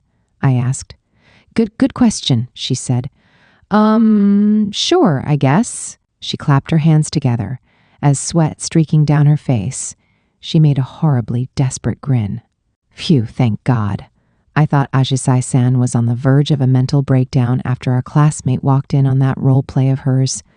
Oh, but I wouldn't want to force you naturally, Mai said. We each have our own ideas of how to enjoy a vacation, after all. If you're not obliged, then. How about Renako and I go out to see the sights? What do you think, Rina-kun-chan? My vocal cords bypassed my brain and shrieked, Stoop! Ajisai-san turned bright red and shook all over. God, how much more torment would we get? What was this all about? Was Mai being mean to us because we'd gone on vacation together? Was that it? Don't be mean, Mai, I thought. It's, well, mean. As I glared at her, Mai suddenly looked upset. Oh, I apologize. I only felt a bit lonely as it seemed like I had been left out. Of course, that's largely due to me being busy with work. It's my fault for being so hard to get in touch with. No, it's not, Ajisai-san said. I'm sorry too, Mai-chan. No, you needn't apologize. This is merely an issue of me being immature. Mai looked despondent. This emotional honesty was one of her virtues. Honestly, when I saw the two of them going back and forth like that, I felt like I just had to accept her request. Oh well, I'd let her come along. To be real with you, I said, Ajisai-san was planning to go on this trip by herself, but I just invited myself along. So I'm not really any different than you, Mai. Really? Said Mai. In that case, can I ask once again if you'd allow me to join you? Finally, Ajisai-san busted out one of her sunny smiles. Of course you can, Mai. Mai's face lit up. Before Ajisai-san, even Mai was just a mortal human who could reach salvation through an angel. With that settled, Mai half rose to her feet. Now we'd better get ready, hadn't we? I must confess that I booked the room next door. Say, Renako, where are you staying? She looked around the room. Where? Right here, I said. Mai tilted her head, still smiling away. Is this not Ajisai's room? The two of us are sharing a room, Ajisai-san said. We laid out our futons next to each other. There was a tone to her voice like, duh, isn't that blindingly obvious? Yet Mai froze. You two are sharing a room? She repeated in a horrified whisper. What was her problem? How obscene? What's obscene about it? I asked. Two girls sharing a room together. Literally, what are you going on about? I didn't get what she was driving at in the slightest. You, she cried. I can't believe you would do something like this with anyone. Not anyone, I insisted. I've only ever spent the night with Satsuki-san and Ajisai-san. You spent the night with her too? Mai cried. You and Satsuki-chan? Ajisai-san chimed in. Huh? Not her jumping into the fray too. Guys, it was just a sleepover between friends. Totally every day, right? I mean, well, not every day exactly. In fact, it was rather impressive that I'd reached such a high point where I could consider sleepovers as totally commonplace. In that sense, yes, I was guilty as charged. Wait, this really wasn't the right moment to start trembling in joy. Mai placed a hand on her chest and declared, as grandly as if she were running for class president, Very well, tonight I shall sleep in this room too. But you literally just said you rented the room next door, I pointed out. Why are you trying to exclude me? She asked. Is it because I'm too pretty? Does it hurt your eyes to look at me? No, because it's written in the rental agreement. This freaking Supadari. Nothing I said would register in that head of hers. See? She'd even put Ajisai-san at a loss for words. Hey, Ajisai-san, I said. A little help here. Talk some sense into Mai for me, would you? Just then, Ajisai-san, who had been observing our whole argument, seemed to pick up on something. Huh? She said. Did you just call her Mai? Oops. True, I was supposed to call her Uduka-san. Beethoven's Fifth started playing in my head. I was doomed. Oh, that's because. I said. The more flustered I became, the more trouble I had getting the words out. So, We have this thing called being friends with renefits. What are renefits? Ajisai-san asked. Well, you see, it's a long story. I had no idea about what to disclose or how to go about talking about it, so I started babbling so disjointedly she couldn't even get the gist of what I was saying. I couldn't tell her about my secrets, and like hell was I going to admit that Mai and I had tried dating for a time. But at the same time, I couldn't lie to Ajisai-san. I was trapped on all sides. Help me, Domaemon, I thought. What she's trying to say, Mai helpfully supplied, is that we've been close friends for a little while now. But you know how shy Renako is. She said she wasn't comfortable dropping the honorifics on my name in front of other people, so she's still been calling me Oduka-san in public. What a concise, easily understandable explanation. Wait, was that all I needed to say? Ajisai-san slowly turned the words over in her mind. Ooh, I see, she said. I was just surprised to hear your name out of the blue like that. She understood. Oh, thank God. I was saved. See, Renako? Mai said. Now, why don't we use this opportunity and have you start calling me Mai at school, too? No freaking way. I'm way too scared of the looks people will give me. Oh, really? I doubt anyone would even care, she said. Ajisai-san, what do you think? I asked. I think you have a point, Renako, she said. I think you'd kind of have to be brave to drop MMI-chan's honorifics. I don't mind if you call me Mai either, Ajisai, Mai said. She took Ajisai-san's hand with a smile. Faltering ever so slightly, Ajisai-san stuttered out, Mai, exactly, Ajisai. Ajisai-san flushed bright red. I think I'm a bit too shy for that, she said. Besides, you feel like a Mai-chan to me. Do I really? Yeah. You're all princessy and feminine, and yet you're still my close friend. So you're Mai-chan. So should I call you Ajisai-chan moving forward? Mai suggested. That's a little embarrassing too, Ajisai-san said. They smiled at each other gently like a couple touring their wedding venue in advance. Get a load of this, my Aji fans, I thought. We had a wedding reception for two beautiful girls unfolding right before our eyes. As I played the role of the staff member watching on from afar, Mai stood up with a smile. With that, she said, shall we head out now? I hadn't been sure how things would go down when Mai first showed up and barged her way in, but now I saw that it was just going to be like any other friend group hangout. That was part of what made Mai such a great person. Sure, I said. Sounds good to me. Ajisai-san agreed. It was actually a very good idea. Had I spent the whole day playing at being Ajisai-san's sibling, my brain probably would have melted, making me lose my entire command of Japanese in the process. Thus, we started day 2 of our trip by heading out from the inn to walk around town. This town was super close to the mountains, so the roads were really hilly. Some of the slopes were so steep, it felt like full-on hiking. I was getting a real workout here. I climbed up one slope and was treated with a wide, awe-inspiring view of the ocean before me. I probably would have grown bored with the sight had I lived here, but to me this scenery was a rare, exciting treat. Ajisai-san and Mai walked in front of me, side by side, while I trailed just a little behind.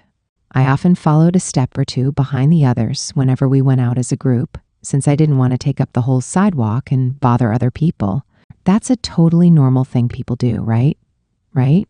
To be honest, Ajisai-san said, there really isn't anything to do around here. Really? Said Mai. Yeah. I used to come here on summer or winter break sometimes, but I didn't have any friends, so I always ran out of stuff to do. I just wander around all over the place. The sunlight was going easy on us today, but Mai still carried a white lace parasol to keep off the sun. She looked like a noble lady out on a stroll, every bit of her elegant and gorgeous. It was kind of awesome how she seemed to exude a professional sense of beauty. Back then, my brothers were just babies, and my parents had their hands full with them. That's why they shoved me aside and sent me here. Ajisai-san went on. I see, Mai said. I suppose that makes this your home away from home. Ajisai-san giggled. Yeah, maybe. Sorry for dragging you both along on this trip down memory lane. She looked back at me with a grin. Oh, don't worry about it, I said, shaking my head. Mai, on the other hand, smiled back. What do you mean? This is exactly what I wanted. It's lovely to spend time forging stronger friendships. As opposed to my shoddy response, Mai's smooth comeback completely lightened the mood. No wonder we all called her the Supadari of Ashigaya High. It was actually a huge relief to have Mai around on Ajisai-san's runaway vacay. Had it just been the two of us, I'm pretty sure we wouldn't have stood a chance of going anywhere. We would have just spent the whole day in bed. So having Mai around was great. But also, she was kind of driving me up the wall. "So, where are we heading to now?" Mai asked. Ajisai-san giggled again. "Good question. Where do you think?" "Here's a hint. It's somewhere that I used to spend my allowance on when I was back in elementary school." "Let me see," Mai mused. "An art museum?" What kind of little kid uses their piddly allowance to go to an art museum? It sounded like something some hotshot artist would do. Ajisai-san giggled some more. "And what's your guess, Rina-chan?" Like an arcade or something?" I asked. I really, really wanted to be right, so I tried a safe bet. I knew Ajisai-san better than Mai did, but Ajisai-san looked bashful and went, "Close, but not quite." Oh, that was too cute. "We're almost there." "So an arcade was close?" Mai said. "What could it be then? An amusement park?" "Wait, did Odaiba Plaza used to be located around here back then?" "I think that'd be a little out of this town's budget," Ajisai-san said. Her joking rebuttal made me feel great. As we horsed around saying whatever came into our heads, we arrived. Here it is," she said. It sat on a street corner. Below the rusty sign that had clearly been standing there for a long time was a shop storefront jam-packed to overflowing with goodies. It looked even more crowded than a convenience store. I exclaimed in surprise, "It's a dagashi shop, an old-fashioned snack store." Oh shit, it was a relic straight out of the Showa era. This was my first time ever seeing one in person outside of manga or movies. In my area, the only places kids could go to buy candy and snacks were convenience stores or supermarkets and stuff. But this was incredible. "I guess they haven't pulled it down yet," Ajisai-san said, putting a hand to her chest in relief. "Oh my god," I said. "A legit dagashi shop. I gotta take a picture." My excitement made Ajisai-san look proud. She crossed her arms behind her back and grinned at Mai. "So?" Ajisai-san teased. "What do you think? I bet you're too fashionable and hoity-toity to know much about dagashi shops, huh?" Mai chuckled boldly. "Alas, Ajisai, you've forgotten that Satsuki and I grew up together. She taught me all about how to have fun without breaking the bank, and naturally, dagashi shops were a core feature of this education. No way." Ajisai-san's eyes grew wide. I jumped on the bandwagon and added, "That's impossible. You look like you'd see a hamburger and go, 'But how am I supposed to eat this without a knife and fork?'" I feel like I should mention, by the way, that Mai and I had gotten hamburgers after school together before. She ate them like anyone else did. Still smiling all the while, Mai folded up her parasol. "Satsuki taught me well. I know how to choose the best snacks to have an after-school feast on only 100 yen. I'm quite fond of the chips they sell myself." "Incredible," I said. I was the only one left out right now, but since Ajisai-san and Mai were having such fun, it didn't matter to me. Ajisai-san suddenly made a fist and then pointed right at Mai. "Okay, Mai-chan," she yelled. "Let's have a match to see who can pick out a better selection of treats on 100 yen. "Oh ho," Mai said. "I'll take you up on that. Renako, would you be the judge?" "Huh, me?" I said. "Uh-huh," said Ajisai-san. "Now let the ultimate dagashi showdown begin." Sparks flew as the two happily set off. Mai, at least for the time being, seemed content to go along with Ajisai-san. But when I thought about how Kaho-chan, heck, even Satsuki-san, probably would have taken her up on the competition offer too, I realized that maybe social butterflies were just down to go along with things in general. And that meant that I, newly emerged from my social chrysalis as I was, needed to get good at going with the flow too. I couldn't just be like, "Oh, sorry, I don't know all that much about dagashi." "All right then." I nodded with as much authority as if I was the world's top expert on the stuff. "Leave it to me," I said. "I'll have you both know that I have a real discerning taste for snacks.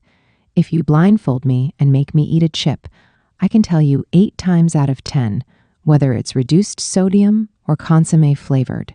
I mean, I'm pretty sure I can too, Ajisai-san said, shooting me down yet again. Ah, it made me so happy that she was joking with me like this. At any rate, I followed the other two inside the crowded shop.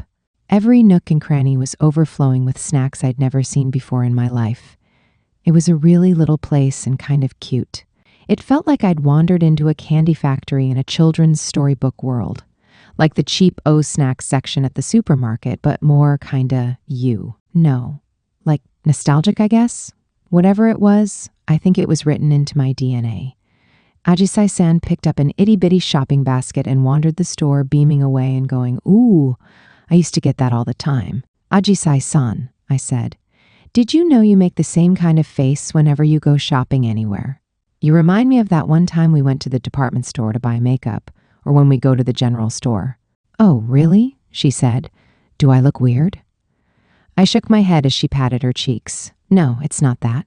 It's really nice, it feels like you're the same wherever you go." "It's nice? Well, that's good then." She flashed me a grin and a pair of peace signs. Such a cute girl, picking out these tiny snacks in a dagashi shop like this was the height of cuteness. "You know," she went on, "I really love being able to pick these out from such a big selection. It's so nice when you have so many options that it's hard to choose. Hey, how about these, Ajisai-san?" I offered. "Chocolate sticks are good, right?" "Sure," she said. "Or I could get this chocolate that only costs 25 yen, allowing us to try a whole bunch of other flavors too." "Oh, I see. You're the snack master." Meanwhile, Mai sized up each piece individually, looking as serious as a stock trader. As she planned out her perfect selection of goodies, I heard her mutter, "Aha, I've never tried this before." Wait, was she that absorbed just imagining all the things she wanted to eat?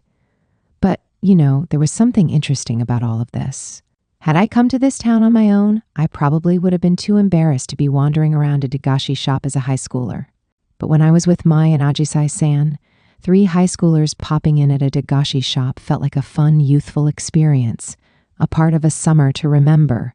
I wondered why that was. I guess maybe because the other two were so elegant. Whenever I was with them, I felt like we were on the set for some TV drama. As Mai hunted for her snacks of choice, I asked her, "What sort of snacks do you typically eat?" And wait, did Mai snack to begin with? I couldn't really picture her chowing down on food between meals, although I guess people were always giving her pocky and stuff at school. "I'm a fan of big katsu and other sorts of junk food," she said. "Wait, are you literally just reading off the thing you have in your hand?" I'd have been shocked if Mai actually chowed down on big katsu every day in that living room of hers. Actually, on the flip side, it kind of fit. I could definitely picture Mai eating dagashi with a Ramoon bottle in one hand. Mai had those moments too, right?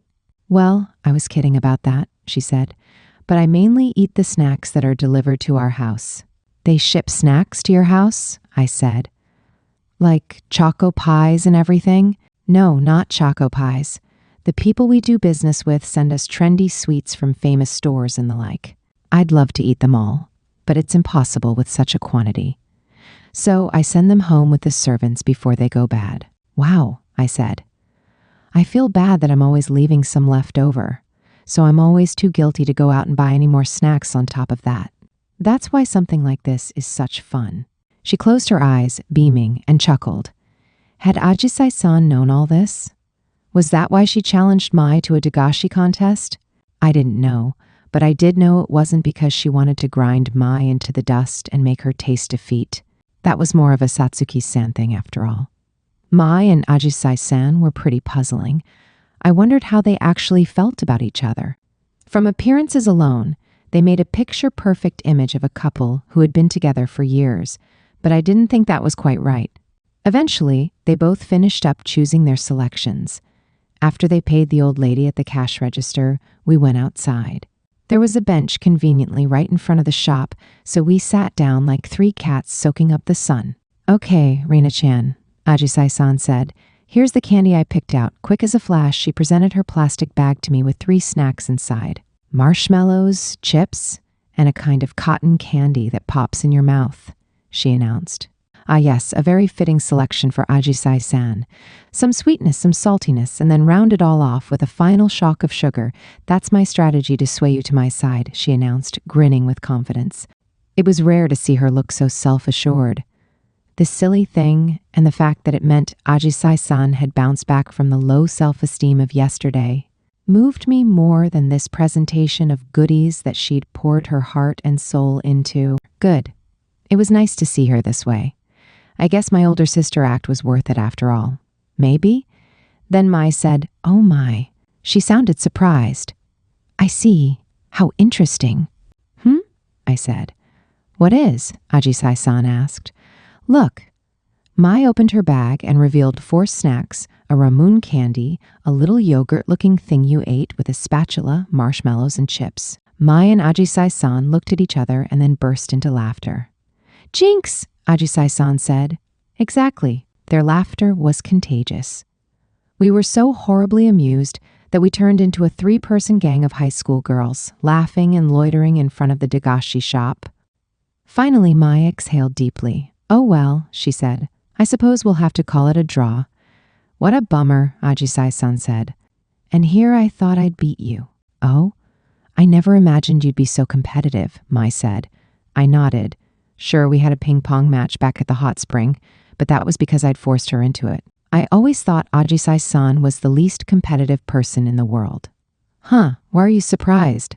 I can get plenty competitive or salty. For instance, she was about to bring up the time she'd thrown her tantrum or turned into a 5-year-old when she suddenly stopped short. For instance, "Well, that's a secret," I said.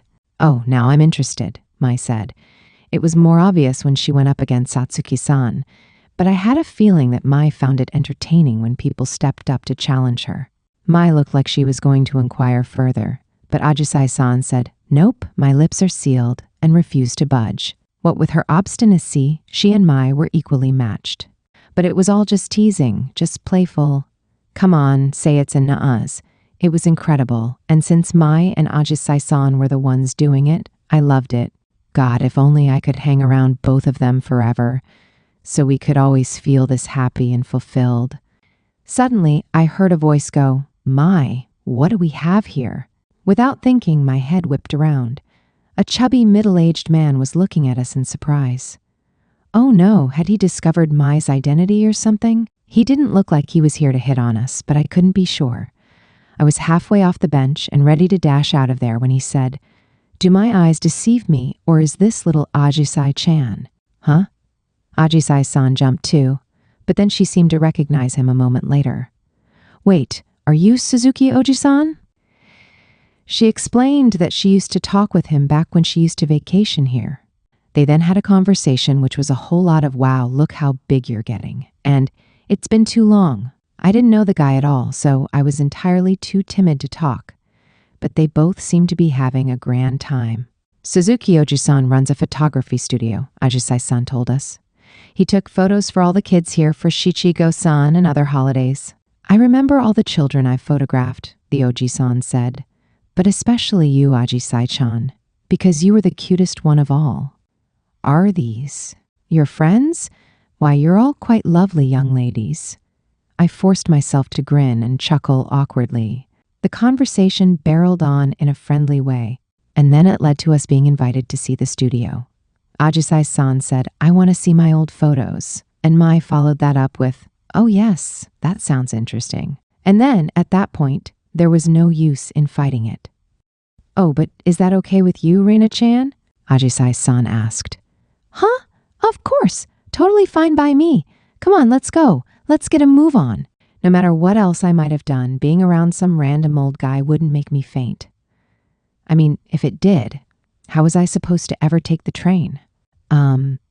Also, did he really have pictures of Ajisai Sanat Chichi? Go-san God! I wanted to see them so badly. His place was a photo studio in the downtown area, and less than a 5-minute walk up the hill from the dagashi shop. The shop next door sold uniforms, and across from it was a beauty parlor.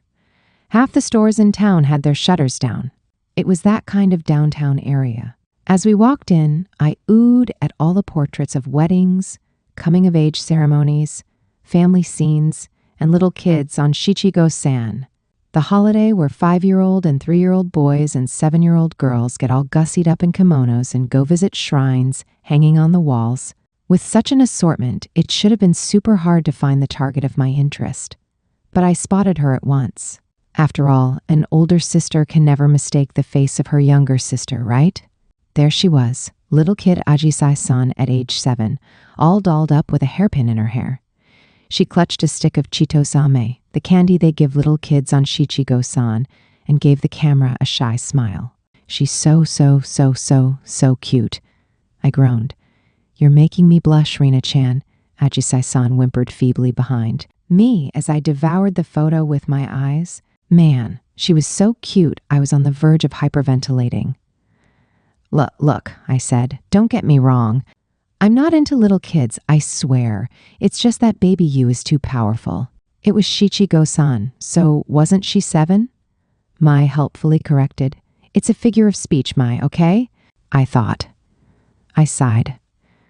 I guess you've always been adorable, Ajisai-san. I don't know about that. Geez, this is really embarrassing. She fanned herself with her hand. Oh God. Had this little Ajisai-chan asked me to stay in the futon with her, I would have gone and built a whole freaking empire in bed for her. I would have done anything for her. But I swear I'm not into little kids. It's just because little kids look super cute so that adults will want to take care of them. You get me, right? I mean, what other choice did I have? If they had baby Ajisai-san in front of them, anyone would be all over her, duh. Oh, was I glad I'd chosen to run away from home with her? Or thank you, God. I lingered a bit too long in front of that photograph, so the photographer guy said, Say, could I take another photo of you? Sure thing, Ajisai-san said. Despite my earlier shyness, I was fully on board with that idea in an odd sort of way. It'd be nice, right? The guy'd have baby Ajisai-san and teenage Ajisai-san right next to each other up on the wall of his photo studio. That's basically world peace, you know? But then the photographer guy looked at me. Come on, he said. You should join your friends since you have this special chance. Nope. I backed away with all my might. Getting sandwiched between Ajisai-san and Mai was a bad idea. I tanked the photo's mean average quality. But Ajisai-san clapped her hands together and said, Yeah, that sounds great. What was I to do? Please, Mai. I thought. Save me. As I turned my teary eyes to her, she gave a so-be-it sort of sigh. Then, in a voice so low only I could hear, she whispered, But I really would have liked a photo with all 3 of us. A photo's fine, I said. But having it hang up on the wall of the studio for ages is another story. My goodness, she said. She patted my head and smiled at me fondly. You're getting so good at making me spoil you, you cute little thing. I flushed bright red. Excuse me, who was she calling spoiled? Even without Mai around, I'd done my best with Ajisai-san, thank you very much. Me? Spoiled? I wasn't spoiled. I was just still on my way to becoming a strong, independent social butterfly. I didn't have to beg Mai for help, not really. Grr, darn her. Was she even listening to me? I mean, I wasn't saying any of this out loud, but still. Well, then I suppose Ajisai-san and I can take this photo ourselves, she said. I stamped my feet, filled with a sense of defeat. Grr. Ever since she'd shown up, I'd ended up relying on her against her better judgment. How I wished I could have taken it all back. But with that being said, it was nice that Ajisai-san just went, yeah, I get it, and backed down about the photo thing immediately. I would have straight up died had she looked at me and made a, huh, why not, kind of face. Ajisai-san didn't want to steal my life away from me. She was too nice. Phew, crisis momentarily averted. Ajisai-san and Mai arranged themselves in the studio proper against an illuminated white backdrop. The photographer guy stood in front of his fancy camera and peered through its finder. Oduka-san, do you have experience with posing for photography by any chance? He asked. Just a bit, she said. She smiled and struck a pose in a truly breathtaking way. In the blink of an eye, we'd ended up back in Oduka Mai land, just like in the fashion show I'd watched the other day. Mai was way too powerful in front of a camera. Even Ajisai-san looked just like an ordinary girl when standing next to her. Dang, Mai was scary good. After the guy took a whole bunch of photos of them like that, Ajisai-san and Mai came back over to me. Phew, Ajisai-san said. I was so nervous. But that was rather fun as well, no, Mai said. Yeah, I chimed in, giving my bystander's impression. You both looked super cute. Mai smiled and said, Thank you. Ajisai-san looked shy and also gave me a tiny smile with her thanks. As we looked around the studio, Ajisai-san looked like she was taking a trip down memory lane. Oh yeah, I remember crying my eyes out here one time. Huh, really? He said. Yeah, it was a whole big thing. Right, Oji-san? The Oji-san smiled wryly. I know what you're referring to. Even though it was close to 10 years ago, I guess he still remembered it. After we left, we got a light meal before setting off back down the hill toward our inn. As we walked along, Ajisai-san said, Back then, my parents had their hands full with my brothers, so they sent me alone to stay at my relative's bidan breakfast. Then, one of my brothers came down with a fever on Shichigo-san, so they weren't with me even for that. It was just, Waichui, I'm pretty sure I threw a tantrum. Ajisai-san had tried to pay the photographer, but he wouldn't hear of it. If anything, he said, the photo was his way of thanking her for letting him see her all grown up and doing well. He also said he'd send her the photos later on. So when that happened, Ajisai-san continued, the photographer tried his hardest to calm me down. He said to me, Let's make you look so cute your parents will feel bad for leaving you alone. I really liked that idea, so I tried as hard as I could to be the cutest ever. The sea turned red as the sun set over town. It made for a beautiful view, albeit one so blindingly bright. I shaded my eyes with my hand. That's when he took that one photograph, she said. I'd been crying even, but he covered it up with makeup. Gosh, I used to be so selfish. I wasn't happy unless I could be first in everything, and it used to cause such a bother for everyone else. Ajisai-san stuck out her tongue. Sorry, I feel like you guys keep having to see such weird parts of me. You think? I asked. Uh-huh. She shot me a meaningful grin. Sure, it might have been kind of embarrassing for her to show off all these various parts of herself over these past few days, but I was enjoying getting to know her better. Still, that would have been a pretty me-centric thing to say out loud. If Ajisai-san had seen my loser side and went, but it's okay because I'm glad that I got to know you better, I probably would have torn my stomach open. I guess some people didn't want to be honest with themselves about their true feelings. Even Mai had reservations about dropping her school persona, to the point that she refused to take off the mask. If even she couldn't manage that, I guess people were complex creatures indeed. Just as the inn came into view, Mai titled her parasol and suggested thoughtfully, today isn't over yet, is it? What do you mean? I asked. Mai didn't respond. Just then, I heard the sound of festival music carried in on the wind. Was there a festival going on somewhere? Oh yeah, come to think of it. Ajisai-san looked like she'd just come to the same realization. It had completely slipped my mind, but there was a local festival happening today. Mai nodded. I've been looking forward to this myself. We're going, I presume? Yeah, Ajisai-san exclaimed, and I followed suit. But was I up for a local festival? Well, since it was such a special occasion, I did want to see the two of them dress up in yukatas. But maybe that was too much of a good thing. I didn't think I was mentally prepared enough to see that. I wonder if there's a place to rent yukatas around here, I said. How about we ask the innkeeper? Ajisai-san suggested. Okay, I said. That might be a good idea. If it meant I got to see Ajisai-san in a yukata, then I'd attempt talking to a complete stranger, and without Mai's help this time, so there. Oh, that reminds me, Mai said. She gave me that grin, the how should I shock the living daylights out of you today grin, the one she employed for Satsuki-san, courtesy of her perfectly good intentions. My apologies, she said. I've already made arrangements for our yukatas. Huh? I said. Huh? We were in the room next to ours, that is, the room Mai had rented, and standing before a bunch of hanger racks filled with yukata after yukata. It almost looked like a yukata rental shop display in here. Naturally, Ajisai-san was appalled. Psych, just kidding. Actually, she exclaimed, Wow, you're the best, Mai. She oohed and awed as she looked through all the different fabrics. Had she really adapted that fast? I borrowed these from my usual hotel, she said. I'll return them all once we're done, so please feel free to pick out whichever one you like. Whoa, do you mean you got all these for free? Ajisai-san asked. That's right. Or rather, it's more like something they do for regulars. Like a free dessert after your meal. Amazing.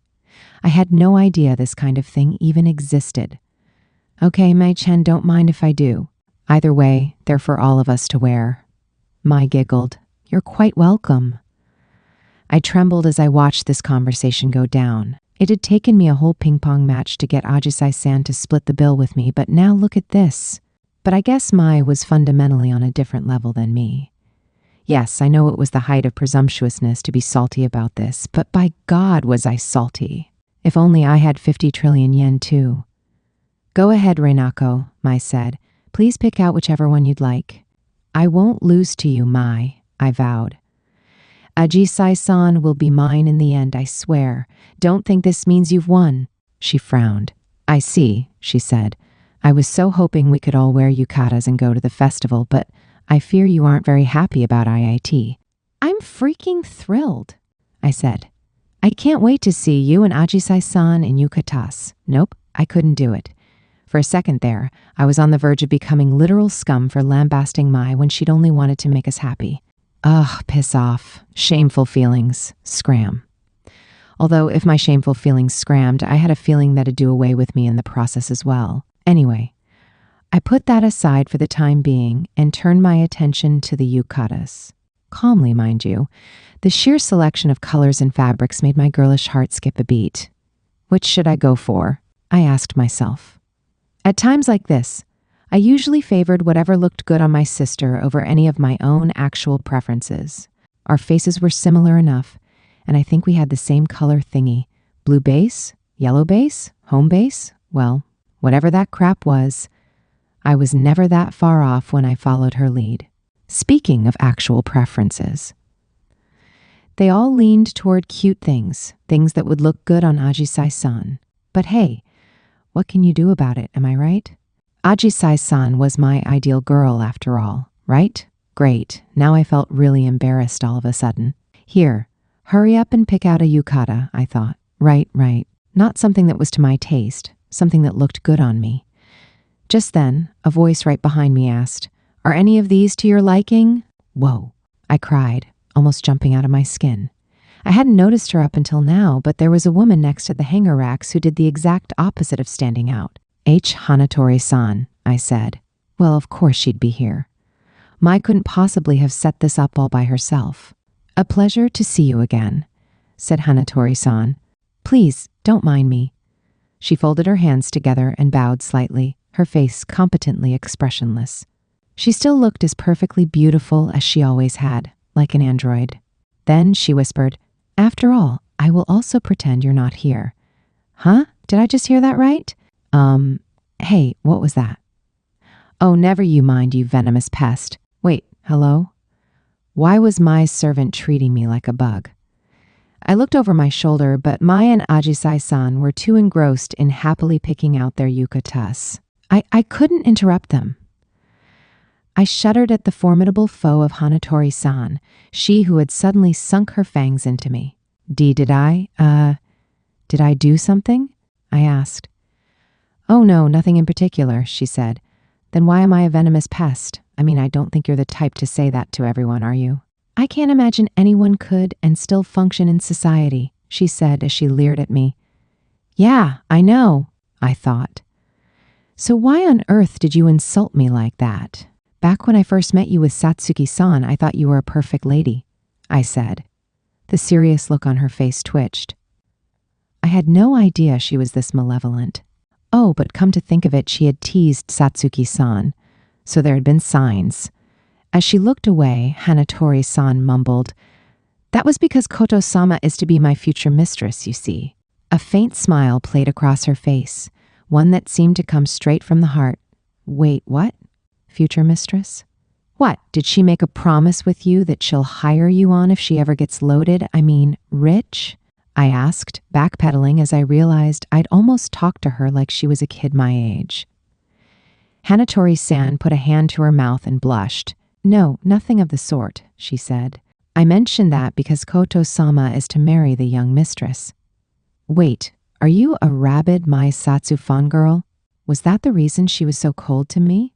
Because Mai's crush on me put me in the way of her ship? Come on, that wasn't my fault. Now, venomous pests swarming to the flowers, which yukata would you prefer? She asked. Would you perhaps like to try this mini yukata? Its hem is so short your underwear will be completely visible. Why on earth would I wear that? I shouted. It's clearly made for toddlers. Mai heard me and came over. What's the matter, Eneko? She asked. Are you having trouble choosing one? I considered tattling on Hanatori-san, but at the very last second, I decided to show true grit by putting up with it. So I just gritted my teeth instead. And as I gritted away, I said, Hanatori-san was helping me pick out a yukata. Hanatori-san must have been the closest person to Satsuki-sana and Mai as she watched them grow up. Compared to Satsuki-san, I really was a rookie and a venomous pest. I just wish she could have chosen a different set of words. Oh, I see, Mai said. Hanatori has a brilliant aesthetic sense, so I often ask her for help too. Hanatori, please dress her gorgeously. As you wish, mistress, Hanatori-san answered with a polite bow. She then came over to me and, sounding rather surprised, said, You've accepted that you're a vile pest? I see. You really are after her money. I'm really not. I protested. There were so many things I wanted to say, but for now I figured I'd start with just the one thing. Okay, scratch that.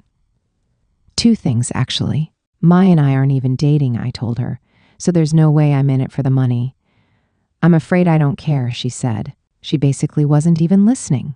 Her tone was so cold it was like ice, utterly devoid of any friendliness. The young mistress is absurdly busy, yet she made her schedule free for one day just for you. Please do not betray her generosity. Betray her generosity? I repeated. I mean, even if this wasn't a very nice way of putting it, Mai had gotten it into her own head to do this for me. I was happy about that and all, but I glanced over at Mai. I started feeling uneasy, remembering that glamorous side of her I'd seen at the fashion show. It went without saying, but all the same, Mai really did live in a whole other world. But that's why I said I can't just, flatter and fawn over her, right? I'm just doing the best I can to be her friend. Hanatori was silent. Gah. Why didn't she say anything? What was with this sense of foreboding? It was only a matter of time before I folded before her icy glare, rolling over and showing her my stomach an apology like the dog I was. But before I got to that point, Hanatori-san selected one of the yukatas close at hand. What do you think of this one? She asked. It was a cute sky blue yukata, and I was sure my sister would have loved it. I guess Hanatori-san intended to carry out her orders after all. So she wouldn't misunderstand my choice, I bowed and mumbled, Yes, please, in a voice so quiet it was almost drowned out by the air conditioner. Then next, she said, we'll choose an obi. May I recommend this one? Oh God, my stomach hurt. In addition to this being my first time ever picking out a yukata, it was my first time ever really putting one on. Once I was done, I went outside. I could barely move my legs in this thing, and I wobbled on my Geta sandals. I can hardly move, I thought. Is that what wearing a yukata is like? I looked super cute, but I had no idea that so much effort was required behind the scenes for this cuteness. And what was I supposed to do if I needed to go to the bathroom? I guess I wouldn't buy too many drinks at the festival. It was awfully dark outside, and the festival music was louder than it was before.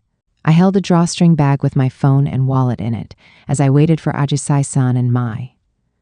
As Hanatori-san was the only one around to help us get ready, we had to do it in turns. The old lady receptionist passed me as I waited out in front of the inn. Oh my, she said. What a beautiful young lady we have here. I giggled. I'd borrowed a hair clip to pin my hair up shorter than normal. Heh. The old lady informed me that I looked adorable, and I denied it. No, but I really was, she insisted. Maybe it was just because wearing a yukata felt so out of the ordinary, but I managed to chat with the old lady without getting nervous. She kept telling me that Tokyo girls were built differently, and other compliments in a similar vein. Just then, someone called my name. "Oh, Ajisai-san, my..." I called back. I raised my hand to wave, but then stopped short. "Sorry we took so long," Ajisai-san said. We were having our hair done, too. "What do you think, Renako?" Mai asked. "Do we look nice in these yukatas?" Look nice wasn't cutting it. I was about bowled over. Ajisai-san had on a lovely yukata with a white base patterned with purple hydrangeas. She also wore a pin in her hair with dangling streamers that swayed when she walked. The obi was tied in a bow, making it look like a butterfly resting on a flower. It was a beautiful yukata on Ajisai-san, as lovely a flower as her namesake. In contrast, Mai wore a brilliant scarlet yukata as vivid as the leaves in fall. Her obi was tied differently than Ajisai-san's too, nice and tight around her waist.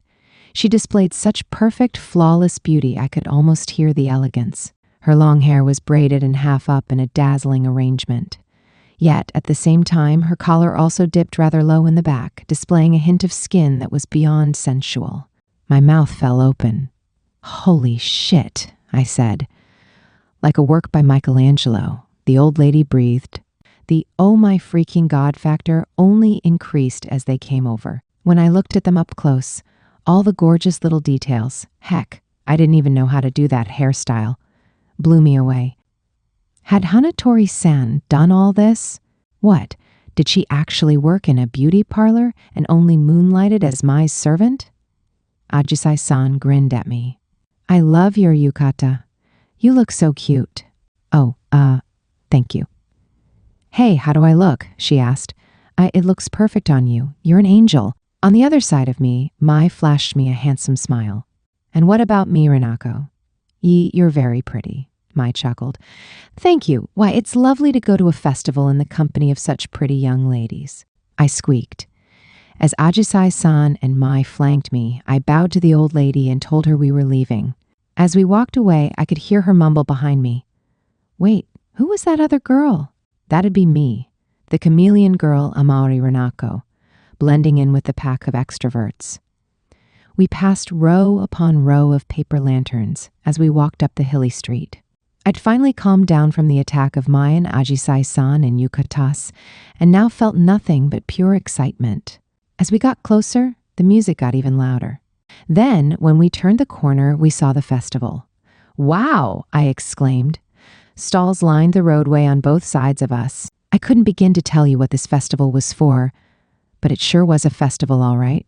Since it was summer vacation, there was quite a crowd, whole families, couples, and groups of friends milling around, many of them in yukatas. We joined the throng and walked around looking at the various stalls. "Hey, what's that?" Ajisai-san asked. "Super ball scooping," Mai said. "It looks fun. Let's try it." "Wait. Have you never been to a festival before, Mai?" I asked. "I haven't. They're mostly held during the summer, aren't they? I'm almost always overseas in summertime." I chuckled. "In that case, let me teach you all about how to have fun at a festival in return for showing me the dagashi shop. First, we have to start with super ball scooping. I mean, I'd hardly been to any festivals either, but whatever. The last time I'd been with my family even was right around when I started junior high. But this one looked like fun, so I grabbed Mai's hand and pulled her over. Ajisai-san happily followed behind us. Naturally, even the lantern light couldn't drown out their incredible brilliance, so I kept trying to block them from watching eyes. But even that was fun. The three of us had a blast as we went around that festival. Maybe things would be different when school started back up, but in that moment, I wanted the fun to never end. I mean, going around with friends at a festival was the quintessential extrovert thing. The exact thing I'd been so envious of that night in bed. "Hey, want to get takoyaki next?" I said. "Oh, I'd like to get a candy apple too," Ajisai-san said. "Then why don't I buy us some cotton candy?" Mai suggested, "and all three of us can share." That sounded great to me. We smiled at each other in agreement and then scattered. I was having so much fun that it didn't even cross my mind there were things happening behind the scenes I was not privy to. I stood in line to buy 2 things of takoyaki, and when I came back to where the others should have been, I found no one there. Wait, where were we supposed to meet again? Oh, shoot. I was so amped up that I'd completely forgotten what we'd said. Was it here? Over there? Where was it?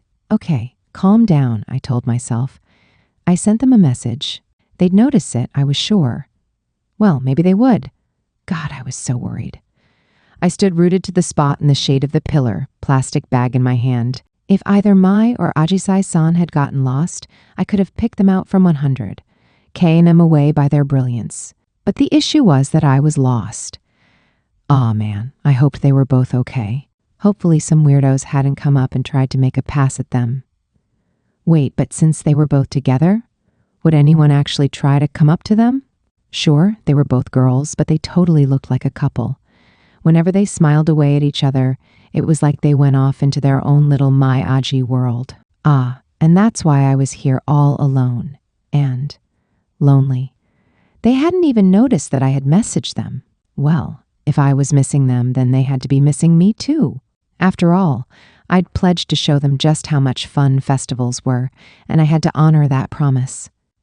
With my mind made up, I plunged into the crowd before my takoyaki could get cold. Meanwhile, as Amaury Renako lost sight of where to meet her friends, Ajisai came up to the meeting place, candy apple in hand. I think I might be a bit late, she thought to herself. Then she noticed Mai carrying her cotton candy and standing in front of the Super Ball scooping game, a bit off to the side from the rest of the crowd.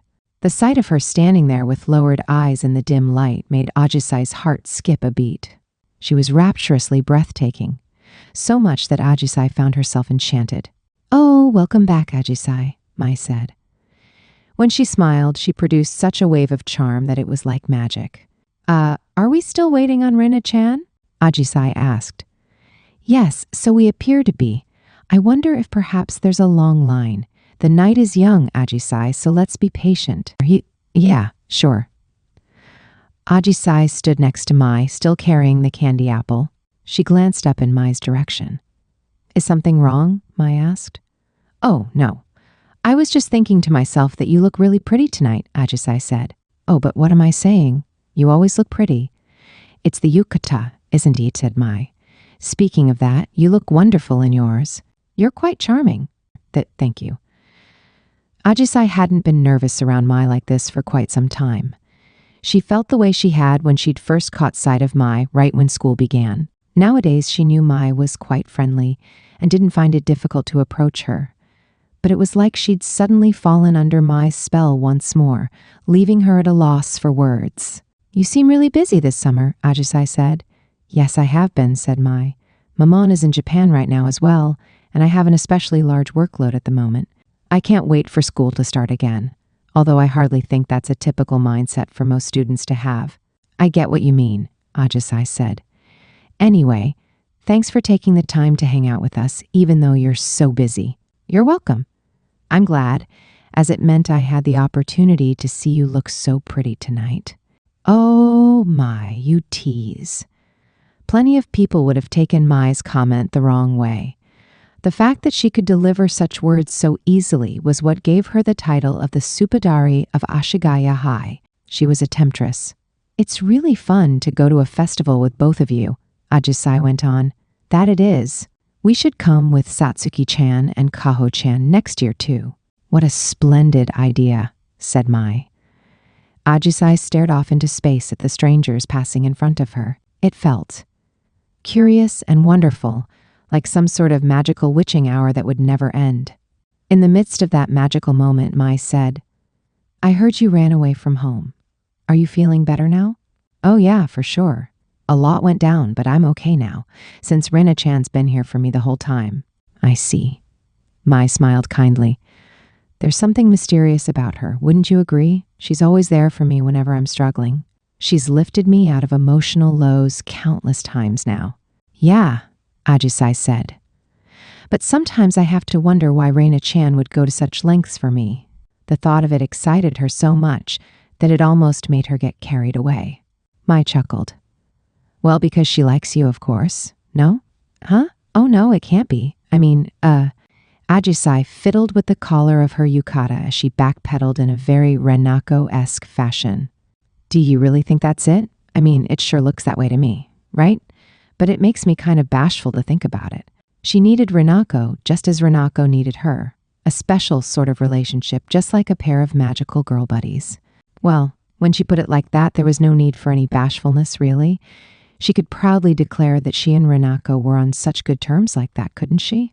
After all, she'd never felt as close to anyone else before, not even any of her other friends. The relationship she had with Renako was unlike any other she'd ever known. It was almost like, just then, Mai hid her mouth with her cotton candy and said, in a clear, carrying voice, "You know, Ajisai, I have feelings for Renako." For a moment, everything, even the noise of the crowd, stopped for Ajisai. "Huh?" she said. Her eyes opened wide as Mai smiled back at her. "Wait, you mean like—" Ajisai almost regretted asking this, fearing that the vulgarity of the question would tarnish Mai's beauty. But she had to be sure. Mai gave her a clear smile. "Romantic feelings," she clarified. "I'm in love with her." The sound of her words shone, enhancing Mai's beauty all the more. Ajisai forced herself to assume her usual inoffensive smile. "Wow, I see," she said. "I'm kind of startled to hear that out of the blue." She placed a hand on her chest to calm the wild beating of her heart. This wasn't the first time Mai had ever been so abrupt. Mai was always this striking. It was just that this whole conversation felt surreal.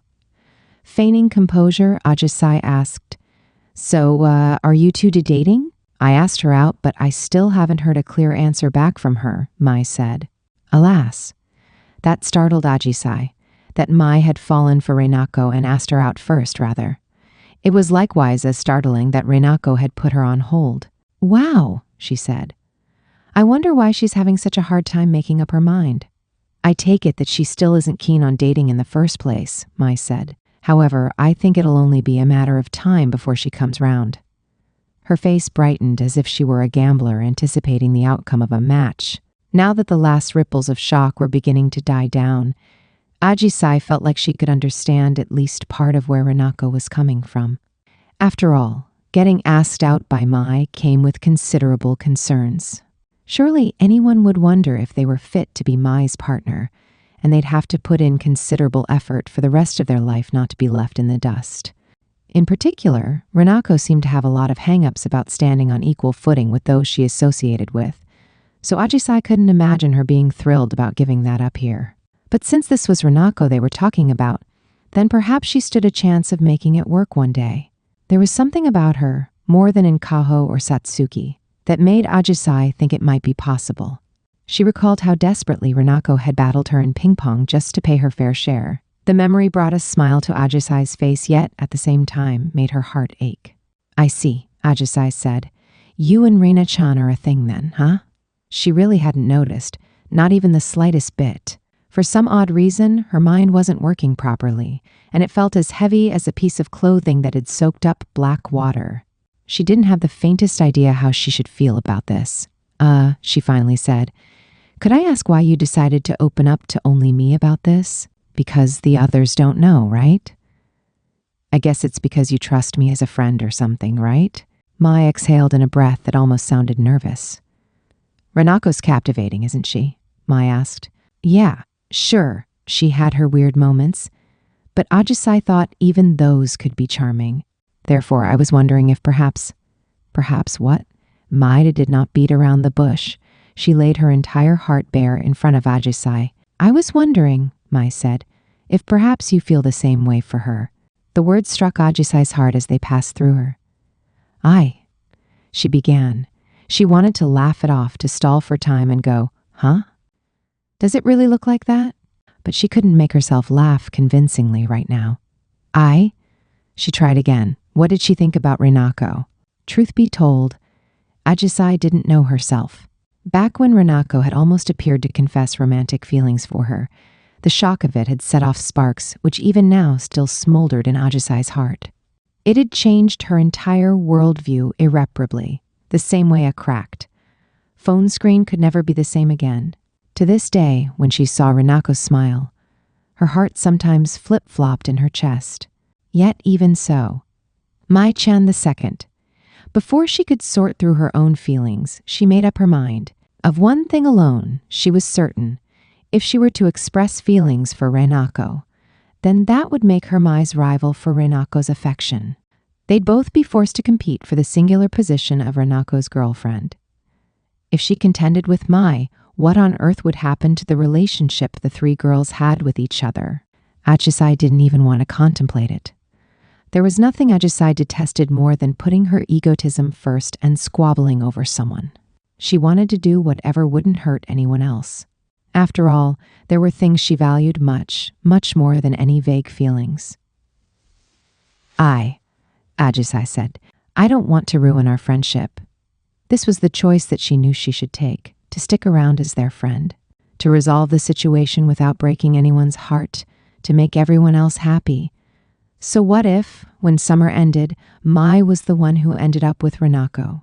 So long as they were happy, Ajisai would be happy too, just by virtue of being in proximity. That was how Ajisai had lived her entire life up to this point, and she just wasn't capable of changing that this late in the game. Mai stared at her intently before nodding in recognition of Ajisai's final decision. I see, she said. I understand. Ajisai inadvertently clenched her hands into fists and bit back a sound. She burned with frustration on the inside, but she knew it was only a momentary feeling, an absurdity as foolish as running away from home. So she would be fine, she told herself. Yeah, she said. It'd be fantastic if Mai and Ranako were into each other and started going out. She'd celebrate their happiness, and pretty soon, even this pain in her heart would fade away. Ajisai consoled her aching heart, which seemed to be on the verge of pitching a fit at any moment. The little spoiled child on Shichigo-san was locked away behind a picture frame, no longer a part of Ajisai. What stood here in her place was a respectable girl in her first year of high school who could definitely place others' happiness first. Cheerful, optimistic, dead set on the goal of being a grown-up Onisen. Everyone called her an angel because she was, above all else, a good kid. Right then, Ajisai smiled and opened her mouth. I'm going to cheer the two of them on, she decided. She meant to say that too, but just then. The surrounding area lit up in a flash of light. A huge firework bloomed in the sky like an enormous flower. Oh, Ajisai gasped. The sound of the explosion prickled on her skin. Mai smiled. It's gorgeous, isn't it? Yeah, it is. The firework burned with a fierce light that, when it was over, left no trace save for the sparks in the observers' hearts. It was exactly, Ajisai thought, like love. Love. The word made the ache in her chest grow. But why? She wondered. It's not like that. Unconsciously, she raised her hand to the sky above.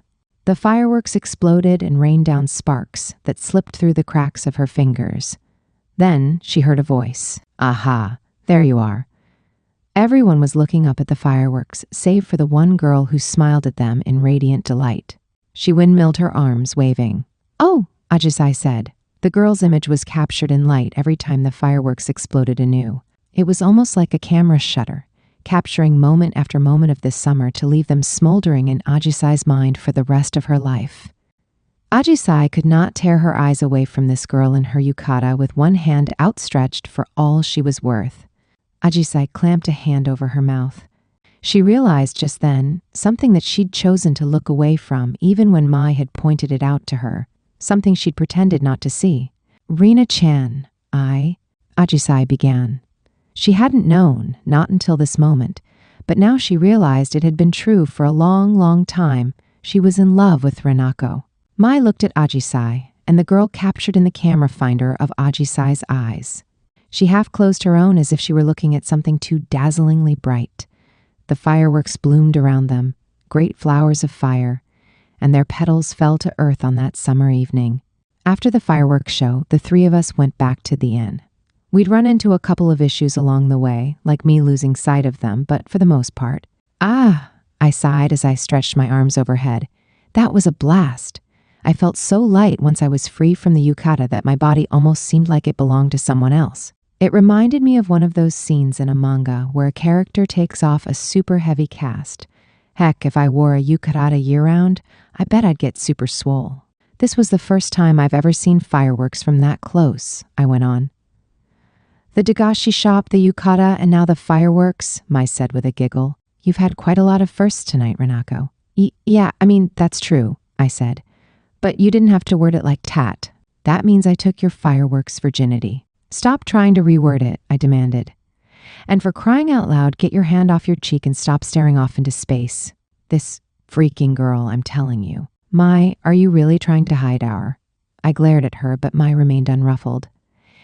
At any rate, she went on, it's lovely to take a dip in a hot spring without anyone else around. So saying, Mai removed all her clothes without any fanfare. Oh yeah, I should mention that we were getting into that big communal tub. There weren't any other guests staying at the moment, so we essentially had the place to ourselves. Was this inn going to be okay? Like, financially, I mean. At any rate, I was super duper embarrassed to be getting in the bath with both of them. Actually, just kidding. That trembling, timid Amari Renako? She was gone. Sure, I was self-conscious when it was just one-on-one, but this was just a big communal tub with all three of us. It was totally chill.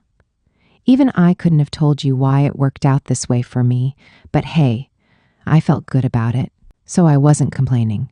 Hey, Ajisai-san, I said. How come you haven't undressed yet? Huh? She said. Oh, I'm taking my clothes off at any moment now. No, don't look at me like that and turn red. You'll make me embarrassed. Please, feel free, I said. Something about Ajisai-san was off. Last night she had been all pushy, but now she was so shy she barely even wanted to get naked. But it made sense. I mean, I got it, from one girl to the next. Well, maybe that's not the right way of putting it, since Ajisai-san was an angel. Sorry. I nodded to myself even as I got annoyed at my own puzzling feelings. It's because Mai was here, right? It was impressive the lengths I would go to in order to not get naked in front of Mai, but I only got nervous when I thought about her as a member of the same species. I guess I considered Mai an alien from Planet Model. It was like comparing a person's grip strength to a gorilla's. You couldn't really be all that sad about losing to a gorilla, you know? Okay, I said. I'm going to get in before you then. Go ahead, she said. I didn't want to rush her too much, so Mai and I went out to the bath. First, we stopped in at the steam-filled bathing area. You seem to be in quite the good mood, Renako, Mai said. Huh? You think? I asked. I know. If this were any other day, by this point, you'd look like you were on the verge of crumbling up into a husk. Excuse me? I mean, you're not wrong, but still. I turned the hot water on and rinsed myself down. I've been dreaming of this for ages, I explained. Spending time with my friends like this, I mean. It's another dream come true for me. I'm glad to hear that, she said. Honestly, these past 3 months since I met you have gone by in the blink of an eye. Lots of my dreams come true when we're together. Really now? I must admit, I came here in order to do just that. Huh, really? That almost sounded too good to be true, but I was in such a good mood right now that I wondered if she really meant it. Thus, she said, might I also make your long-held dream of becoming a beautiful bride come true? I never said that was one of my dreams. I grabbed the shampoo and washed my hair to hide how flustered I was. Meanwhile, Ajisai-san came in and sat a bit away from us as she began to scrub herself down. Mai and Ajisai-san both had long hair, so I figured it was going to take them a fair bit of time. I'm going to get in the tub now, I told them as I finished up first. Then I sank deep into the water and sighed in bliss. Today had been nothing but constant plodding up and down hills, so the heat felt great seeping into my muscles. Mai grinned at me as she wrapped a towel around her head to keep her hair from getting wet. Look, Mai, sighing like that is just what you do in communal tubs, okay? Ajisai-san joined us, and so we all sat together in the wide tub. One of us sighed, no idea who, and it mingled with the steam in the air. I was feeling more and more relaxed by the moment, even though the other two were right next to me. Thanks, you two, I said.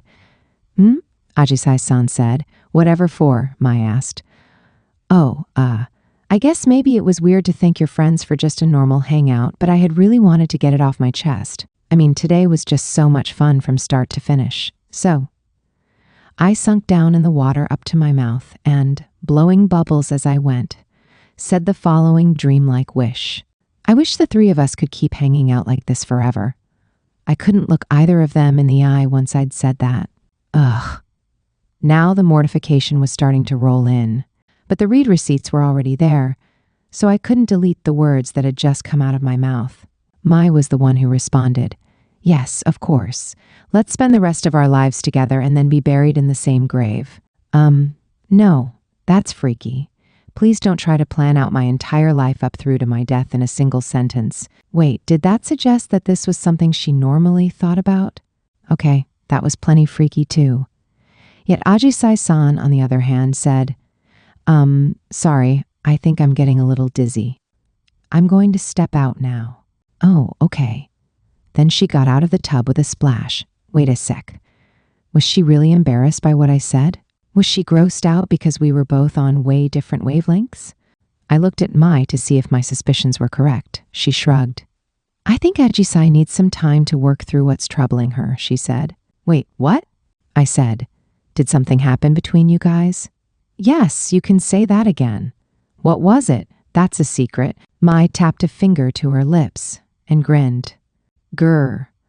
I was curious, but since this was Ajisai-san we were talking about, I couldn't pry. As I began to feel concerned, Mai laid her hand on top of mine. She had her hair up in a towel right now, which meant that she was supposed to be my friend at the moment. What's all that about? I asked.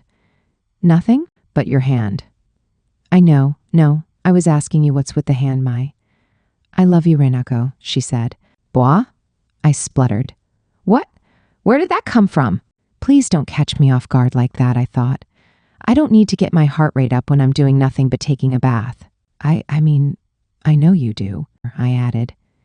Yet no matter how many times I say it, it never truly gets through, does it? She said.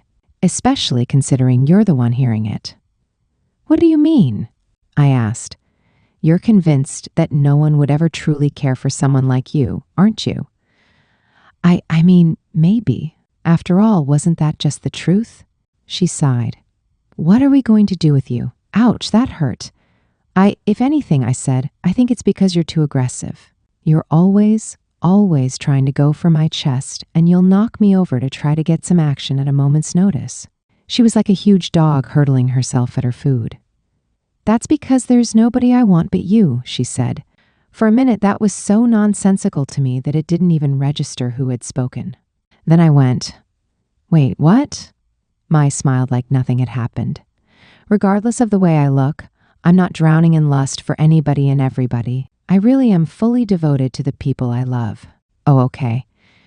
I think my face must have been turning red from embarrassment, but it probably didn't stand out since we were in a hot tub to begin with. Mai's pale skin was flushed particularly red as well, making her seem even more attractive than normal. Droplets of water rolled down the nape of her neck. I felt like I wasn't supposed to see that, so I averted my eyes. Thanks, I said. Wonderful, said Mai. Now let's get married, Renako.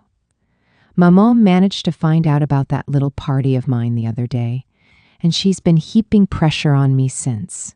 If I bring home a new fiancé, that'll surely set her fears to rest. Let's not. And that's totally what you get for pulling that stunt, you know. You are so cruel to me, Mai sighed. I was only hoping you could make my dreams come true, too. I can't plan anything that far ahead in the future. There's no freaking way, I shouted. But this was so incredibly typical of her that I couldn't help but laugh, too. You know, maybe I just didn't want to give her a straight answer. Maybe all I wanted was to continue drifting along like a jellyfish in this ambiguously defined, good vibes only sort of relationship. But I guess that would have been way too convenient for me, huh? But still, I thought, give me a bit, okay? I want to be with you like this for just a bit longer. Not as your friend, not as your lover, but as your friend with benefits. That night, Ajisai-san and I stayed in the same room while Mai and Hanatori-san slept in the room next door. Good night, Reina-chan, Ajisai-san said. Oh yeah, good night. It was after our bath. Ajisai-san wasn't nearly as chatty as she was yesterday and conked out immediately. I guess she must have been super tired. The Sandman came quickly for me too, once I closed my eyes. Ah, it felt so nice. I could feel myself becoming one with the futon. Today was the last day of our trip, and we'd be heading home tomorrow. At first, I hadn't been sure how Ajisai-san's mini runaway jaunt would turn out, But looking back on it, I reflected that, yeah, I'd had a good time. Hey, Mom and Dad, guess what? I thought. I've made some really awesome memories this summer. I got up to use the bathroom hella early the next morning. The sun wasn't even up yet, when I heard the door to the room next door open. Still blurry-eyed in my PJs, I stealthily opened our door so as not to wake Ajisai-san and immediately bumped into Mai. "Oh, Renako," she said. "Good morning. You're quite the early riser today." She was fully dressed, with her long hair down and a small luggage cart rolling behind her. She looked ready to leave at a moment's notice. "Hi," I said. "What's with the stuff? Are you going somewhere?" "I thought I'd make a bit of an early return to Tokyo this morning." "What, do you have work?" "Well, yes, but come now, don't worry about me. You two can relax until checkout time." Huh, Mai sure had it rough. I guess she really did only get one day of vacation. I'd only just woken up, so my brain wasn't running at full capacity. But I nodded. "Good luck out there, Mai," I said. "Thank you. I'm heading off now." "Uh-huh." Mai patted me on the head. I felt kinda embarrassed, so I closed my eyes. "It almost sounds like we're a married couple, no?" she said. "Thank you for seeing me off this morning, honey." "What nonsense are you spouting?" I grumbled. Her face floated closer. Then, with that same sense of tenderness, her lips brushed against mine. "Hey now!" I cried, pulling back out of reflex. It had been so long since she'd done this that I'd grown complacent around her. "Thank you for the goodbye kiss," she said. "You've made my day." "Gah, you're the worst." I whacked her on the upper arm just as I saw Hanatori-san appear over my shoulder. She glowered at me. "Bwah!" I cried. "She'd seen us. She'd totally seen us." "It'd make my day twice over if you offered me a kiss too, you know," Mai said. Please don't get carried away now," I said as I shoved her away. But even that seemed to make her happy. She left with a wave. Phew, I guess I really couldn't afford to let my guard down around her for even a second. God, the sheer mortification of someone else seeing us kissing made me feel like I was about to erupt with the hot magma of shame. Gah. I mean, properly speaking, it wasn't so much us kissing. Yeah, a kiss happened, but it was more her kissing me. Come to think of it, at this point, a kiss from Mai was mildly irritating more than anything else, like her blowing into my ear or poking me in the ribs. I touched my middle finger to my lips. I guess, well, this had been our first kiss in a long time. It had felt nice, soft, sweet. Oh, screw it. I was going back to bed. Yep, sleeping. In time for me. Yet when I walked back into the room, I found Ajisai-san sitting up in her futon. "Huh?" I cried. My heart went into overdrive. Had she, perish the thought, seen us? She stared at me as blank-faced as a doll and then tilted her head. "Renishen?" she said. "Were you talking to someone?" "Oh, good. I was safe." "Oh, nah, it was Mai," I said. "She told me she's heading back to Tokyo before us because she's got work this morning. Sucks to be her, right?" "Yeah, for sure," Ajisai-san said. Yeah. "Anyway, you want to sleep in a bit more?" "Sure." Ajisai. San lay back down once more. Phew. I guess she wasn't much of a morning person. I'd have to make a note of that. Wait, why was I doing that? Anyway, I bit back a yawn as all the tension drained from me in one go. It didn't even faze me that Ajisai-san was lying next to me, defenseless and sleeping. I'd grown fully accustomed to that over the course of these past 2 days. Actually, wait, Ajisai-san was lying next to me defenseless and sleeping? That made me way too nervous. When we got up a second time, we packed our bags and checked out of the inn. The old lady innkeeper was super kind to us even as we were leaving, and she kept imploring us to come back again if we felt so inclined. I'd never realized places like this really existed before, but it was all thanks to Ajisai-san that I'd stumbled across this gem. Now, as we sat on a bench at the station waiting for our train, I said, "I think I figured it out." Ajisai-san went, It had suddenly come to me that the reason why these past couple of days had been so much fun was because I'd spent them with Ajisai-san. I mean, that was a total gimme, but it was also more complicated than that. I thought that being with her and getting to see things from her perspective overlaid an Ajisai-san filter on my world that made things appear a lot kinder. I thought that, if I lived in her world, I could be a lot more optimistic and go at life with a spring in my step. I grinned, kind of pathetically. Nothing. I was just thinking that I'm really glad to be here with you. Oh, really? She said. That's sweet. I had a blast with you too, oh. And of course. I giggled. Good. Mission accomplished. Now, when Ajisai-san came back to school at the end of summer break, she'd still talk to me, and she wouldn't start skipping school as one of those ganguro girls. Heh! Not too shabby of a job on my part, eh? Big clouds puffed through the sky overhead. Oh, come to think of it, I still had one of Satsuki-san's conversation topics left over. I hadn't needed to open it since Mai had popped up yesterday. Well, since I was here, why not use it? The trip was just about over, so it wouldn't hurt to use it up now. That moment when I was so freaked out about finding a conversation topic now felt like ancient history. I chuckled to myself. I guess I really had grown up, huh? Well, considering that the third one in the set was, well, that I figured I probably shouldn't get my hopes up for this one either. Anyway, time to give it a go.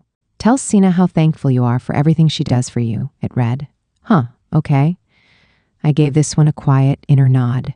For all Satsuki-san's pretending to be cool and edgy, I guess this was how she'd decided to round out the set. This was less a conversation topic and more an order, but that's exactly why it let me tell Ajisai-san how I really felt about her. Hey, Ajisai-san, I said. Well, I just wanted to say thanks for chatting with me at school all the tea time. Huh? Where'd that come from? She asked with a grin. It's just that. Well, you know how shy I am, so having you as a friend is such a lifesaver. You're the reason I don't feel out of place in Mai's friend group. But weren't you the one to go up to Mai-chan and talk with her to begin with? Ajisai-san asked. Well, you're not wrong, I said, but I only managed that with a lot of effort. It had sort of been like an amusement park ride, something I only managed to work up the courage for once, and only with my eyes closed. I'd done it in order to make the rest of high school a cakewalk, but I'd never have made it work without Ajisai-san's help. She probably thought I was kidding, but I was serious. Not to be a broken record here, but it really was all thanks to her that I'd overcome my trauma of being unable to turn invitations down. So the whole reason I am who I am today is because of you, I said. Ajisai-san giggled. You're exaggerating. No, please do let me express my gratitude. Really, thank you so much. I bowed. Ajisai-san said, You're welcome back, in a tiny little voice. She'd accepted my self-serving thanks. God, she really was so kind. Just then, the PA system told us that an express train was passing by, but the train still hadn't come yet. By the way, Ajisai-san said, Yeah? There's something I've been thinking about telling you, too. For a moment, Ajisai-san said nothing. Then, Hey, Renako. Yeah, I said. Renako, I really... And then the express train passed in front of us, drowning out the rest of her words. I stopped my hair from flying in the wind and waited for it to pass. Then I asked her, What were you saying just now? Ajisai-san looked away and shook her head. Never mind, she said. You sure? Wasn't it important? Nah, she looked at me bashfully. It was stupid, that's all, and she didn't say another word about it. Later, we both got on the train going back to Tokyo, and our 2-day runaway vacation came to an end. The Sena Ajisai of the story, Chapter 1, But I'm Fine with Staying Friends. Ajisai embarked on her runaway adventure and set off down the road for the train station, backpack in tow. She'd been thinking for the longest time now that she wanted a change. Her parents consistently heaped responsibilities on her, as their own work kept them too busy to fully watch over her brothers. They always apologized and looked guilty whenever they gave her some new task, so she would insist, Don't worry, I enjoy looking after them. She was their good kid, the one who always listened to them without going through a teenage rebellion phase. Truth be told, she didn't hate looking after her brothers either. Of course, she was only human, so she sometimes babysat purely out of a sense of duty. But at other times, she felt that her brothers were just too cute for her to say no. Sometimes, though, when nothing seemed to go right, she would end up at her wit's end and take it out on them. Later, she would spend the whole night feeling depressed and regretting her outburst. But it was too late for regret after this current fight of hers. She was a good girl, so she knew she should apologize immediately so everything could go back to normal. That was what happened in the ideal version of the Senna household, the one where the Sennas were the portrait of a happy family. No one made Ajisai be a good kid. She'd chosen that role for herself. Now, all she was doing was following through with her decision for her own sake. It made her happy to see her brothers smile. Plus, she felt like she was a big help when she was able to give her overworked parents a moment of rest. For the longest time, she'd been able to believe that these two things were enough to make her happy herself. But if she was perfectly satisfied, why was she thinking about taking the first step towards something new? The sensation had been gripping her since even before summer vacation began, and now it drove her forward. Ultimately, the situation with her brothers had been no more than the spark that lit the powder keg. Really, this sort of vague, unplanned desire for a change was laughable.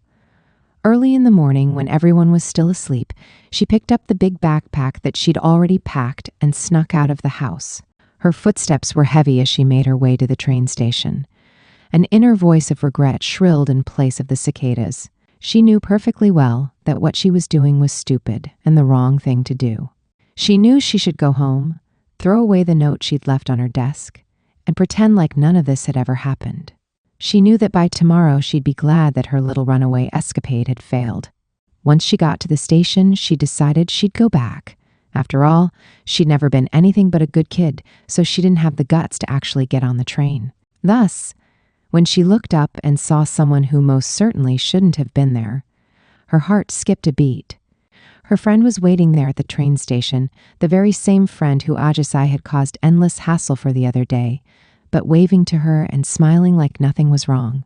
And then the friend offered to come with her. "You're lying," Ajisai thought. "This can't possibly be happening." She was positive Renako had no idea how happy, how relieved she made Ajisai feel. "Because I'm not being a good kid right now," she thought.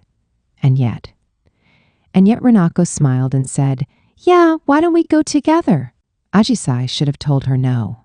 She should have insisted that Renako didn't need to be involved in this. And yet Renako made her so very, very happy.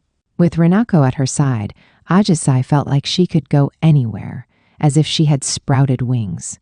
Renako's smile looked to Ajisai like an angel guiding her way. Overcome with emotion, Ajisai hugged Renako. Her body felt warm against Ajisai's and infinitely dear to her. "Thank you, Reina-chan," Ajisai said. "Sure thing," said Renako. Ajisai felt like she was about to cry, so she shut her eyes tight. It was odd, really. She was a girl, and so was Renako, after all. But all the same, oh, she thought, I think this feeling I have for her might be. In truth, she'd known right from the start that this excitement she felt in her heart whenever she saw Renako was love. Chapter 4. "Oh God, oh God, oh God," Ajisai-san croaked, ashen-faced. She hugged her chest as she hyperventilated. "I'm getting super nervous. Mayday, mayday." Inside, I felt like a hamster that had been shaken out of its nesting box. But on the outside, at least, I feigned calm with all my might and tried to get Ajisai-san to relax. "You're going to be okay," I said. "Everything's going to be fine. Come on, Ajisai-san, this is you we're talking about. Of course they'll let you off the hook. Besides, no matter what you've done, they'd let you off after a good 60,000 years in prison or whatever." When it came to causing our family's issues, I was Ajisai-san's senpai by a mile. Believe me, I'd caused tons of trouble during the phase in junior high where I holed up in my room and refused to come out. Mind you, I wasn't about to mention that because I had a feeling all it would do was make her worried about me. She and I sat side by side on the train. Her stop was coming up any minute now, and since she'd reached out to them beforehand, her mom and little brothers were coming to pick her up. Ajisai-san was scared to meet them face to face, hence the freak out. I mean, I must have caused so much trouble when I left my little brothers all alone for 2 days, Ajisai-san said. Just think what kind of mischief they could have gotten up to in that time. What if they've turned delinquent, dyed their hair blonde, and got a ton of piercings and tattoos? All that in 3 days. I gripped her hand. Her fingertips were ice cold. I keep telling you, you're going to be okay, I said. I'm sure they were having the time of their lives without you. Wait, no, I didn't mean it that way. You're the main pillar supporting your household. I'm sure they've spent every moment in agony waiting for you to return. Wait, no, I don't mean that either. Ugh, I was depressingly awful at this cheering people up thing. No matter what I tried, I couldn't make Ajisai-san feel better. At the very least, I said, even if you're worried, I'm here for you, right? Ugh, Reina-chan, she groaned. She squeezed my hand back with a worried smile. Oh God, this weak version of her was so cute. If only she could be this weak forever. Oh, how I longed for her to rely on me, to be dependent on me for all eternity. I'd protect Ajisai-shan. Wait, I didn't want her to be weak. I wanted her to be her usual cute, bright, and bubbly self. I shooed those nonsensical daydreams away with a flap of my hands. And as I waged a wholly magical crusade against my own wicked mind, the train pulled into the station. Oh, baby, I was not mentally ready for this. We stepped off onto the platform. Ah, Tokyo, sweet Tokyo. We'd only been away for a short time, but this felt like a long-awaited homecoming. Welcome to my homeland, free of the salt-scented ocean breeze and the hilly roads, both also hot as hell. Are you going to be okay? I asked. Can you walk, Ajisai-san? Yeah, she said. I'll try. She was trying, all right, trying her very best to walk. It was cute watching her pull off the feat of bipedalism. We walked up the stairs towards the ticket gate, backpacks in tow. I wondered what Ajisai-san's family would say to her in light of her attempt to run away. In the best-case scenario, they'd forgive her and make up. But what if they chastised the heck out of her? Well, then I was prepared to steal her away again. Except this time, because I was too broke for any more vacationing, I'd take her home with me. Wait, I would? Did that mean I'd lock her up in my room like she was on house arrest? If I took her home, would she wait patiently there, playing games with me and keeping me company all day long? Hey, Rena-chan, she'd say with a giggle. What you want to do today? I'm fine with anything, since you're the only one who's here for me, you know. Would we develop a codependent relationship? Oh boy, this was getting pretty steamy. Wait, but I didn't look at Ajisai-san like that. Also, wait, wasn't I supposed to want her to patch things up with her folks? Knock it off me, I told myself. Don't wish for something bad to happen to Ajisai-san just because it behooves you. You'll go to hell for that. The station was empty this afternoon as we walked along, each struggling with our own internal conflicts. Then I saw two small boys and a slender, beautiful woman standing on the other side of the ticket gate. That woman was Ajisai-san's mom. She was so young, so beautiful, so sweet-looking. Just then, Ajisai-san stepped in front of me. Oh no. She tiptoed all the way through the ticket gate, and then she ran to her family and pulled both of her brothers into her arms. I watched the happy scene from the other side of the gate. It was too far away to hear what they were saying, but I could tell that her brothers had missed her too. They held on to their reunited One-ishin tightly. I kind of felt like you. No, I wouldn't be welcome in all that, so I hung back where I was. But yeah, when I saw them like that, I realized that I'd had nothing to worry about all along. I mean, duh. This was Ajisai-san's family, after all. Of course they were good people. I stopped gripping my backpack straps so tightly and finally breathed a sigh of relief. This was the actual legit end of our runaway trip. Now it was time for me to head home. Yet no sooner had I turned to go than I heard a yell of Rena-chan from beyond the ticket gate. I turned, and there was Ajisai-san waving like mad. Sure, seeing her all weak brought along an irresistible desire to protect her, but you know what? In the end, I was happiest seeing a smile on Ajisai-san's face. Thank you for everything, she called. I felt a sudden rush of something warm in my heart. I'd actually helped Ajisai-san. I broke out into a grin too and flashed her a peace sign in return. Sure thing, I said, and there we reached the true conclusion of our trip. I'd unlocked the good ending, the end. Then, after I made my way home, I collapsed on the couch in the living room and sighed. Ah, home sweet home, the ultimate place to relax. I'd had a blast on the trip, don't get me wrong, and I'd managed to get through it thanks to Ajisai-san being there. It's just that it cost me about 3 whale loads of MP in the process. I might be out of it for a good 1 or 2 weeks at this rate, I figured. Whoa, it's Onishin, my sister said as she walked into the living room. still in her uniform after coming home from club practice. How come you always die the second you get home after going anywhere? Huh? Was it evening already? Had I really been lying here for hours? Oh well, that's just the way it works sometimes. I was about to sink back into non-existence again when a hand was suddenly thrust into my face. Hello? What? I asked. Where's my souvenir? My sister demanded. I didn't get you one, I said. I'm broke. No, she cried. What on earth was up with that wailing? Don't give me that look of disdain, I thought at her. Was this truly my flesh and blood imposter sister? But my real sister from another Mr. Sister was probably enjoying her first bit of family time in a couple of days.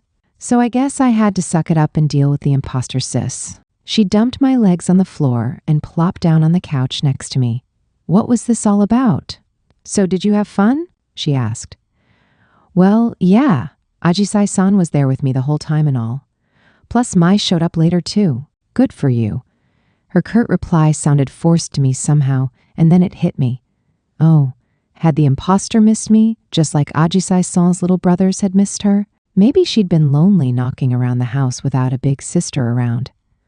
The isolation must have been agony.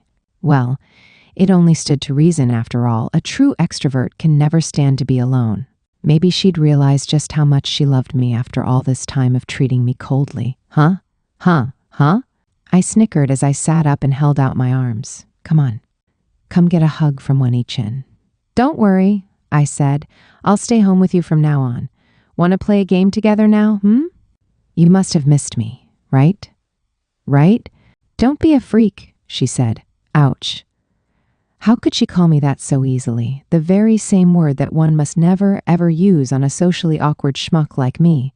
Was she born without the ability to feel empathy? After these past few days spent with Ajisai-san's benevolence, the harshness of the world startled this poor One-chin. What a frightening world we lived in. My sister sighed and rudely put her long, slender legs on the coffee table as she leaned back into the couch. I could see her underwear like this. It must be nice to be in high school and go on trips with your pals, she said. Huh? I said. Oh, so that's what you meant. She hadn't missed me. She just wanted to be me. I mean, my sister's envy felt pretty good in its own right, so I wasn't exactly complaining. You'll be starting high school in no time, I told her. It's just around the corner, but I guess you do have to get past your entrance exams first. Duh, I know, she said. Why are you acting like you have so much more life experience than me? Because I do. This girl was always tearing me down.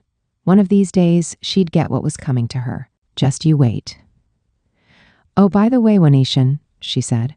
What now? You really scared Mom when you jetted off like that without any warning, so I think you should apologize to her. But I'm scared to do that alone. Please help me, Haruna-chan. I begged, clinging to her. I would have gladly helped had you bought me even one souvenir, my sister said. But too bad. So sad. You really messed this one up, One-chin. Please, pretty please. Yeah, I didn't really think our sibling relationship was going to flip on its head anytime soon. Afterwards, I did apologize to my mom for making her worried with my selfish behavior, and she forgave me. I think it took some years off my lifespan in the process. My mom barely ever got mad at me no matter how much I stayed holed up in my room playing video games. But if I went and bothered someone else or got myself in trouble, there was fury to be reckoned with. My mom was terrifying when she was pissed. Thanks, Mom, for giving me the chance to explain that this really wasn't like what you were thinking. Oh yeah, and thanks to my sister too. There was also one more thing. A message from Ajisai-san thanking me again and asking if she could come over to my house sometime. I didn't think what I'd done was all that big a deal, but if I'd helped out Ajisai-san enough for her to thank me, grand. I gave her the okay, of course, as I wanted to see her again too. But please wait a bit, I thought, for my MP to replenish. Once I got past the post-vacation recovery period, I completely settled back into my daily routine. I spent all day from sunup to sundown playing video games in front of the air conditioner. My skin got a little too acclimated to the cool temps. Oh yeah, and I did some homework here and there too, I guess. Oh, PS4-kun, my one true love. I'd never leave you again. Phew! These days, FPS games kept getting constant updates, so you could keep enjoying the same game for all eternity. This was great because it meant I never had to save up to go anywhere. Screw going out, there really was no place like home. Well, cliches aside, I thought that my life would go on like this forever. I'd succeeded in turning over a new leaf in high school, and my life was now more or less railroaded. If anything, I felt like a passenger riding the train of success, living a life free of any worries like a protagonist with cheat powers in an isekai story. I figured it'd all be smooth sailing, even when summer vacation ended and I had to go back to school. As a member of Mai's friend group, I thought I could hang out and have fun with my pals, even as cognizant of my social status as I was. Sure, I'd have my depression moments and my screw-ups, but I would manage to grow up, well, as much as I could. This is me we're talking about, after all, and walk into my second year of high school as a respectable figure. I had that sort of optimistic vision squirreled away somewhere in the back of my mind, but it didn't turn out that way. The whole point of putting myself out there, to become the ideal version of myself I dreamed of that day, doom-scrolling in bed, was not to jockey my way to the top of the class, but to be more proactive and sincere with the people around me. It meant I'd have to be confronted with my own uselessness many, many, many, many times. It meant I'd have to toil and labor and sweat half to death. It meant I needed to make progress no matter what, even if I was sobbing the whole time. Ticked on, and things would never go back to the way they were before summer vacation. It was a week after I came back from my trip when the doorbell rang. She was here. I flung myself from my room and thundered to the front door. It was the illustrious day when Ajisai-san was to come and visit my humble abode. I got my breathing under control before I opened the front door. I'd have looked like a total creep if I showed up in front of her wheezing, after all. Well, considering I'd been cleaning my room from top to bottom since the day before, fussing with my hair to make sure that not even a single strand was out of place, and dithering all morning long, maybe the creep factor wasn't up for debate. Anyway, I opened the door. I was almost convinced I'd be greeted with a "Why, hello, Renako," a wave, and a beaming Mai, but the smiling person on my doorstep was most definitely Ajisai-san. "Hello," she said. She carried a pastry box with her. "Hi," I squeaked. I hadn't seen her since our trip, and oh my God, she was too cute. Another perfect score for her. 100 points, 500 million points. She was damaging to my poor eyes, which had seen nothing but my family and those video game characters in Western games with the really striking facial features for days. Had Ajisai-san been a DLC pack, I would have bought her like a shot, no matter if she cost more than the console itself. "Anyway," I said, "if you'd told me you were dropping by now, I could have picked you up from the station." "It's fine," she said. "I remembered the way, more or less. Plus, it's too hot right now to make you go out if you don't need to." Oh, she was so kind. I loved her. As my eyes turned to hearts, my mom, who just so happened to have the day off, came in from the living room. "Oh no." "Oh my," she said. "Are you that friend of Renako's?" "Yes," Ajisai-san said. "I'm sorry about the other day." She bowed so cleanly I could practically hear the neat bend in her spine. "I'm the one who dragged Rina-chan along on my trip." "You?" my mother said. "Huh?" She looked Ajisai-san up and down in disbelief. I'd figured it'd be a whole ordeal to explain the running away thing to my mom, so I'd just called it going on vacation. I guess Ajisai-san understood that too and rolled with it. But this meant we were in deep doo-doo. It was one thing for me to be in hot water with my mom, but I really didn't want to witness her blowing up at Ajisai-san. As I waited with bated breath for the second coming of my mother's raging roar of, "What were you thinking, jetting off on vacation like that?" I heard my mom say, "Oh, I see. Well, I'm sure you must have had your reasons, but next time at least give us a heads up, okay? You made us all very worried." "Yes, I'm sure I caused you no end of trouble," Ajisai-san said. "It isn't much, but I brought you a fruit tart that they sell at a place in my neighborhood. I hope you won't mind." "Oh, that's so nice of you." "Thank you. I hope you'll continue to keep Renako company too." "Yes, of course." And just like that, the conversation wrapped up amicably. "Huh? Hey, Mom, you're showing her an awful lot more trust than you showed me. I mean, Ajisai-san was a beauty who practically walked around with a sign on her back that said, 'I'm a model student,' but still." My mom then wrapped things up by suggesting with a warm smile, "It's not safe for two girls to travel alone. If you'd really like to go on vacation with your friends, then you can invite them along on our next family trip." Got it, Mom. I wasn't eager to take her up on that offer, given how mortifying it'd be, but at least she wasn't mad at Ajisai-san. Thank goodness for having such nice, upstanding friends. Since I felt awkward hanging around with my mom breathing down our necks, I said to Ajisai-san, "Hey, if we're going to stand around and talk, you want to go to my room?" "No, thanks." She shook her head, still smiling. "I only came to drop by for a short visit, so I'm actually going to head out now." "Oh, really?" "Yep. See you at school. Bye, Renako." Then with another clean bow, Ajisai-san turned to go. Huh. Was that all? Ajisai-san's perfume receded, and I threw on my sandals to dash after her. Wait up, Ajisai-san," I called. "At least let me walk you to the train station." Ajisai-san giggled. "You really didn't have to, you know." "I know, but you came all this way to see us, so I was just hoping to catch up a bit," I mumbled bashfully, mortified at the embarrassing things coming out of my mouth. Ugh, it sounded like I was practically begging Ajisai-san for attention. Yet after soaking up such a rich helping of Ajisai-san-ness during our trip together, this brief brush with her wasn't enough for me. I think I might have gotten addicted to her. See, my hands were trembling. Ajisai-san giggled. "Sure, Rina-chan. We can chat until we reach the station." "What did you want to talk about?" Ajisai-san's kind smile turned the inside of my head into a mess of ums and ahs. "Oh, right," I finally said. "Were you able to patch things up with your brothers?" "Yep, we're all back to normal now. Actually, they even forgot I was mad at them in the first place, so they're totally their usual selves. They really didn't learn their lesson from this at all." I laughed. Then we talked about basic stuff, like our summer homework and what video games we'd been playing recently. She laughed at my commentary, made responses at the appropriate times, and asked lots of follow-up questions. Any other time, I would have been descending into paranoia right about now out of fear that I was the only one enjoying this conversation. However, this vacation had made it clear to me that she enjoyed spending time with me, so I thankfully didn't get as worked up as I'd been before. Still, this joyful time passed in the blink of an eye. It felt like only 5 seconds before the train station was right in front of us. If only the morning commute could feel the same. "Oh, we're already here," I said. "Uh-huh," said Ajisai-san. "Thanks for walking me, Reina-chan." "Sure thing." I looked up at Ajisai-san with pleading eyes. "See you, at school, I guess."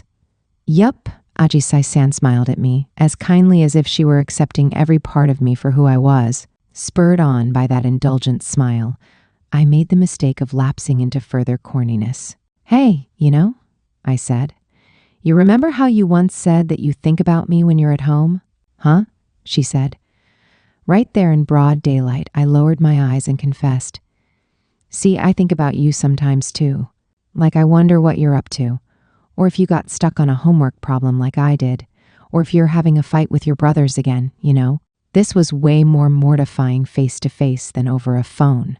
But at this point, I'd look like a complete weirdo if I chickened out now, so there was nothing for it but to gather my courage. I did my best to force those final words out. "So, I said, if anything ever comes up again, you can always tell me. It's not like I want to see you struggling, but I don't mind listening. If anything, I'd be happy that you were coming and talking to me, I was hoping I could assuage even a tiny bit of Ajisai-san's guilt after she'd come all this way to our house to bring us dessert as an apology and all. But did. You think I was handling it okay? She wouldn't take it like hurry up and suffer, right? Maybe my words weren't enough. If I was going to rephrase it, I meant that I really cared for her as my friend, but had I made that clear enough to her? I peeked at her reaction. She looked down slightly and then said, "Okay, thanks, Reina-chan." Sure, she gave me one of her usual smiles, but tears were leaking from her eyes. "Ajisai-san?" I cried. "Huh? What's going on?" she said. She looked shocked as she wiped her eyes. "Why am I crying? This is so weird." My mind went blank as I looked at her. Why was she crying? What had happened? Huh? Hello? Ajisai-san was crying. In the midst of me completely losing my mind, I realized that there was something I could do. I rushed to yank the handkerchief out of my pocket and thrust it in Ajisai-san's direction. Sorry about this, Rina-chan, she said. She held the handkerchief to her streaming eyes. But even then, her tears didn't seem to stop. Why? What was going on? My heart ached. I put my hands on her slender shoulders and led her to a spot off of the side of the road so that she wouldn't attract attention. But that was about the extent of what I could do. I must have been making some awfully pathetic look, because Ajisai-san shook her head as she held the handkerchief to her face. No, Rina-chan. I'm sorry. I'm really sorry. What had happened? Oh, Ajisai-san. Why was she crying? She just kept sobbing and repeating, I'm sorry, I couldn't say a word. I only stood there and watched her. It had felt like we were in a warm little world for no one but us, a land on top of the waves. It was supposed to be nothing but good times there, but one day we'd suddenly fallen into the water with a cold splash. Even after her tears dried up and Ajisai-san got on the train to go home, she still kept apologizing incessantly. I asked her what was wrong, but she wouldn't answer me. Of course, I couldn't force her to tell me. In the end, all I did was smile like an idiot to let her know she didn't need to worry about it, but I didn't have a clue what she was apologizing for. I watched Ajisai-san's train go all the way to the railway crossing, still feeling this sense of frustration. What on earth had happened, Ajisai-san? People don't sob like that for no reason. I mean, sure, maybe a mentally unstable samurai like yours truly did, but that's not the point. And at any rate, Ajisai-san was a big girl who could always pick herself back up after anything happened. There was no doubt in my mind then that whatever went down with her must have been pretty huge. I was really curious, but maybe that curiosity was inappropriate. Was it okay for me to stick my nose in her business? I was in no mood to go right back home, so I went to a nearby park and stared at my phone to kill time. Yeah, I was worried, all right. I didn't want to get up in her face and hound her for answers, but maybe Mai would be more willing to talk. She'd sounded like she'd known some things back at the hot spring bath, after all. Maybe she actually knew what was going on. Okay, I'd try asking. And if she didn't have a clue what was up, then I'd send Ajisai-san a message to feel out the situation. Wait, feel out the situation? What's that again? How on earth does one feel out a situation?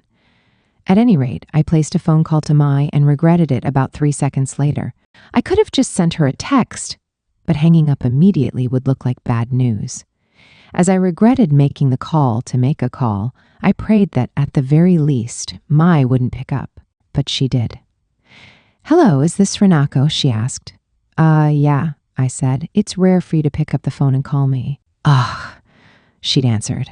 I was nervous as all hell, but since she'd already picked up, I didn't have any other option but to talk things out with her. I sat down on the park swing set and said, you see?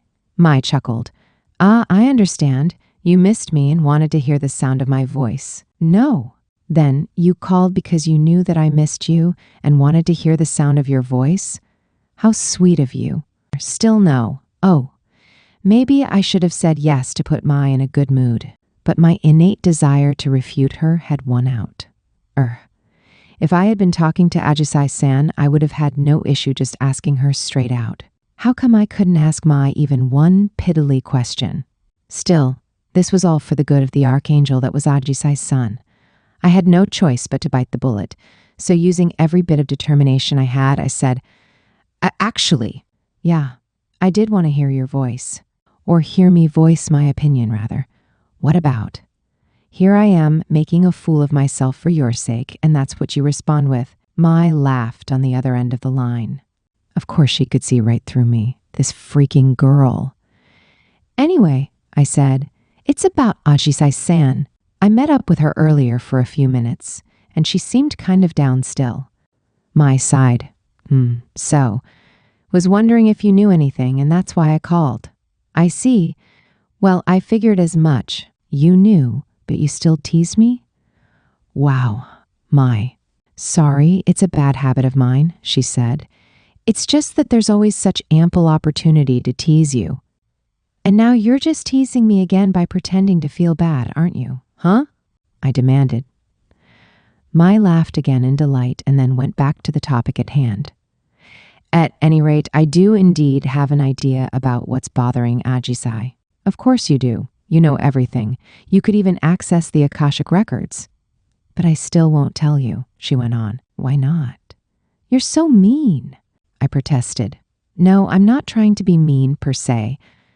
She sounded genuinely at a loss of what to do, so I pushed my luck and went, Okay, so what do I need to do to make you tell me? Are you making an offer? Huh? What? Oops. I'd gone too far and now she was countering me. I could feel how in control she felt from here, which gave me pause. But I mean, it was for Ajajisai-san.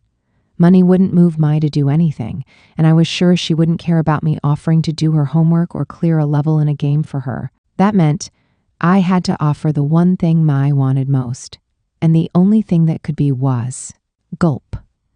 I swallowed the saliva in my mouth and prepared to sell my body. I could give you, little peck on the cheek or something, I said. Mai's reaction to my dramatic decision was nothing more than, I see. Wait.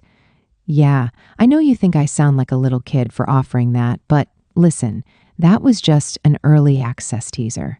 The final version will be very good. How good? Mai seemed to be thoroughly enjoying herself. I sounded as whiny as a mosquito there in that park as I whimpered, I'll kiss you on the mouth. At this point, I figured there was nothing to do but give in and suffer my humiliation. But Mai remained utterly unperturbed. So? We kiss all the time, she said. Gah. I was so mortified I thought I was about to weep tears of blood. At this point, it was now a question of how much I'd be willing to sell my soul for Ajisai-san. Oh, okay, fine, I said. I'll do something special. Like marry Mem? Are you really asking for my whole life in compensation? Oh no, I just thought that was where this was going, she said.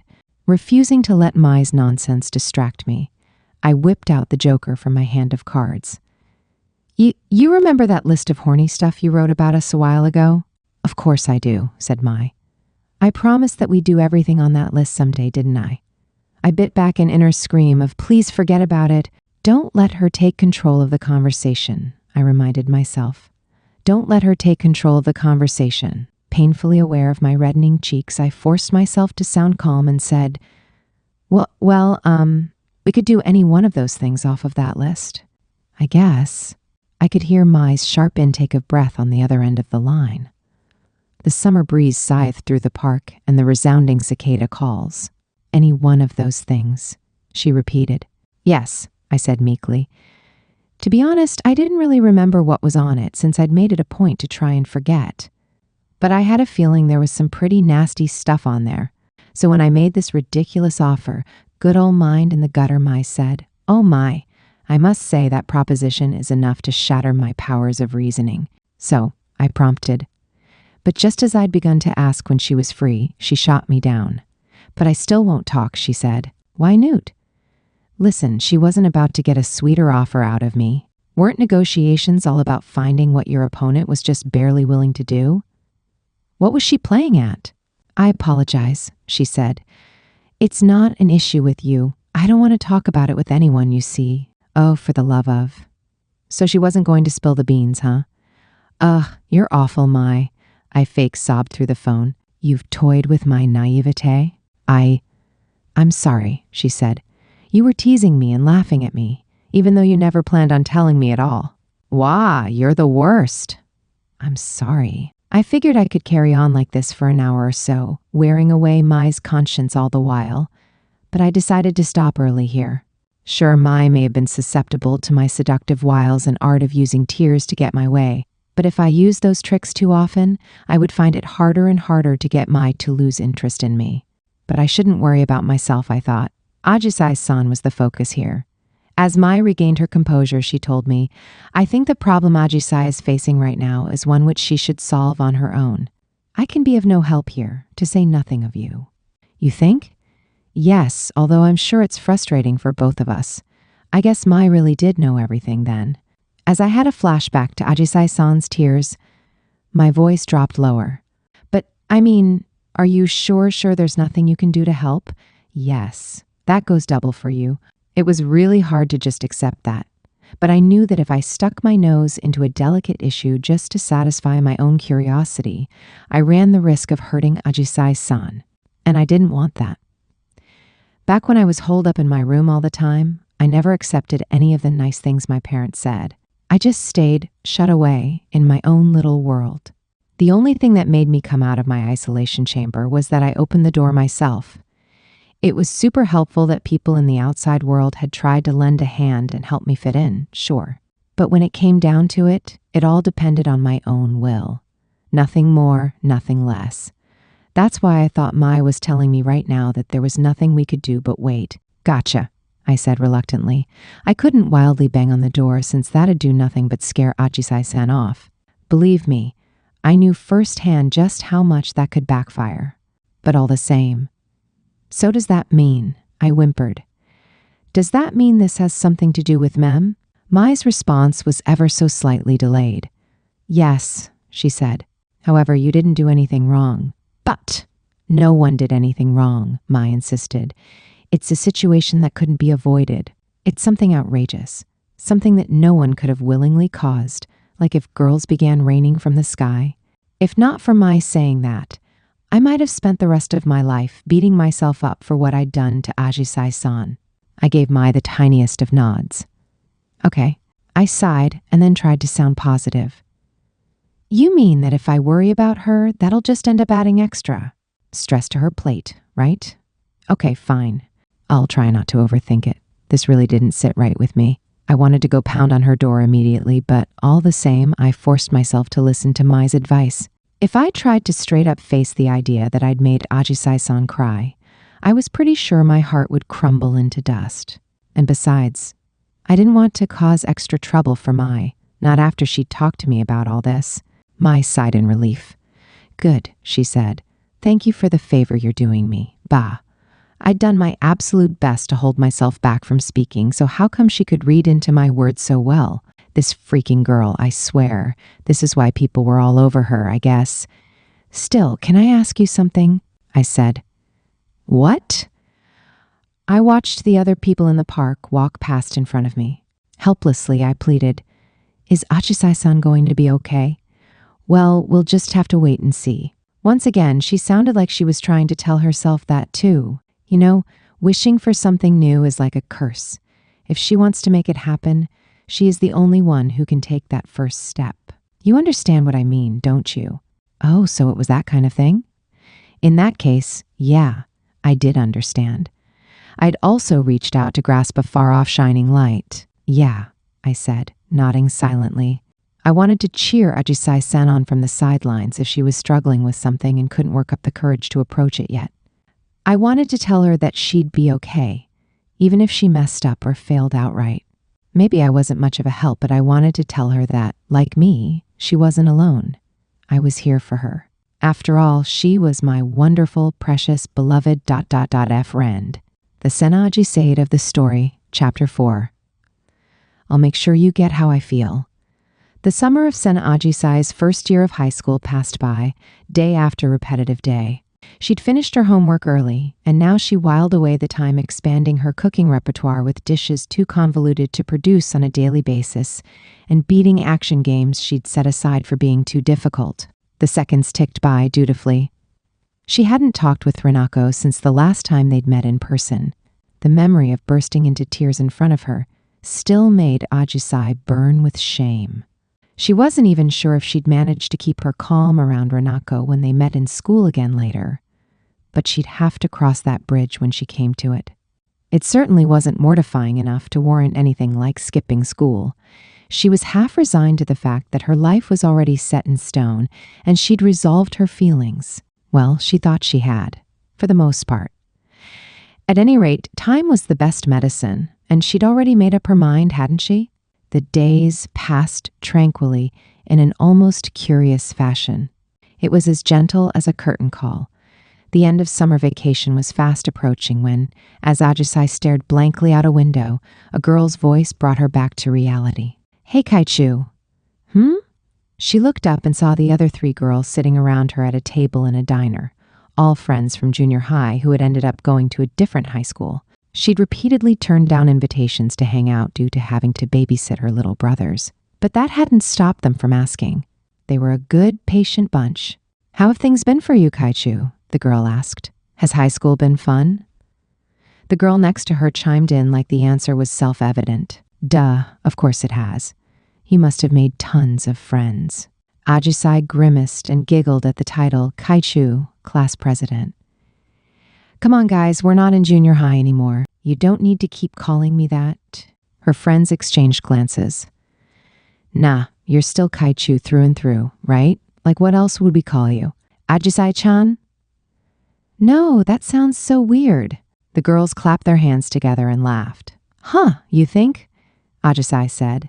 She'd been president of the student council in her second and third years of junior high, and ever since then, the name had stuck. Even now, boys and girls alike from her junior high school still called her that.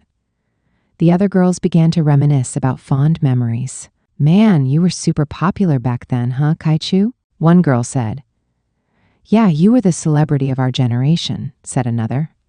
"Like, legendary even. I hear they're still talking about you even after we've graduated," said the third girl. "They're spreading the legacy of the famous Seina Kaichu." Ajisai forced herself to chuckle and sipped at her iced tea. Her friends were definitely embellishing things in this whole Ajisai-san was incredible way. If you looked into any one of their claims, Ajisai knew, you'd find it was nothing but exaggeration all the way down. "The student council was really incredible in your era," the first girl said. "Yeah, you guys took care of everything," said the other. "I knew I could come talk to you whenever anything bothered me." "Oh yeah, like the time we were arguing over the schedule for when people could use the gym."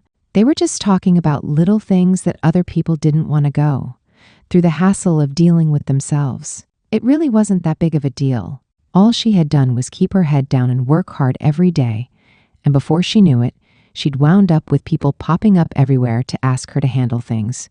It wasn't something she'd ever expected to happen. "Hey, are you on the student council at your new school?" one of her friends asked. Nah," Ajisai said. She knew that Ashigaya's student council was planning on holding elections for more members after summer break, but that was the extent of her knowledge. The girl next to her grinned for some unknown reason. "Well, you have to join, right? It'd be a total waste of your talent if you didn't end up on the student council again. You know what people say, you're just the woman for the job."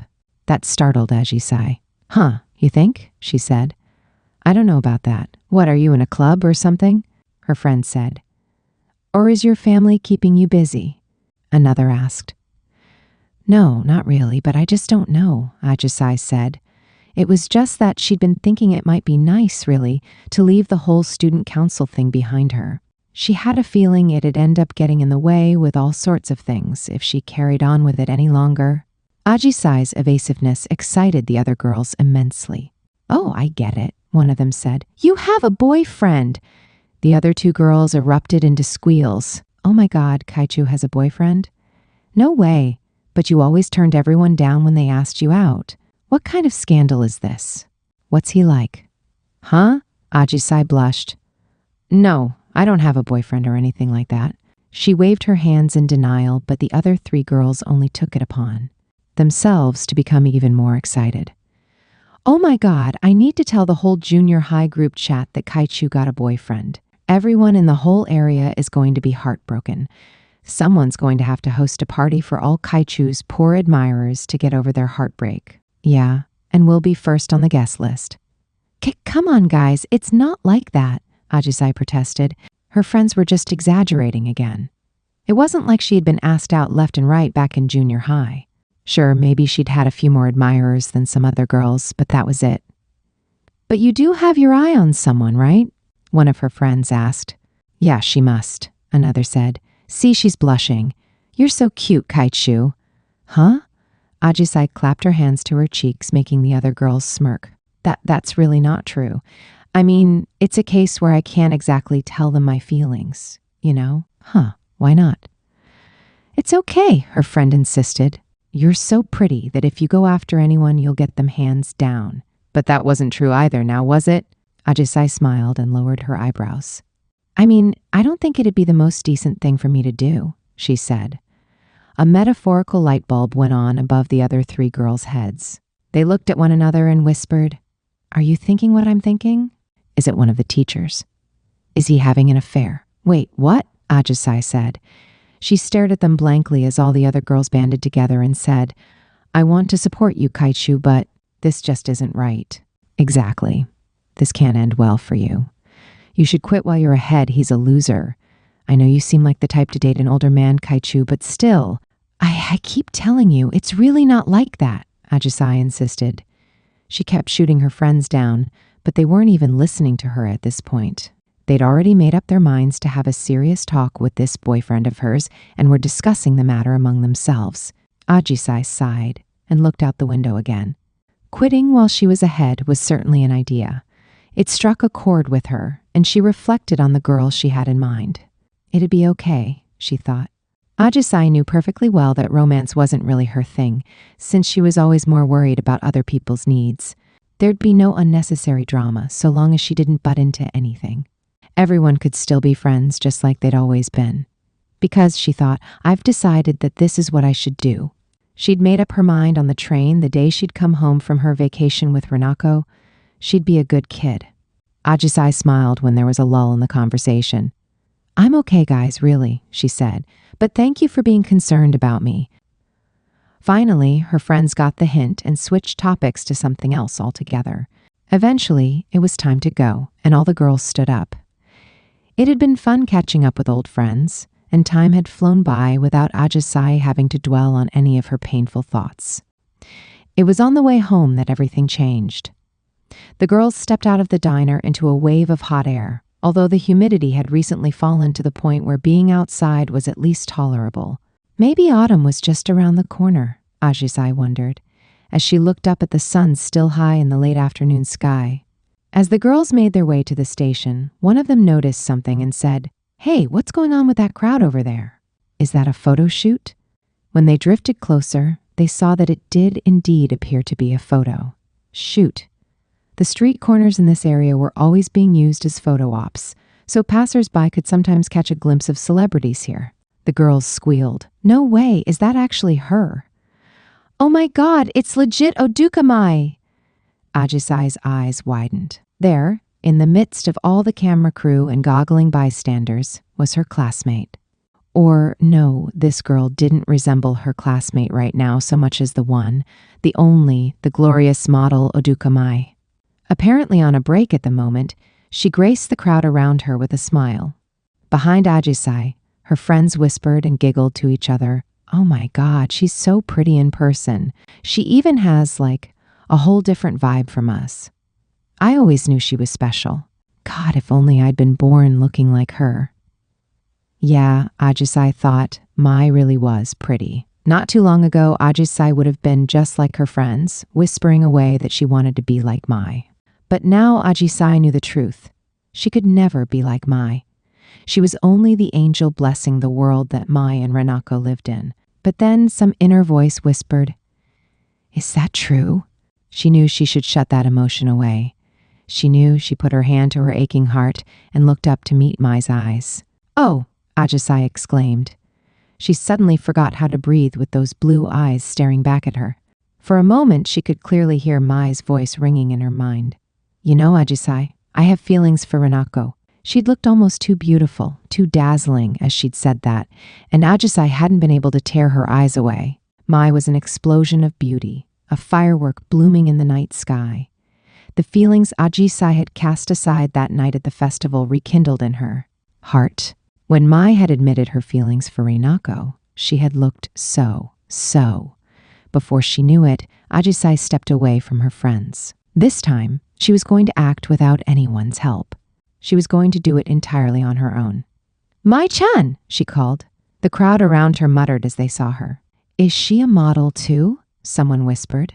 "She's so cute," squealed another. Her friends tried to stop her as well, calling, "Hi, Kaichu!" But it all fell on deaf ears. Mai's smile brightened when she saw her classmate. "Why, hello, Ajisai. Fancy meeting you here. I'm glad you stopped to say hello to me." Mai-chan, I need to tell you something, Ajisai said. She looked like a child who had just been told off. Mai tilted her head slightly and smiled gently. Please go ahead, she said. Even though a whole crowd was watching, no one existed in their little world save for Ajisai and Mai. Mai-chan, I Ajisai Sanbegan. She picked up from where they had left off at the festival and addressed Mai, who had been waiting for her all this time. Mai-chan, Ajisai-san declared. I have feelings for Inako too. Forcing the words out took all of Ajisai's strength and left her exhausted. For a moment, Mai lapsed into silence and looked up at the sky overhead. Ajisai and the failing afternoon light were reflected in Mai's large blue eyes, as if Ajisai were being drawn into them. Mai asked, Ajisai, do you have a few moments to spare? Sure, I have the time today. All right. Mai smiled and extended a bewitching invitation to Ajisai. Then, would you be so kind as to join me for a bit?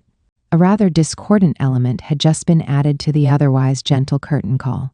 Beginning to feel rather anxious, Ajisai was regretting doing something so bold in public. As the sun slipped below the horizon, she and Mai took the train to an inner-city aquarium. She trailed along behind Mai, ticket in hand. Her footsteps reminded her of a lost child's.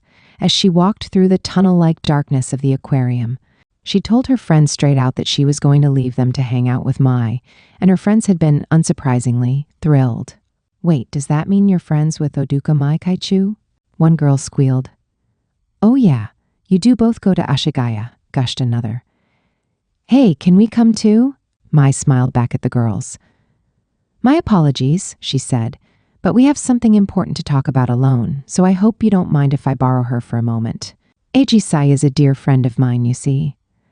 I do hope you'll continue to keep her company later. How could they possibly keep hounding Mai and Ajisai after a request like that? Ajisai and Mai turned the corner, and the world opened up in front of them in the form of a lazy sea drifting across their entire field of vision. Mai walked forward a few paces and stopped before the fish tank. I come here on my own sometimes, you know, she confided to Ajisai. Really? Yes, because it's quite dark in here. No one tries to stare at me. Something about it makes me feel alone in the truest sense, which I find relaxing. Ajisai came up to stand next to Mai. Yeah, she said. I think I know what you meaning. Mai smiled at her. Say, would you like to hold hands? Like we're going on a date, huh? Mai giggled. Yes, a secret date with the celebrity Oduka Mai. No one would ever guess that her beau would be a beautiful young lady from her same class. As nervous as Ajisai was, Mai's playful way of wording it made her grin slightly. Mai put her hand out and took Ajisai's small fingers in her own. Her hands felt warm. As the two wandered through the aquarium, looking at the fish tanks hand in hand, Ajisai felt like she and Mai were literally and figuratively becoming closer. I'm totally not in your league, Mai, Ajisai said. Reneko tells me that constantly too. To be honest, I think everyone might think Tat. A grin slipped out on Ajisai's face. You're so beautiful when you're modeling, and I'm pretty sure anyone would fall in love with you if you told them you liked them. If only that were true. The girls stopped in front of a particularly large tank and looked at their reflection in the acrylic glass. Holding hands like this, the two looked very close indeed. Reina-chan's nice, isn't she? Said Ajisai. She's a good kid. She is. I really hope you guys can be happy together. A huge fish leisurely swam past them. Mai didn't accept Ajisai's words at face value. Instead, she said, I'd absolutely love to make her happy, of course, but I think she'd prefer to find her happiness under her own steam. Under her own steam, you say? Mm-hmm. She's incredible, really. I've been doing my best to make her happy too, but we're quite evenly split in this battle. Reina-chan's fantastic, said Ajisai. She's really strong. There were precious few people, even outside of Ashigaya High, who could rival Oduka Mai in any competition, Ajisai thought. Ajisai, Mai said. I like you, you know. Not surprisingly, this gave Ajisai the shock of her life. Mai-chan, you don't mean like right, she prompted. As a friend, of course, Mai amended. Oh, okay, said Ajisai. You gave me a heart attack. For a minute there, I thought Reina-chan and I would have to fight over you. Mai giggled. Perhaps she'd been fully aware of how shocking that had sounded, and had deliberately tried to startle Ajisai. At any rate, I want to make sure you have what you want too. I care for you after all. I mean, well, Ajisai's eyes swam. I like you too, Mai. Oh my, Mai said. I suppose this means our feelings are mutual? Ajisai giggled. Good. Thank goodness for Mai. Ajisai would never have been able to open up about all these feelings she kept locked away, if not for her.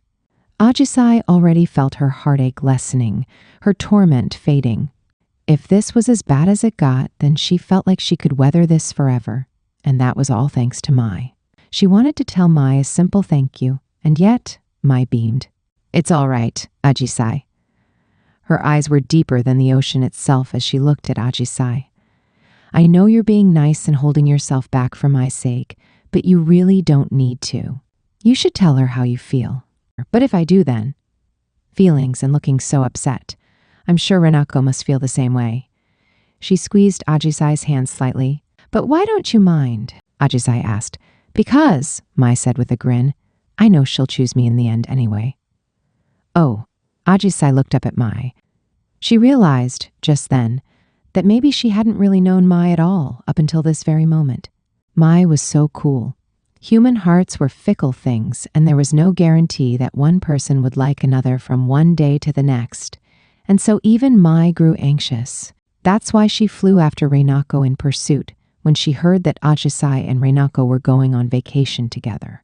And so she lost her mind when she heard that Renako and Ajisai were sharing a room. Just like Ajisai, Mai was only a young girl in love, no more, no less.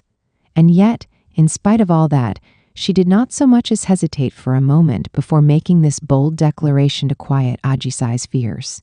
My future with Renako is assured, so you should do what makes you happy. It was a rather indirect method to cheer anyone up, to be sure, but it was such a Mai way to encourage Ajisai. She stifled her own insecurities and fears for the sake of an upset friend with no other recourse. As Ajisai looked up at her noble friend now, she thought to herself that Mai looked truly beautiful. Are you saying I don't have a chance? Ajisai teased as she broke out into a grin. Renako is very kind, so I suppose this might cause her to stray a bit, but please don't worry about me. I'm sure she'll be delighted to hear you care for her this much. If anything, I feel rather bad for what I've done to you. You don't think she'll get how I feel, not if I put my whole heart into it? Alas, I fear not. Speaking as your friend, I will say that you're wonderfully attractive, but I'm afraid you're just not the one for her.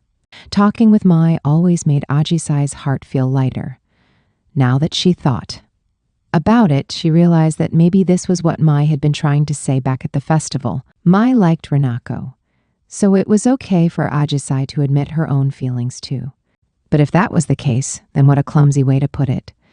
It wasn't like Mai at all, not when, ordinarily, she did everything with such grace. But perhaps this awkwardness was proof that these words were from her heart. Okay, Ajisai thought. I can tell Renako my feelings, these unmanageable feelings that confuse me, make me a slave to my emotions, cause me to act like someone else over and over again, these feelings that I've tried and tried to conquer. These feelings that I thought I'd given up on but are still here after all this time. She felt like all those feelings were melting inside of her and finally becoming one single thing. Hey, she said, I was really scared. Ooh, so I kept telling myself that I'd be okay with keeping the status quo forever. I understand how you feel, Mai said. I never tried to go out of my comfort zone because this is the person I want to be. This is the person I'm supposed to be. But it was impossible for her to confine her growing feelings, or else one day, the aquarium tank of her heart would shatter. Mai let go of Ajisai's hand and hugged her around the shoulders. To live is to change, she said. We change infinitely based upon our environments and our encounters. After a long enough time, a fish swimming in the ocean can become anything, even a bird flying through the sky. If we give up on change, then we lose what makes us human. Yeah, but still. Ajisai clutched her chest like her heart ached. But I've always wanted to be Rena-chan's angel, no? What are you talking about, Ajisai? Mai tilted her head and leaned up against Ajisai. Ajisai could feel her body heat as Mai whispered to her, Anna Kunvi, we have but one life in which to live. To be a girl is to love, no? And Ajisai, Mai breathed. You've never been an angel. You've simply been a very pretty girl all along. Ajisai's vision swam with tears. Mai, it kind of sounds like you're telling me you like me. You're right. It looks like I'm one step ahead of you in working up my courage, no? Mai grinned as she spoke. The fact that Mai had been nervous over this struck Ajisai as slightly funny. Thanks, Mai-chan, really. Of course. Likewise, thank you for hearing me out. Their shadows became as one in front of the aquarium tank. If lovers support one another through the bad times, the lonely times, Mai said, then I also think there are partners who believe in each other's ability to get back on their feet and walk with them through any difficulty. And these latter, to me, are what we call friends. She blushed slightly. It's hardly likely, but I suppose there is a slight chance my encouragement of you could backfire on me. But if my selfishness were to make my friends regret their decisions, then I wouldn't be worthy of the name Oduka Mai. Ajisai encircled her arms around Mai's back, feeling ever so slightly proud that Mai thought of her this way. You're really admirable, Mai, she said. You'll make me blush, said Mai. Thank you. Thank you very much. She hugged Mai one more time. It'll be all right, Ajisai told herself. No matter how this turned out, she and Mai would still be friends.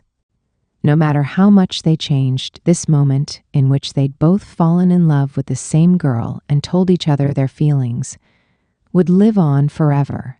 Therefore, everything would be all right now. Ajisai disentangled herself from Mai and wiped her tears away with a grin. Can you watch me do this? Sure, if you would like me to, Mai said.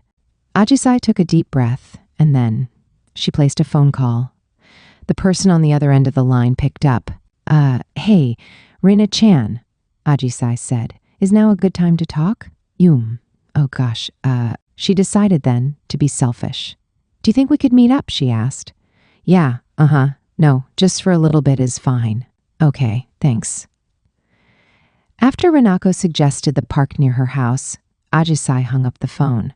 She felt so dizzy she was almost on the verge of collapse, so Mai supported her small frame. Mai gave Ajisai a gentle smile. Good job, Ajisai. Yeah, thanks. I was so nervous. The two grinned at each other as amicably as a school of fish in an aquarium tank. Then Ajisai set off, as if throwing off all gravity entirely. Her first step was like walking on air. Epilogue. After throwing on clothes and scrambling out the door, I got to the park where we were supposed to meet and found Mai waiting for me alongside Ajisai-san. What the heck was Mai doing here? It was already getting dark out, and had I agreed to meet anyone but Ajisai-san, I totally would have thought I was about to get jumped. Mai wasn't mad at me or something, right? Gingerly, I asked. Is this some kind of meet-up? The two exchanged glances. What the? This was some freaky shit. Ajisai-san took a step forward. In the slight chill of that summer night, she said, you know what? No, what? She put a hand on her chest and took a deep breath. There's something I need to tell you, Rina-chan, she said. Yeah, hit me. Now I was starting to get kind of nervous. I've always been really bad about taking things that belong to somebody else, she said. Oh, okay. Yeah, and, whenever anyone was playing on the swings or anything, I'd never say, my turn, even when it was time to switch. I'd just think that the person who was using it was having fun, so I'd be fine sitting out. I couldn't bring myself to push them away, just so that I could have fun.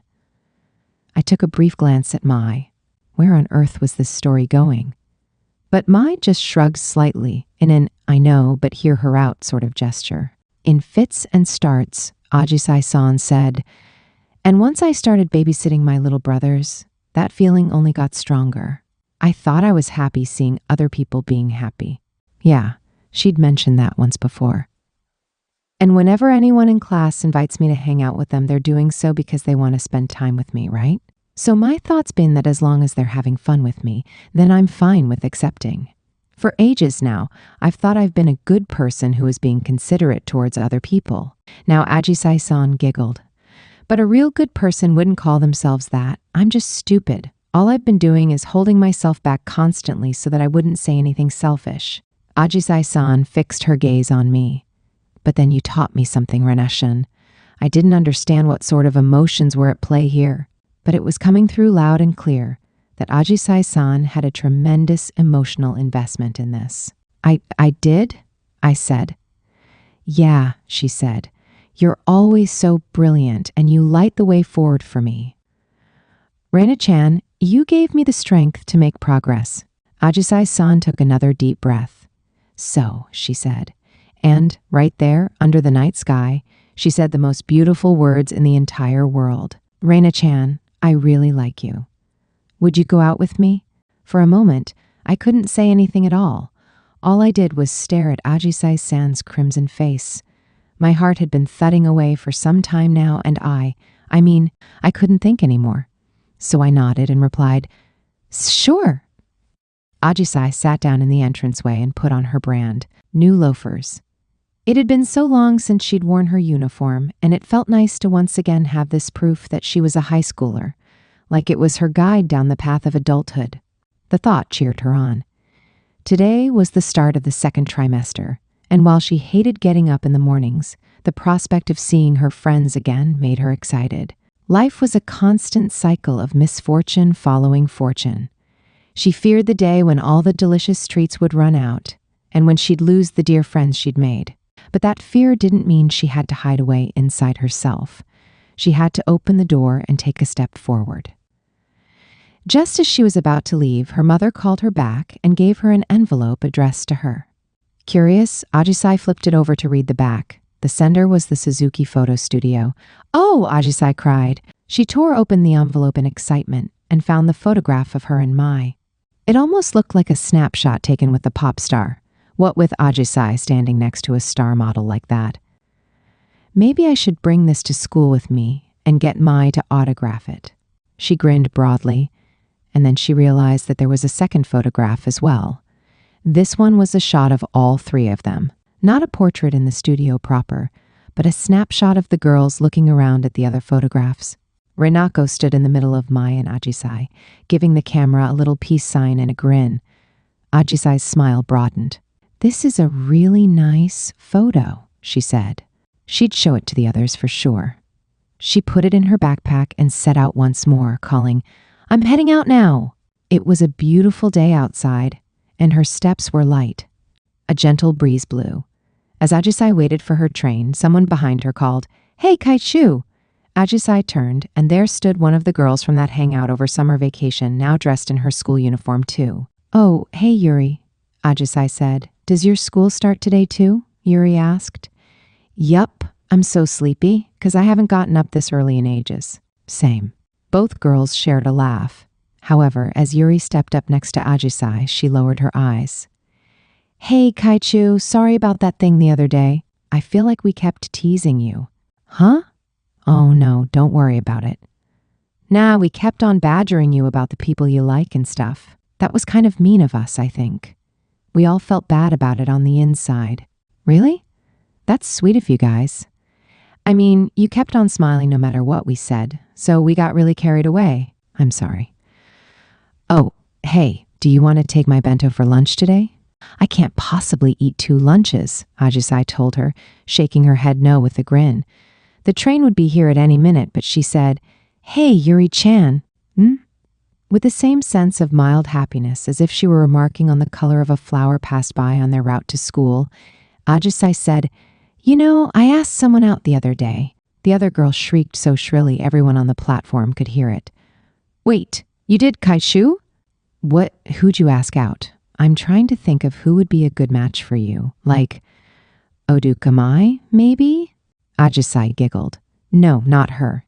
She tapped a finger to her lips and whispered, rolling the words in her mouth like a piece of candy on her tongue. You see, I asked out the one who's pulled me forward and protected me. My own adorable angel. Your happiness is my happiness, sure.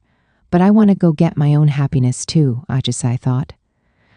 Now that she put that into words, she realized that this was all she wanted, but she could never have come to that conclusion on her own. It was Renako who had made her see it. It was all thanks to the girl who always charged forward with single-minded intent, chasing down her own happiness. Summer vacation was over, but Ajisai's love story was just beginning. Once again, the clock hands ticked relentlessly on. Ajisai hoped that the train tracks of her life would continue on and on towards their final destination, happiness. Afterward. Nice to meet you. My name is Taryn Mikami. Thank you very much for picking up Volume 3 of There's No Freaking Way I'll Be Your Lover, Unless. Now that Renako has overcome the challenge that was June in her new extroverted life, summer vacation is here. This is a story of how our gamer protagonist falls into a new set of hijinks. Also, I'd like to thank you for waiting, as I've now delivered on the promise that I made in the afterword of Volume 2. I may not have made much progress in Ring Fit Adventure, but if I had, Volume 3 might never have seen the light of day. So, that's a good thing, right? Ajise-san plays the leading role in this volume after Renako's been toying with her feelings since Volume 1. This is the story of her one unforgettable summer. You know, that sounds pretty emotionally charged when I write it like that. From time immemorial, girls in summer, girls in vacations, girls in fireworks, and all that jazz have been treated as symbols of fervent emotion. Therefore, rom-coms with girls falling in love with each other are bound to be twice as emotional. By the way, as I wrote this volume, I kept picturing Ajisai-san wearing a straw hat and a white dress. But now that I'm done, I see that she hasn't actually shown up like that anywhere in the book. Kind of freaky, don't you think? They do say that summer is the season for horror. After all, I know that this book is a bit different from the rest of the series so far, but I hope you enjoy Volume 3 all the same. The stage is set for Volume 4, as Ajisai-san begins to take her first steps into uncharted territory. I think that the many people who've been coming up to me all over the place and saying, "Hey, did you know there's this really funny rom-com out there called There's No Freaking Way I'll Be Your Lover," is a good sign that Volume 4 will come out. I'm very happy, aren't you? In Volume 4, it will finally be time for the mysterious beauty Koyanagi Kaho to take the spotlight. I've been stockpiling all of Kaho-chan's power so she can go off with a bang. I'm going to do my best so that maybe, say, 20% of the book's readers will go, "I think Kaho-chan's my favorite character now." Also, Renako will be going through trials and tribulations again. Good luck, Renako. Good luck. Now, let's move along to the acknowledgements. Once again, a big thank you to Eiku Takeshima-san for the illustrations. She lends me the energy that makes me want to write everyone to be even cuter. Also, a heartfelt thank you to my editor, Kei Harris-san, and everyone involved in the making of this book. We're already at Volume 3 of this Reiwa-era girls' rom-com. Let's keep making more girl stories. Above all else, an enormous thank you to the people who purchased this book and the bookstore staff who worked hard to sell it. You, of course, are the ones to thank for me being able to fulfill my promise from the Volume 2 afterward. I still have plenty of things I'd like to write for TNFY Bailu. If I'm allowed to be a bit selfish for a moment here, a la a certain girl named after a flower, then I hope I can continue even past Volume 4. Please, continue to support me in this venture. Okay, chaotic running out of space announcements time. TNFY Bailu Manga Volume 2, drawn by Mushu Sensei, comes out on April 19th in Japan. Keep an eye out for my other series, Arioto 2. Hope to see you around somewhere. Taryn Mikami signing off.